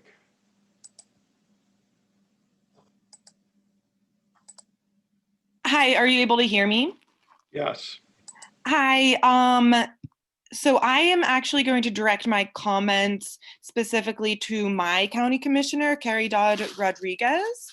I currently live in Weehawken, so she is in my ward. If possible, I would love to see her on Zoom because I've been seeing her zip in and out, but does anyone know if she's able to be here? Okay, hi Carrie Dodd. So I just wanted, okay, so I'm very disappointed the most by your vote. I've spent the days after that disturbing meeting processing what happened and experiencing the shock, you know, on before Thanksgiving. You know, the county commissioners were discussing a meatball hoagie before the start of the meeting while we were about to be on a meeting debating people's lives. Also, I know that, you know, Carrie Dodd, you had your dog on your lap. To me, this didn't scream professionalism to the seriousness that this issue deserved. You know, while people are having hunger strikes and we're hearing about loss of life from COVID and unsafe sanitary conditions, as one of the few women on the board, I want to support fellow women and believe that they have a deeper well of compassion than our male counterparts. I did a little bit of research after that last meeting. I know you're a mother, and I know that you know what it's like to worry about your children. Unfortunately, Carrie Dodd, you deeply let women and girls down. First, your quotes about law and order and safety is my priority for my family and me, when there was no factual testimony and statistical analysis that the level of disorder is attributed to undocumented immigrants is outside of any other forms of disorder in our society. These are people trying to create a life for themselves here, and and by saying law and order, safety is my priority, you're guided by one thing and one thing only: the feeling of fear. Second, I know that you're a Cuban immigrant. Before I moved to Weehawken a few years ago, I really had very limited understanding of what you know, the Cuban immigration, Cuban history. It's been really eye-opening and interesting for me to finally meet people of this background. You know, I'm learning a little bit more and understanding, you know, Cuban Americans, why they've come to the United States. However, Cuban Americans have benefited from some of the most generous immigration policies, such as wet feet, dry feet policy, which fast-tracked their way to citizenship and the right to stay on US soil. I just think that as someone who is also Cuban American, you should have empathy to know that you, as well as other Cubans, had benefits and advantages to stay in this country that these immigrants do not have. Please pay what privileges you received as a Cuban immigrant forward to your fellow immigrants who did not have the same decency afforded to them. As someone in your ward, I will be organizing to vote you out if you stay firm with your vote for the ICE contract. And then second point that I would like to make, and this goes not directly singling out County Commissioner Carrie Dodd, this goes to all of the county commissioners who voted for the ICE contract. One thing that was very eye-opening for me was that the quality of testimony we heard at that meeting, we heard from a Rhodes Scholar, which fellow alumni include people who've shaped our society like Bill Clinton, Susan Rice, Atul Gawande, Walter Isaacson, a Bronx head of Bronx Defender Union, a co-director of NYU Immigrant Rights Clinic and law students at NYU, a professor from Rutgers Newark, several public defenders, faith leaders such as Catholic Migration Services. Can you at least recognize that in a time like this, that someone else who has more education, experience, and expertise on this matter has something more that you do not have? Compared to the likes of the people who testified, the mediocrity was stark by the people who had the power to vote. Have enough self-awareness and reverence for the personal commitments these experts have made to educate themselves and serve others when you lack the expertise and perspective yourself. Know when you are out of your depth. I cannot comprehend the willful ignorance. Time. Next speaker is Mark Devens. Yes, hi, can you hear me? Yes. Great. So my name is Mark Devens. I'm a Jersey City and Hudson County District 4 resident. Like so many others in Hudson County, across New Jersey, and even nationally, I was shocked to see 6 of you vote in favor of renewing this contract for 10 years, ignoring 10 hours of comment from 148 individuals unanimously opposing the renewal. In the 2 weeks since then, I've struggled to think of what could have motivated you to do that. Others have suggested racism, xenophobia, or white supremacy. I can't speak to what's in your hearts. And it's frankly too painful for me to think of my elected officials as embodying those characteristics. So I'll choose to take you at your word. It's about the money. But can I ask, has any financial analysis of this contract been prepared or released to the public? As of the last meeting, that wasn't available. Has that been prepared in the 2 weeks since the last meeting? Is anyone able to answer that? Okay, To my knowledge.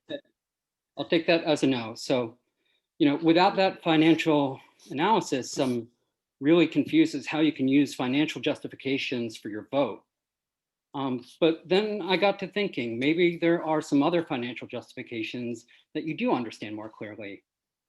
Chair Veneri, how much money have you accepted from Mast Construction or its founder, Ted Domaraki, both based in Little Falls and Bergen County? What? How much money have you accepted from Mast Construction or Ted Domaraki? Me accepted? What do you mean me accepted? How? Well, I have the numbers here. Chair Veneri, you've accepted $3,600. Freeholder Romano, you've accepted $2,600. What are you asking me for then, if you know? I was giving you an opportunity to answer for yourself or correct the record if I'm wrong. I really don't know who donates to my campaign. I really don't. Read the elect report. Freeholder Walker accepted $2,600. They've contributed $9,300 to the HCDO. They've contributed $15,600 to Tom DeGeese. They're actually Tom DeGeese's second highest contributor across the last 10 years. Mast Construction was responsible for the $45 million renovation of the county jail. You may push back and say that renovation happened in 2004, and yes, that's correct. But who's going to get the contract for the next renovation? Or how about the 2 requests for information that ICE issued 2 months ago for massive expansion in facilities in the New York area? When that expansion happens, who's going to get that contract? Did Hudson County respond to those RFIs? I made an Oprah request to the county and a FOIA request with ICE a month ago to find out, but I'm still waiting for an answer. On September 24th, the board approved a contract for $1.7 million with Johnston GP to install Wi-Fi at the jail. How much money has this board accepted from Johnston GP or JCT Solutions, as they're now known, or George Sode of Kenilworth in Union County, an executive at the company? Chair Veneri, $1,000, Romano, $600, the HCDO, $1,000, Tom DeGeese, $2,500. On March 26th, the board approved a contract to replace a door at the jail, a door, with Murray Paving of Hackensack, Bergen County for $12,618. Chair Veneri, you have accepted $2,000 from Jacob Davidson and Nicholas Zerla, both of Wallington, Bergen County, Freeholder Kopaz, you've accepted $1,000 from Nicholas Zerla of Wallington, in Bergen County. On July 9th, the board approved a contract for professional services to Persolet Associates based in Spring Lake, Monmouth County. The HCDO has accepted $5,600 from them. I could keep going, but I only have 5 minutes, and it's already clear that your own political careers are financially intertwined with carceral institutions and the capacity of the Hudson County Jail. It's times like this that we should all lament the gutting of local journalism here in Hudson County. You know what used to happen more frequently when we had more journalists in Hudson County? FBI investigations. Thank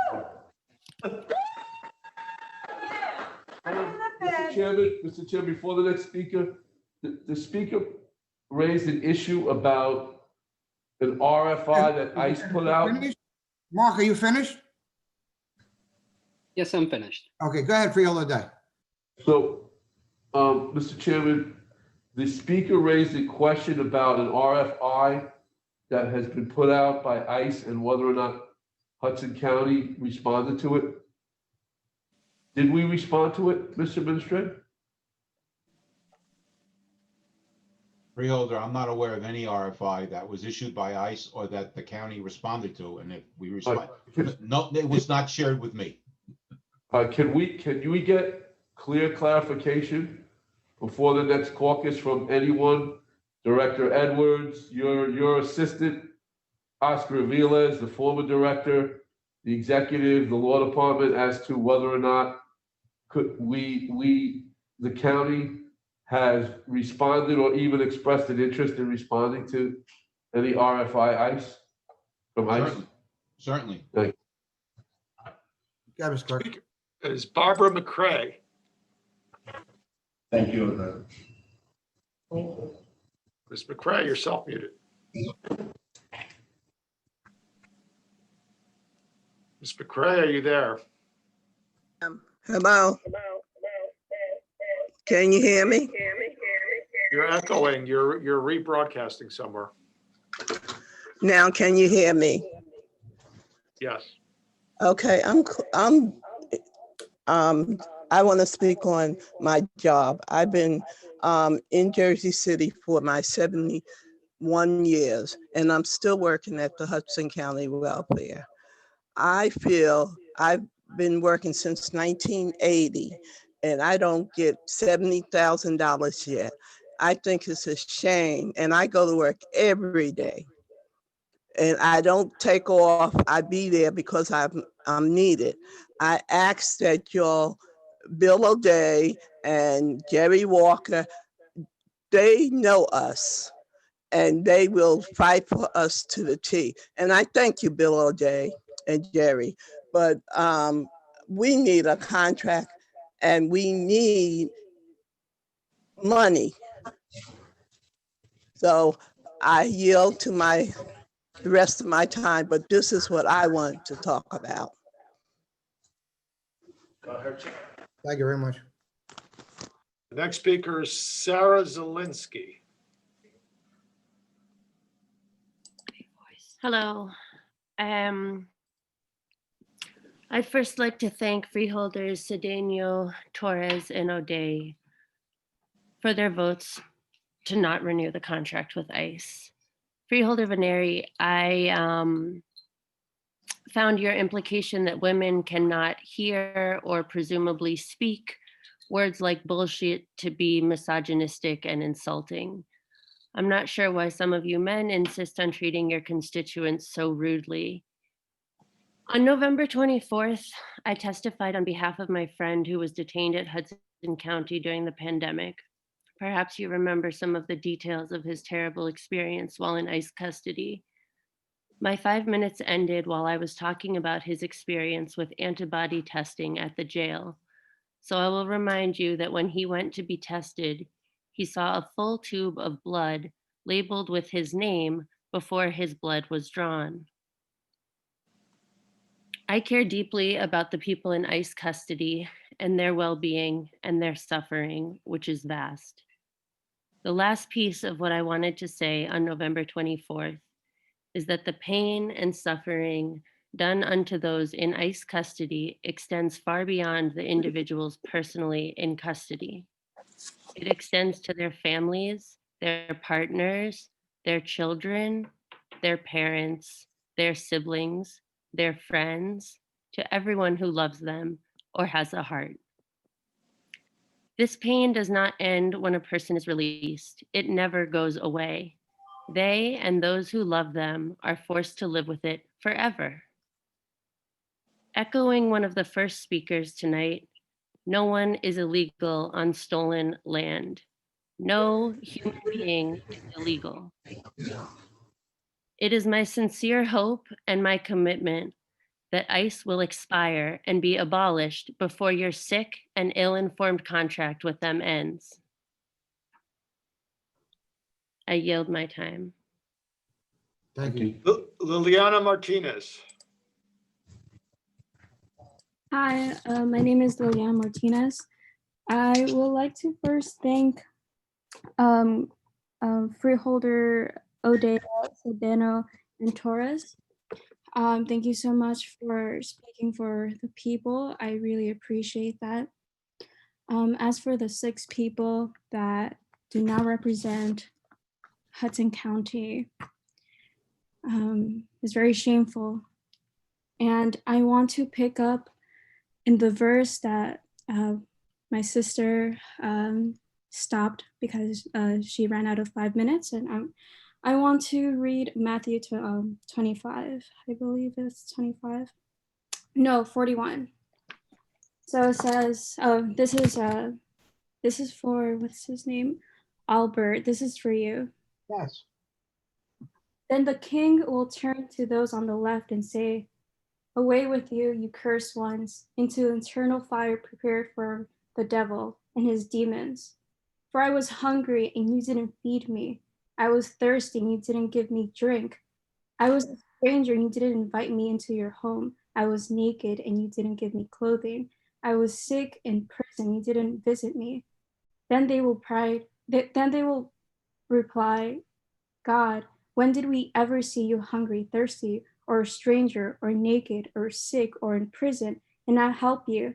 And he will answer, I tell you the truth, when you refuse to help the least of these, my brothers and sisters, you were refusing to help me.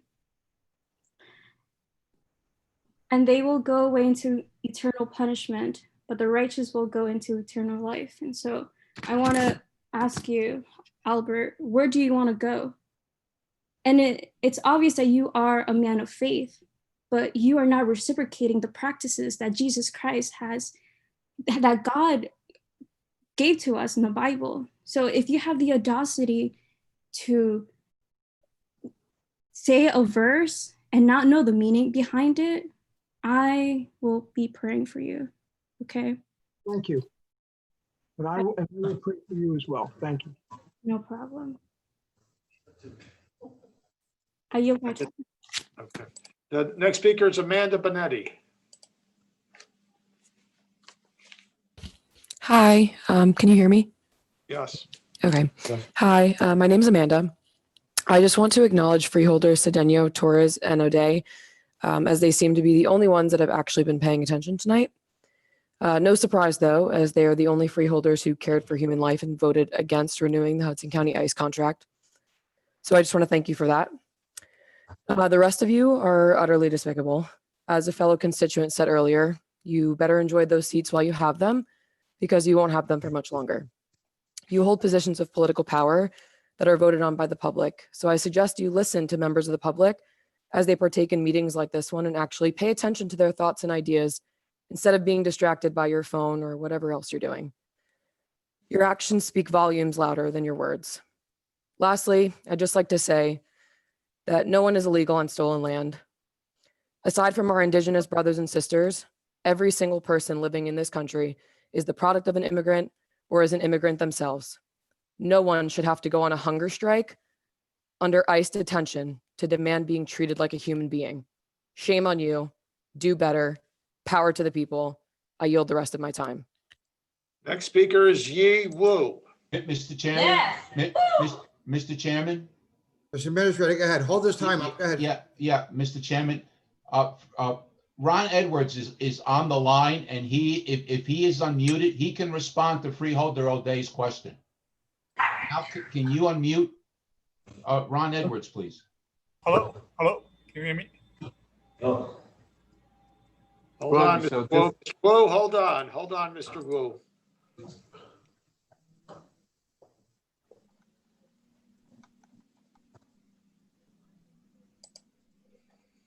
Director Edwards. I'm here. Go ahead. Can you hear me? Go ahead. Yeah, you good. Freeholder, you had a question for me, Freeholder O'Day? Yeah, there's been a question raised as to any RFI that has been put out by ICE and whether or not the county has expressed any interest in responding to it, provided any information to ICE as a result of that RFI, or submitted a response. Has the county had any exchange, correspondence, reply to ICE as a result of an RFI that they put out? No, Freeholder. Has the county, can you provide us any and all correspondence between your office and ICE over the last 6 months that may be related to the status of the contract and its expiration that was going to occur at the end of this year? Freeholder, there are no emails.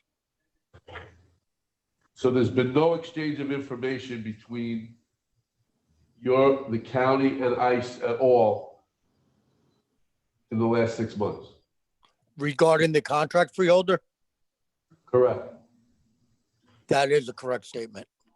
So you are going to tell me that after there was a meeting held in early November where a number of people spoke at the meeting and that there were articles in the newspaper concerning it, no one from ICE had any contact with you or anyone else in the county? Not regarding the contract, Freeholder. What the regards to what did they? There was a request from yourself about the status of individuals. That is what I requested from ICE, that information. That was it. There was only the request you submitted to them. There was no questions or anything that they asked of you? No. Can you provide what you sent to them and what they sent back? Yes. All right, thank you. Thank you, Mr. Edwards. Go ahead, Ms. Clark. Okay. Yi Wu. Hi, sorry about earlier. Thank you for my opportunity to speak. And well, first, I'm not going to repeat many others have said about the horrific conditions and torture of the Hudson County ICE prison because it's already very graphic and you already heard it. It's beyond the pale of a human decency that is still being continued. But I do want to speak and emphasize that Tom DeGeese talked about it the other day about white outsider activists who are who he called them as the opposition to this prison. Well, I would like to say I live in Jersey City. I live in Jersey City Heights. I'm not an outsider. I'm not white. And yeah, I'm just a regular person in Jersey City, and this is terrible, and my neighbors think it's terrible. So I don't know what Mr. DeGeese was talking about. And he even tried to shut down free speech and peaceful protest about this issue. So, the only thing I can say is thank you to those freeholders who voted against the extension of the ICE contract, and shame on you who voted yes on it. And I'm gonna yield the remainder of my time. Thank you. Next speaker is Stephanie. Please state your name. My name is Stephanie. And first, I'd like to thank Mr. O'Day for advocating for my right to speak tonight. I almost did not get a chance. I do apologize in advance if I become emotional, as this is a topic that is near and dear to me. Again, my name is Stephanie, and I am both a resident of and a homeowner in North Bergen. I am a born and raised Hudson County girl. My home is Hudson County, from Hoboken to West New York to Guttenberg to Union City and North Bergen, a blue Hudson County, New Jersey girl. I am a mother and a teacher, and I am the product of immigrant parents who I thank every day for giving me the life that they could never give me in their country. Yes, they were in the lucky minority who were able to cross the finish line and beat the red tape and bureaucracy to obtain their citizenship. But that's not what this is about.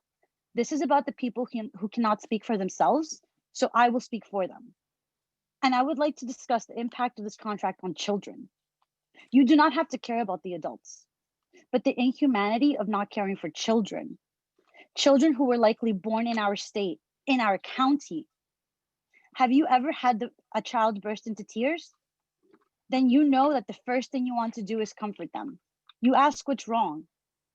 How many of you have ever had to do that with children, with multiple children on a daily basis for the duration of a school year, every school year that you have taught in your almost 10 years of a teaching career?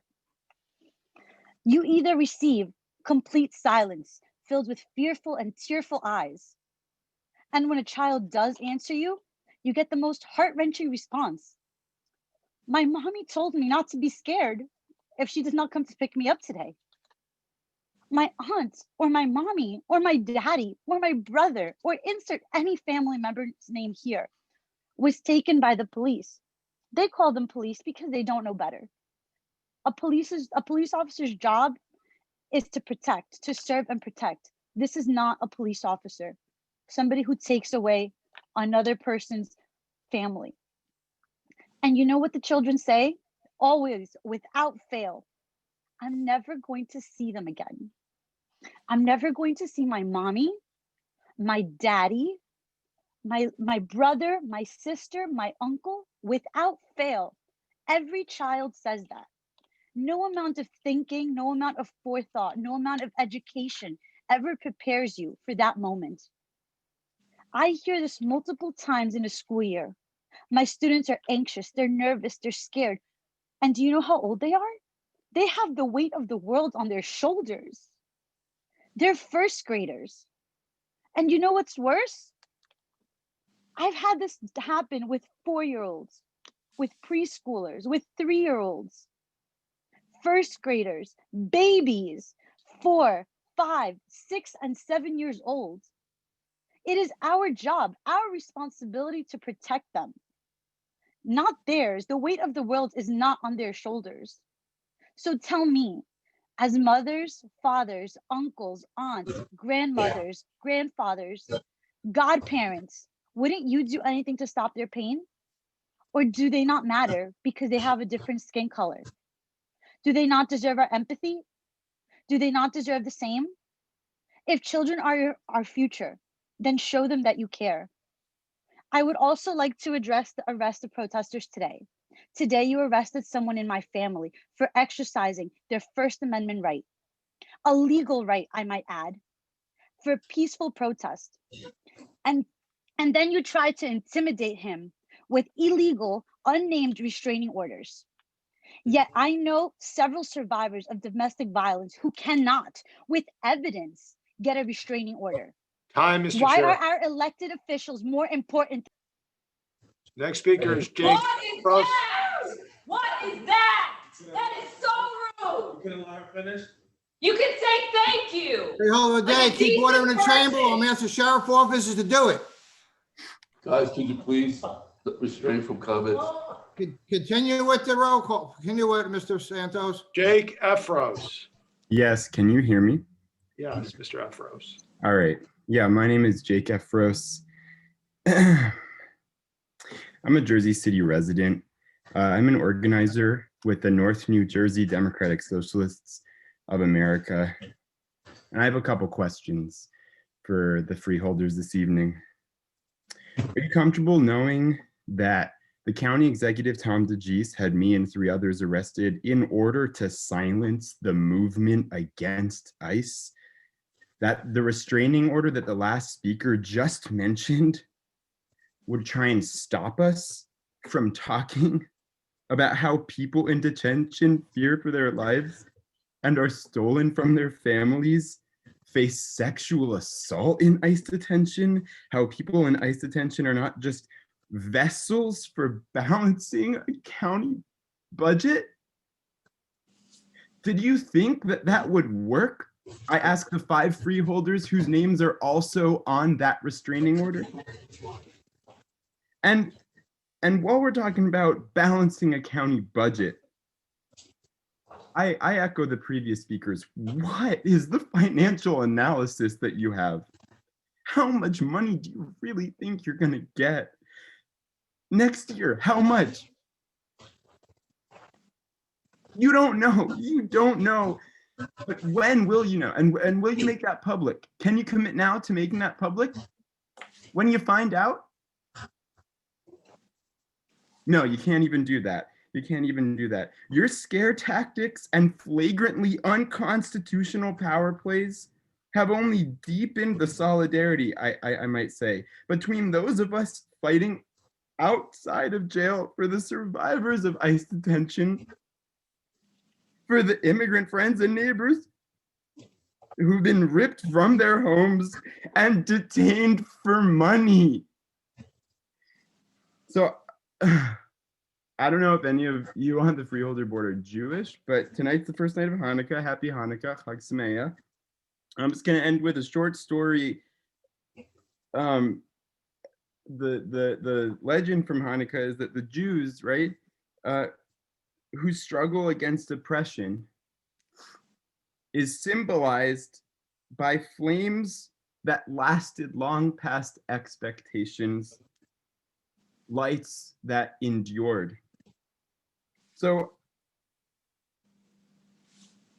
as I lit my menorah's candles on this first night of Hanukkah, I thought about the hunger strikers' willpower and their willpower's endurance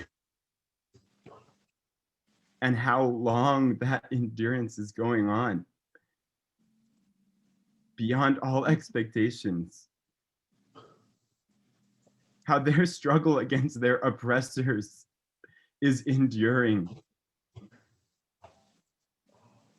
And this is not just a Bergen County problem. If you think that's somewhere else and not in your jail, that ICE detention conditions and the oppression of ICE detention is for other jails, you're sorely mistaken. How dare you be in the business? How dare you be in this business? So to the 6 freeholders who voted yes, and to the 5 freeholders who are on the restraining order in particular, again, I ask you, how much money do you really think you're gonna get next year? And if you don't know right now, when can you commit to making this public so that you can have an actual number attached to this atrocity? And so we can keep talking from there. I'm going to yield the rest of my 5 minutes to your answer to that question.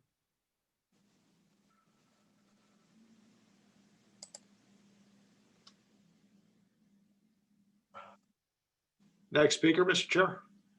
Thank you, Jake. We love you. Jake. And Liana Little, please. Thank you after they speak. Thank you. Liana Little. Hi, can you hear me? Yes. Hi, my name is Elena Little. I live in Jersey City.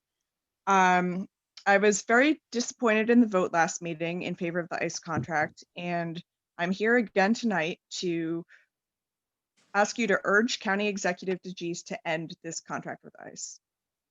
I want to reiterate what so many others said.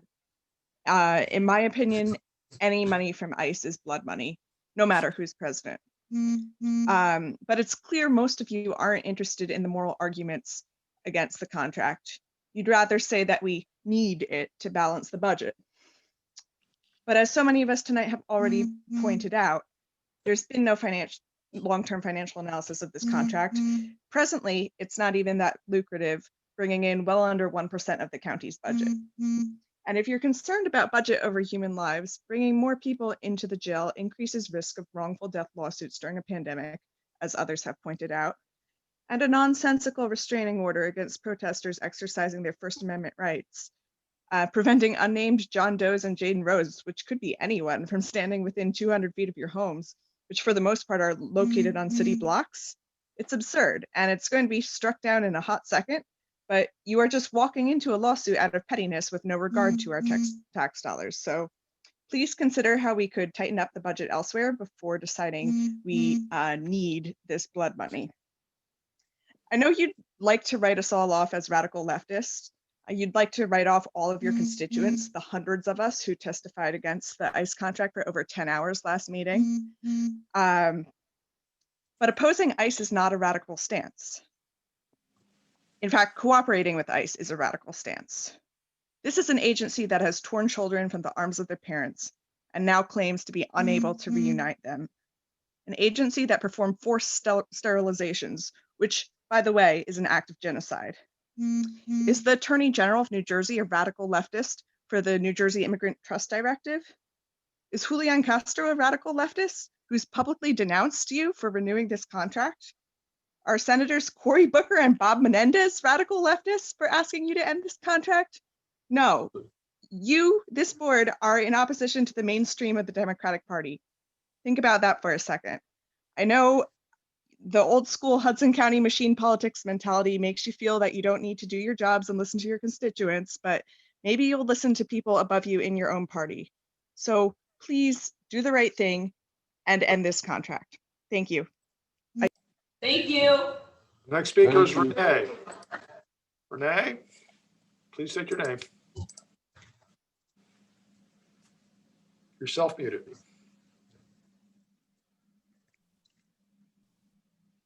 Renee, are you there? I'm going to go to the next speaker. Give her 1 second, please. Renee? Please tell her to unmute if you want to speak. She's self-muted. Yes, please tell her to unmute if you want to speak. We're telling her. She's not responding. Tell her one more time. Renee, I only have a first name. You're self-muted. Okay, we move on. We gave her time. Matt Andrew. Hi, can you hear me? Yes. Hello, my name is Matt Andrew Carino. I am an activist from Somerset. I'm not from Hudson County. How do I know about Hudson's ICE contract, the 6 out of 9 vote to extend the contract, and the inhumane conditions at these prisons? People are talking. They're spreading information on social media, organizing protests, starting activist organizations, and sharing information. And the information is spreading just like the coronavirus. People are waking up. There's a whole revolution happening. See, again, we're not just the ICE people. We're the Black Lives Matter people interrupting brunch. We're the people filming police brutality. We're the transgender rights people, etc. I previously didn't know what a freeholder was. It was the spot on the ballot I had to randomly pick because I didn't want to leave it blank when voting. Now I know the local information. I'm aware that there is a group of 9 people in Hudson County, and the majority of them voted to extend the ICE contract. I don't live in Hudson County, and I can't vote for or against any of you, but I will do my best to keep drawing attention to this situation and your disregard for the condition these prisoners have to face. The word detainees feels like a euphemism, as well as the disregard for what your constituents are saying. The last meeting, you listened to about 12 hours of demands for you to end the ICE contract, and yet here we are. I can't read what you're thinking, so I don't know if this all just sounds like hours of bleeding heart rhetoric and you just have to tune it out. But I know it's about money at any cost, even to human lives. Governments and politicians can never have enough money. It's just never enough. I'm not that religious, but if there is a hell, then using your power to increase profits at the expense of people's health and freedom will get you going on the track down to hell. I'm privileged, and I don't ever have to worry about what an immigrant or minority has to go through in this country, although Italian Americans like myself emigrated to this country and were once discriminated against. But I cannot rest well knowing that I live in a state or even country that imprisons immigrants, denies them clean drinking water and translation services, boards up their windows, and isolates them in solitary confinement and other hard conditions. Do the right thing and work to end this contract, because there is an entire generation of people now sticking their noses into the political affairs of the nation, and we will not tire of it. We will be outside the detention centers, attending these meetings, phone zapping officials, voting in every election for people like Bill O'Day, Fanny Cedeno, and Joel Torres, and against people like the 6 who voted for the extension. We will learn everything we can about every corrupt, callous, and heartless action and policy that occurs at every level of the United States government. I yield the rest of my time. Thank you. Next speaker is Cameron Spahn. Hello, can you hear me? Yes. Yes. Hey everyone, I am a resident of Hoboken. I am here, like so many others, to express how disheartened I am by the vote to renew Hudson County's ICE contract. And I think what I want to talk about is just the whole process. I'm specifically baffled that we didn't even consider postponing the vote after all the testimony on November 24th, when it was made abundantly clear that there were other options to explore.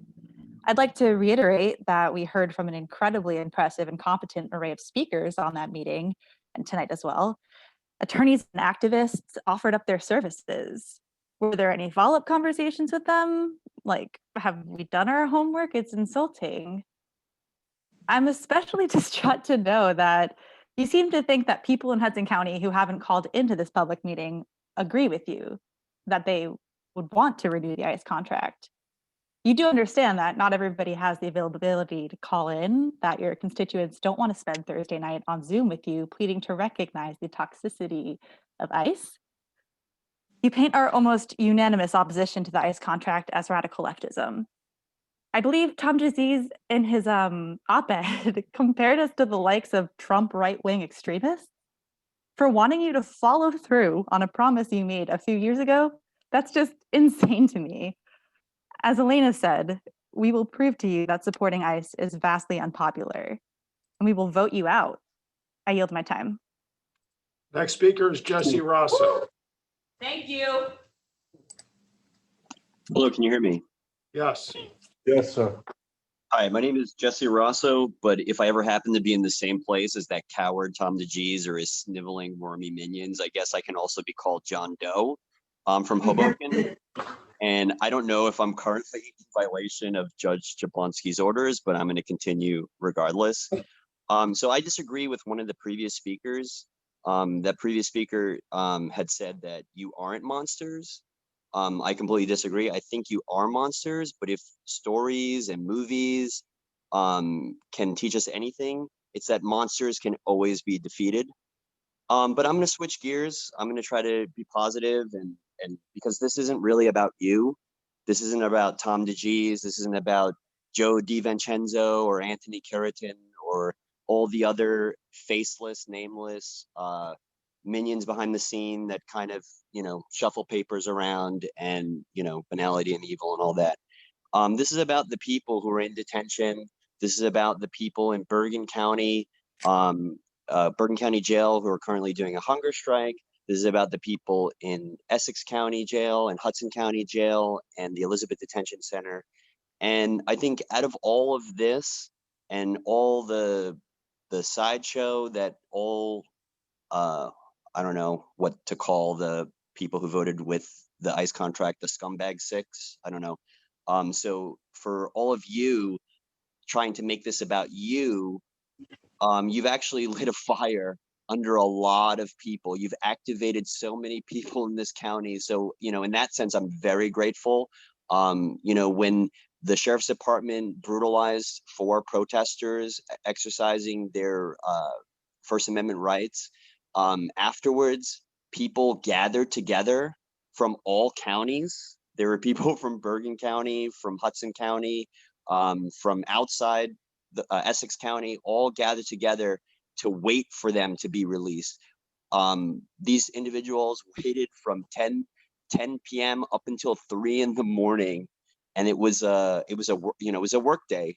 It was a rough day after that, but just the love and the support that everyone showed each other is so motivating. So I mean, we were called extremists, we were called terrorists, which is so completely off the mark and so callous for Tom to even mention that, you know, one day before the anniversary of the horrific act that happened in Jersey City.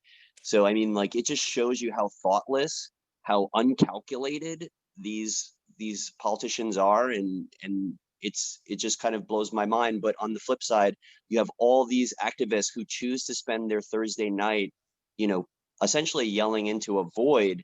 But actually, we're not yelling into a void, because we're communicating with each other. We're mobilizing, we're organizing, and we're going to win. And that's all I want to say. Next speaker is Marissa Budnick. Thank you. Hello, my name is Marissa Budnick. Brandon Bernard was just executed by the Trump administration tonight at 9:27 for a crime he did not commit at 18 years old. May his memory be a blessing, and may he rest in power. He was 40 years old when he died today. Brandon, a Black man, is an example of injustice in this American system. He was more than an example. He was a human being who was involved in a murder that he didn't even do 22 years ago. He didn't kill anybody. I bring him up because this system we live in is not broken, but working exactly as it's designed. ICE is doing the exact same thing. ICE and the death sentence in general are examples of using power over non-white folks to put them in concentration camps. ICE was designed and implemented to lock up undocumented folks simply because they're undocumented. They are also human beings. The Hudson County ICE Detention Center has killed 11 people in the last 3 years. And you are contributing to this murderous system. And the 6 of you who voted to renew the contract will go down in history as being complicit in this murderous system that lets detainees only have 30 minutes to shower and call loved ones. How generous of you. The blood money you are accepting from this shows the racist system at work. And that is what is extremist, that you are actually accepting money off of these detainees. Not 10 protesters outside to Jesus' house pleading for him to have a heart and be a human being. Now, and with a restraining order against us just because we want people freed and families reunited. We come in love and peace and care for those mistreated and abused who cannot fight for themselves. And if you're not white, or if you're an immigrant in this country, you are for some reason deemed a threat, and nothing has changed in the year 2020. And now you want to continue that for another 10 years. Shame, shame, shame, shame for feeding into this racism, xenophobia, misogyny. Since we cannot get justice for Brandon Bernard for a crime he did not commit, we will continue to fight for those who also did not commit a crime, but are simply undocumented. Find the compassion in your heart to stop feeding into hurting, killing, and separating fellow human beings from their families.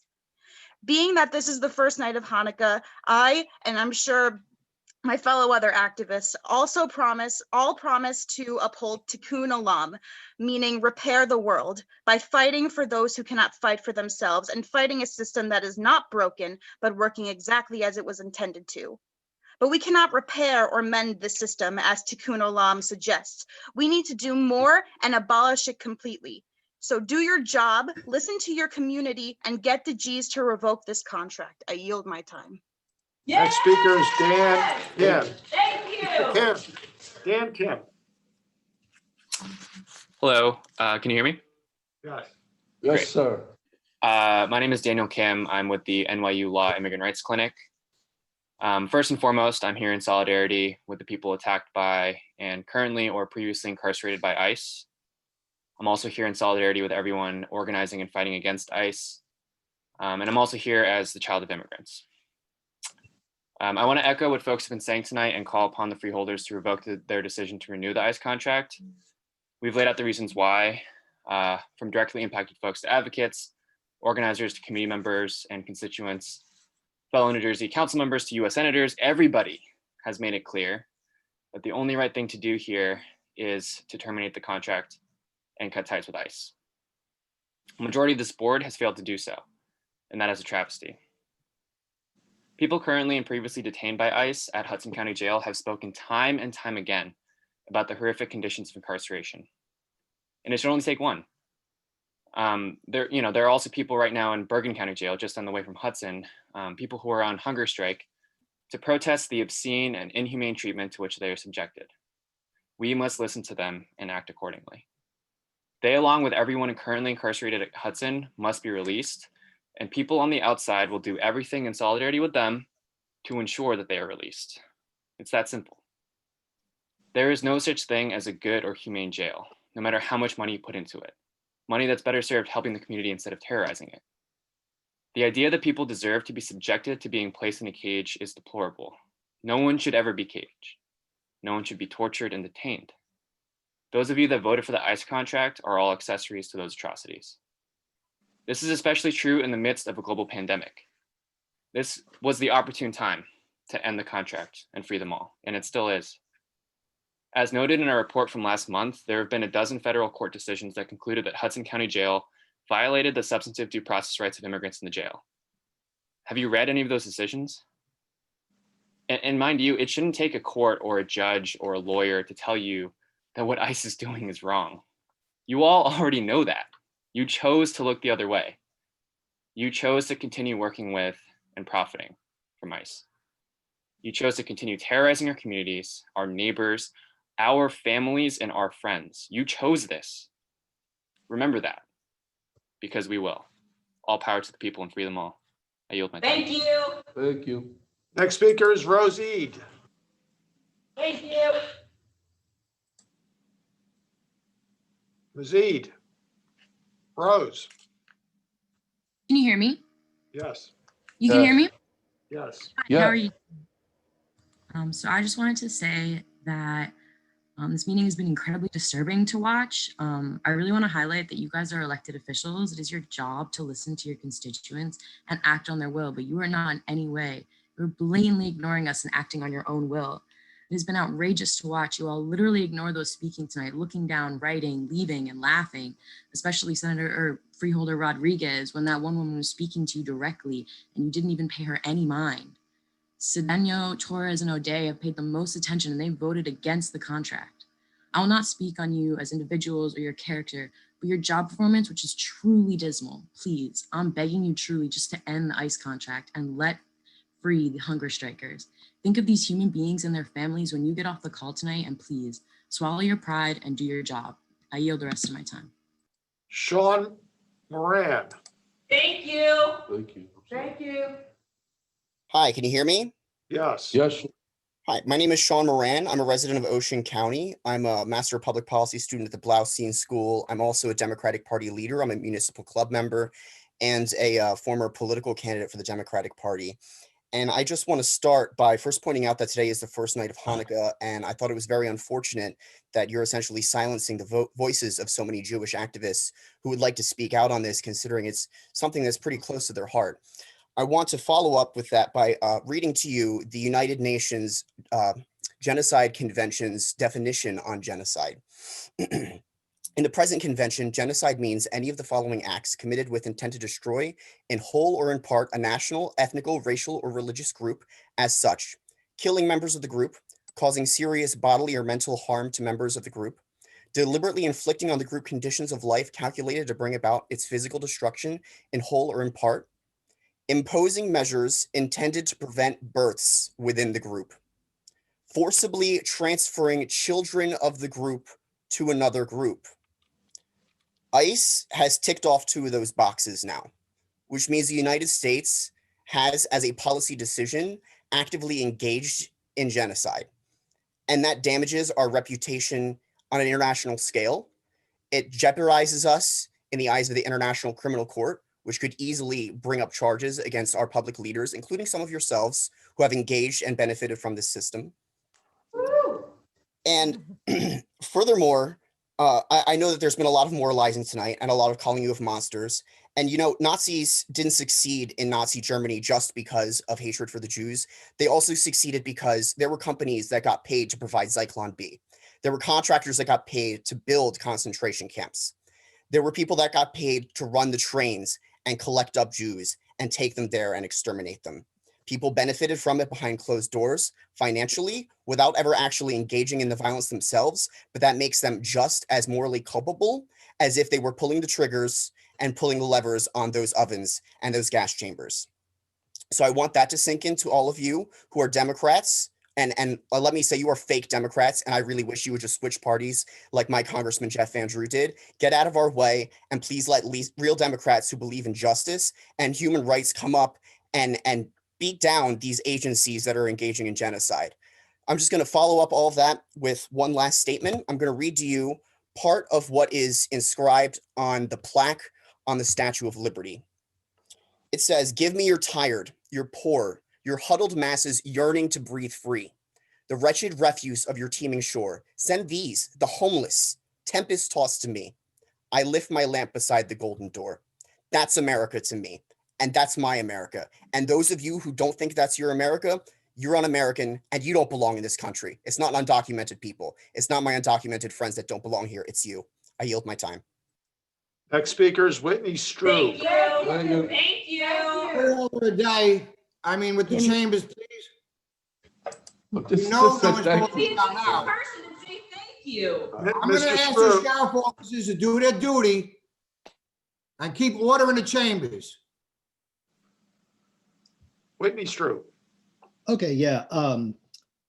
Good evening, freeholders. Whitney Strube here with North Jersey Democratic Socialists of America, DSA. Last meeting, you threw me off for using profanity against you. I promise I won't do that again, even though it was unconstitutional of you to do so, and you suppressed my freedom of expression at a public meeting, and I do object to that. I also object to the logic of banning profanity to protect ladies, as I believe was said earlier this night. For 6 years, I directed the Women's and Gender Studies program at Rutgers Newark, and I assure you that any serious study of the history of feminism will not support that. And I encourage you to read works like The Woman Identified Woman by the Radical Lesbians, or the work of Audre Lorde, such as her poem, Jessie Helms. It may shock you in your rather patriarchal notions of femininity. But the actual points I wanted to make were actually very simple and just two. They're both questions for you, because I think one thing that you benefit from is the sort of tumultuous chaos of the discourse here that moves very quickly and that shifts around a lot because of the urgency of the moment.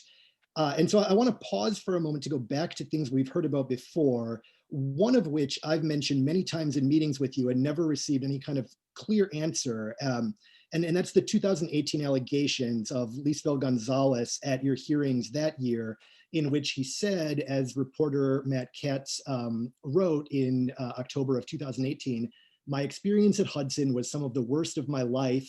I was a victim of rape." And you claim that this was investigated. I just want to go back to a comment I made at your last meeting, which is I literally filed an Oprah request about that investigation, asking for records. I've contacted the prosecutor's office. My Oprah request wasn't even acknowledged, which is also not legal, by the way. That cannot possibly be constitutional. I didn't even get a denial. And so I want to ask, will you make those records available? You've insisted that this was investigated and dismissed. I don't believe you, but this could be settled by at least sharing documents. Could you help me out there by providing the documents from that investigation, which might actually satisfy my inquiry?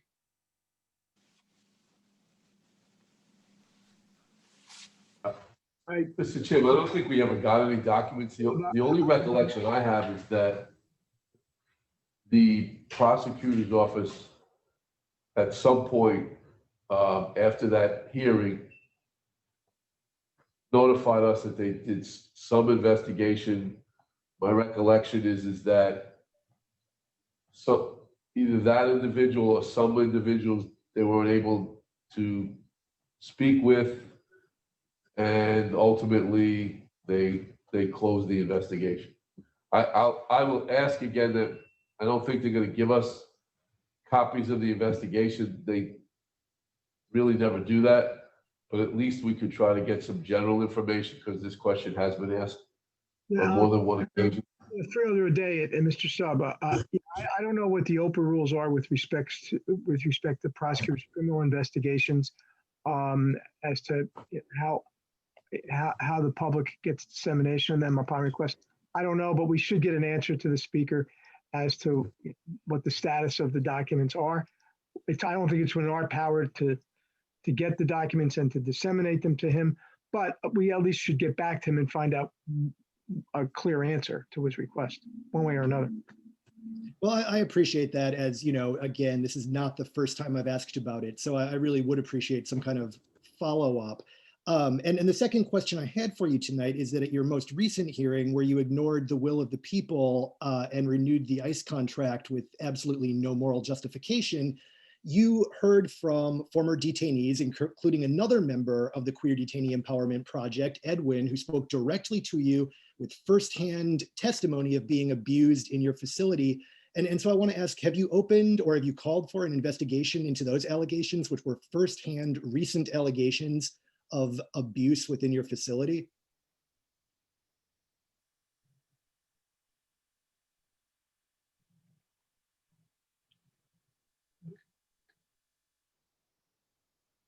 Go on, sir. I'm waiting. You heard allegations firsthand of abuse. I don't, Mr. Staub, I did not make any referral. I don't know if anyone else did to that. That's all I can say on my own part. Well, I mean, Philly, are you going to? I mean, I don't understand. You're the one who made very moral arguments about the detainees to justify voting for this contract. That's right. So, I mean, are you going to show some moral stand here by opening an investigation or demanding one? You know what I'll do? I will speak to someone at the prosecutor's office tomorrow and see what the prosecutor's office can do about investigating. Could this be handled with a little more transparency than the previous one? Is there some way we could follow this so that it doesn't disappear the way the allegations in 2018 did? Time, Mr. Chair. I'll speak to the prosecutor's office. Thank you. Thank you. Thank you, sir. Mr. Chairman, I would also suggest that once the transcript is finished and provided to us, has that been done yet? Sharon, have you provided us a transcript from the last meeting? It's almost done. Okay, so I'm on like so 290, so the prior speaker, I would request that the clerk, once provided with the transcript from that meeting, forward a copy of that transcript to the prosecutor with a specific request that the prosecutor review the testimony of Edwin and follow up and let us know what action they may take.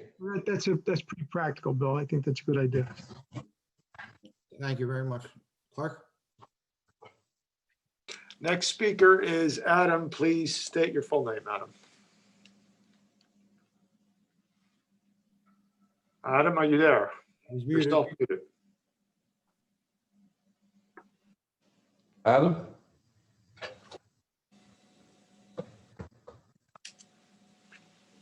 Adam? Are you there, Adam? Next speaker, Mr. Chair. Go to the next speaker. If he wants to come back on, he can come back on. Go to the next speaker. Next speaker is Rosa Silvestri. Hi. So I just wanted to come up on here because I'm just quite confused how Dino, the guys, even has the audacity to say that he, in an interview, has not had any substantial reason to close the ICE camps. I just wanted to truly, I'm not going to curse, but I just wanted to truly say that you are one of the most evilest people to have ever exist. All you freeholders that have voted yes Meanwhile, you guys yourselves come from immigrant families. How dare you guys think that you have some moral, power or some moral patriarchy that you can make other people feel like feel this bad, feel this terrible, and even from 2018, that inmates, the detainees right now are getting abused. There's no other words for it. They're getting abused in your facilities, and you're getting $126 per day for every single inmate, and you think that that's okay? Fanny, whatever your name is, you think that that's okay? You're from Honduras. You yourself came from you are a product of immigration. How dare you think that you stand above everyone else? Safeli, you yourself, the last meeting, you were more preoccupied telling everybody your credentials, saying that you're a lawyer. We don't give a crap. We want our people to get out. We want our people to have equal rights, just like you think that you believe equal rights after everything that you guys have done. I cannot believe that you freeholders decided to take out a restraining order when I myself was one of the Jane Does. You guys had the cops harass us into a corner for what? Because you guys are pussies? I'm allowed to say that word because it's not a curse word, but you guys are cowards? That is not right. That is not right. You guys do not need this blood money. We have had people dying. We have had people begging. We have had people screaming, giving their life for this, to have our detainees get out and be reunited with their families. How are you guys, family people, knowing that there are 5-year-olds, 6-year-olds, all these little kids who are separated from their family? Who do you guys think you are? Because we are the ones that put you in power. Unfortunately, we are the ones that put you in power. So I'm just letting you know, we will all be there when you guys step out of that power, because you won't have it for too long. Yes. Thank you. Are you done, Ms. Silvestri? I wish to not speak to any of you guys anymore. Okay. Our next speaker is Michaela. Love you. Thank you. Good evening, everyone. My name is Michaela or Michelle Perez. I was born in Jersey City. I'm a lifelong resident of Union City in Hudson County, and I'm a child of Colombian immigrants. I come to you before anything. I'd like to share some insight onto an experience I had working 6 months at the Permanent Observer Mission of the Holy See to the United Nations. For 6 months, I was assigned a global compact on safe, orderly, and regular migration during a presidency where our own fearless leader, I say that with great facetiousness, refused to send ambassadors to a conversation that the entire world was having on how to address global migration and how to address the intricacies of global refugees. There are distinct differences. And in those conversations, I had the honor of sitting behind the diplomat, the chief negotiator for Pope Francis. That's the Holy See for those of you who don't know, representative of the Vatican City. Pope Francis, I might remind you, reminds all of us, especially those of us who consider ourselves Christians, to welcome, protect, promote, and integrate refugees and migrants. That is the key of Pope Francis's call. Coming back to my experience, I sat behind the diplomat to the Holy See. Beside me was Honduras. If you don't know, many of the migrants, the children who were separated at the border, come from families in Honduras who are escaping persecution. I wish reminding you how unconscionable it is to ignore what they're running away from. Political and civil unrest where their lives are on the line for just choosing to stay and protect their homes. They don't wish to leave. And our own country didn't even participate in these conversations on global migration. To this day, I still remember right beside Honduras, the foreign minister of Hungarian foreign minister.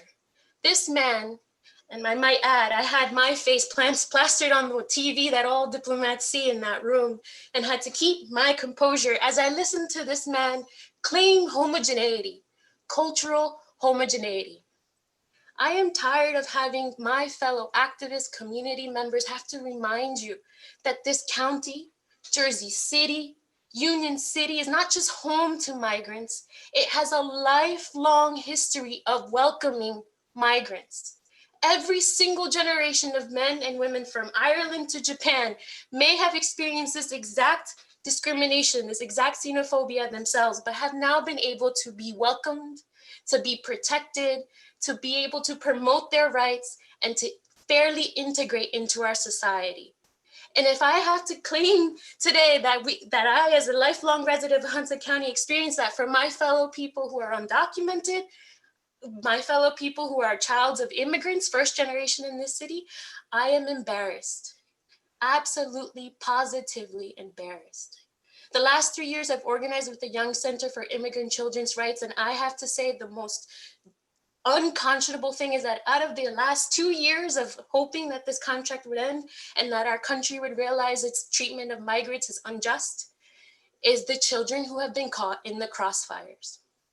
If you hear nothing from us today, I hope you hear the words of a young girl that I've helped accompany as a child advocate for a year, who was fearful for her life because she couldn't identify family across this country, and reintegrating her back to her country is a danger to her life. How many times have fellow organizers translated in USCIS offices, right? Because they could not afford a translator, an interpreter. I yield my time. Thank you. The next speaker is Elijah. Please state your name, Elijah. Hi there, my name is Elijah Stevens. I am based in New York City, where many of the people who are held in Hudson County are held. These are my neighbors, which is why I come to you all this evening. I just want to refer back to a speaker who spoke at the beginning, who was a guest of yours, who you had speak on the services you provide for those who are being let out of the Department of Corrections, who went on about, you know, housing services, job services, retraining and reentry services, that you all pat yourself on the back about providing these services, while at the same time, as a way to sort of assuage your own guilt about the kind of conditions that people are subjected to in detention, and the situations in which these people find themselves because of their criminalization system, because of the way that their lives and their jobs and their housing is put in jeopardy by this criminal justice system. Well, what you're doing is not something to pat yourself on the back for. It is truly the bare minimum. And I know from speaking on the phone with folks like Freeholder Romano, you don't even want this for folks who are undocumented. Freeholder Romano has said that people who are undocumented are not deserving of any kinds of services. So you can cut the crap about this kind of guilt assuaging that you're doing about services you're providing. Guess what? You wouldn't need to be providing any of these services if you stopped housing people in jails, if you stopped taking money from ICE to house people in your jail for ICE or in the Department of Corrections. If instead you just provide the services that people needed to live, to feed themselves, and to have proper and safe and stable housing. So you can cut the bullshit. That's all. Thank you. Thank you. I have no additional speakers, Mr. Chairman. Motion to close. Do I have a second? Second. Motion to adjourn by Veneri, seconded by Rodriguez. All in favor? Roll call, please. Opposed? Meeting is adjourned. Shut the meeting down. Thank you. Bye.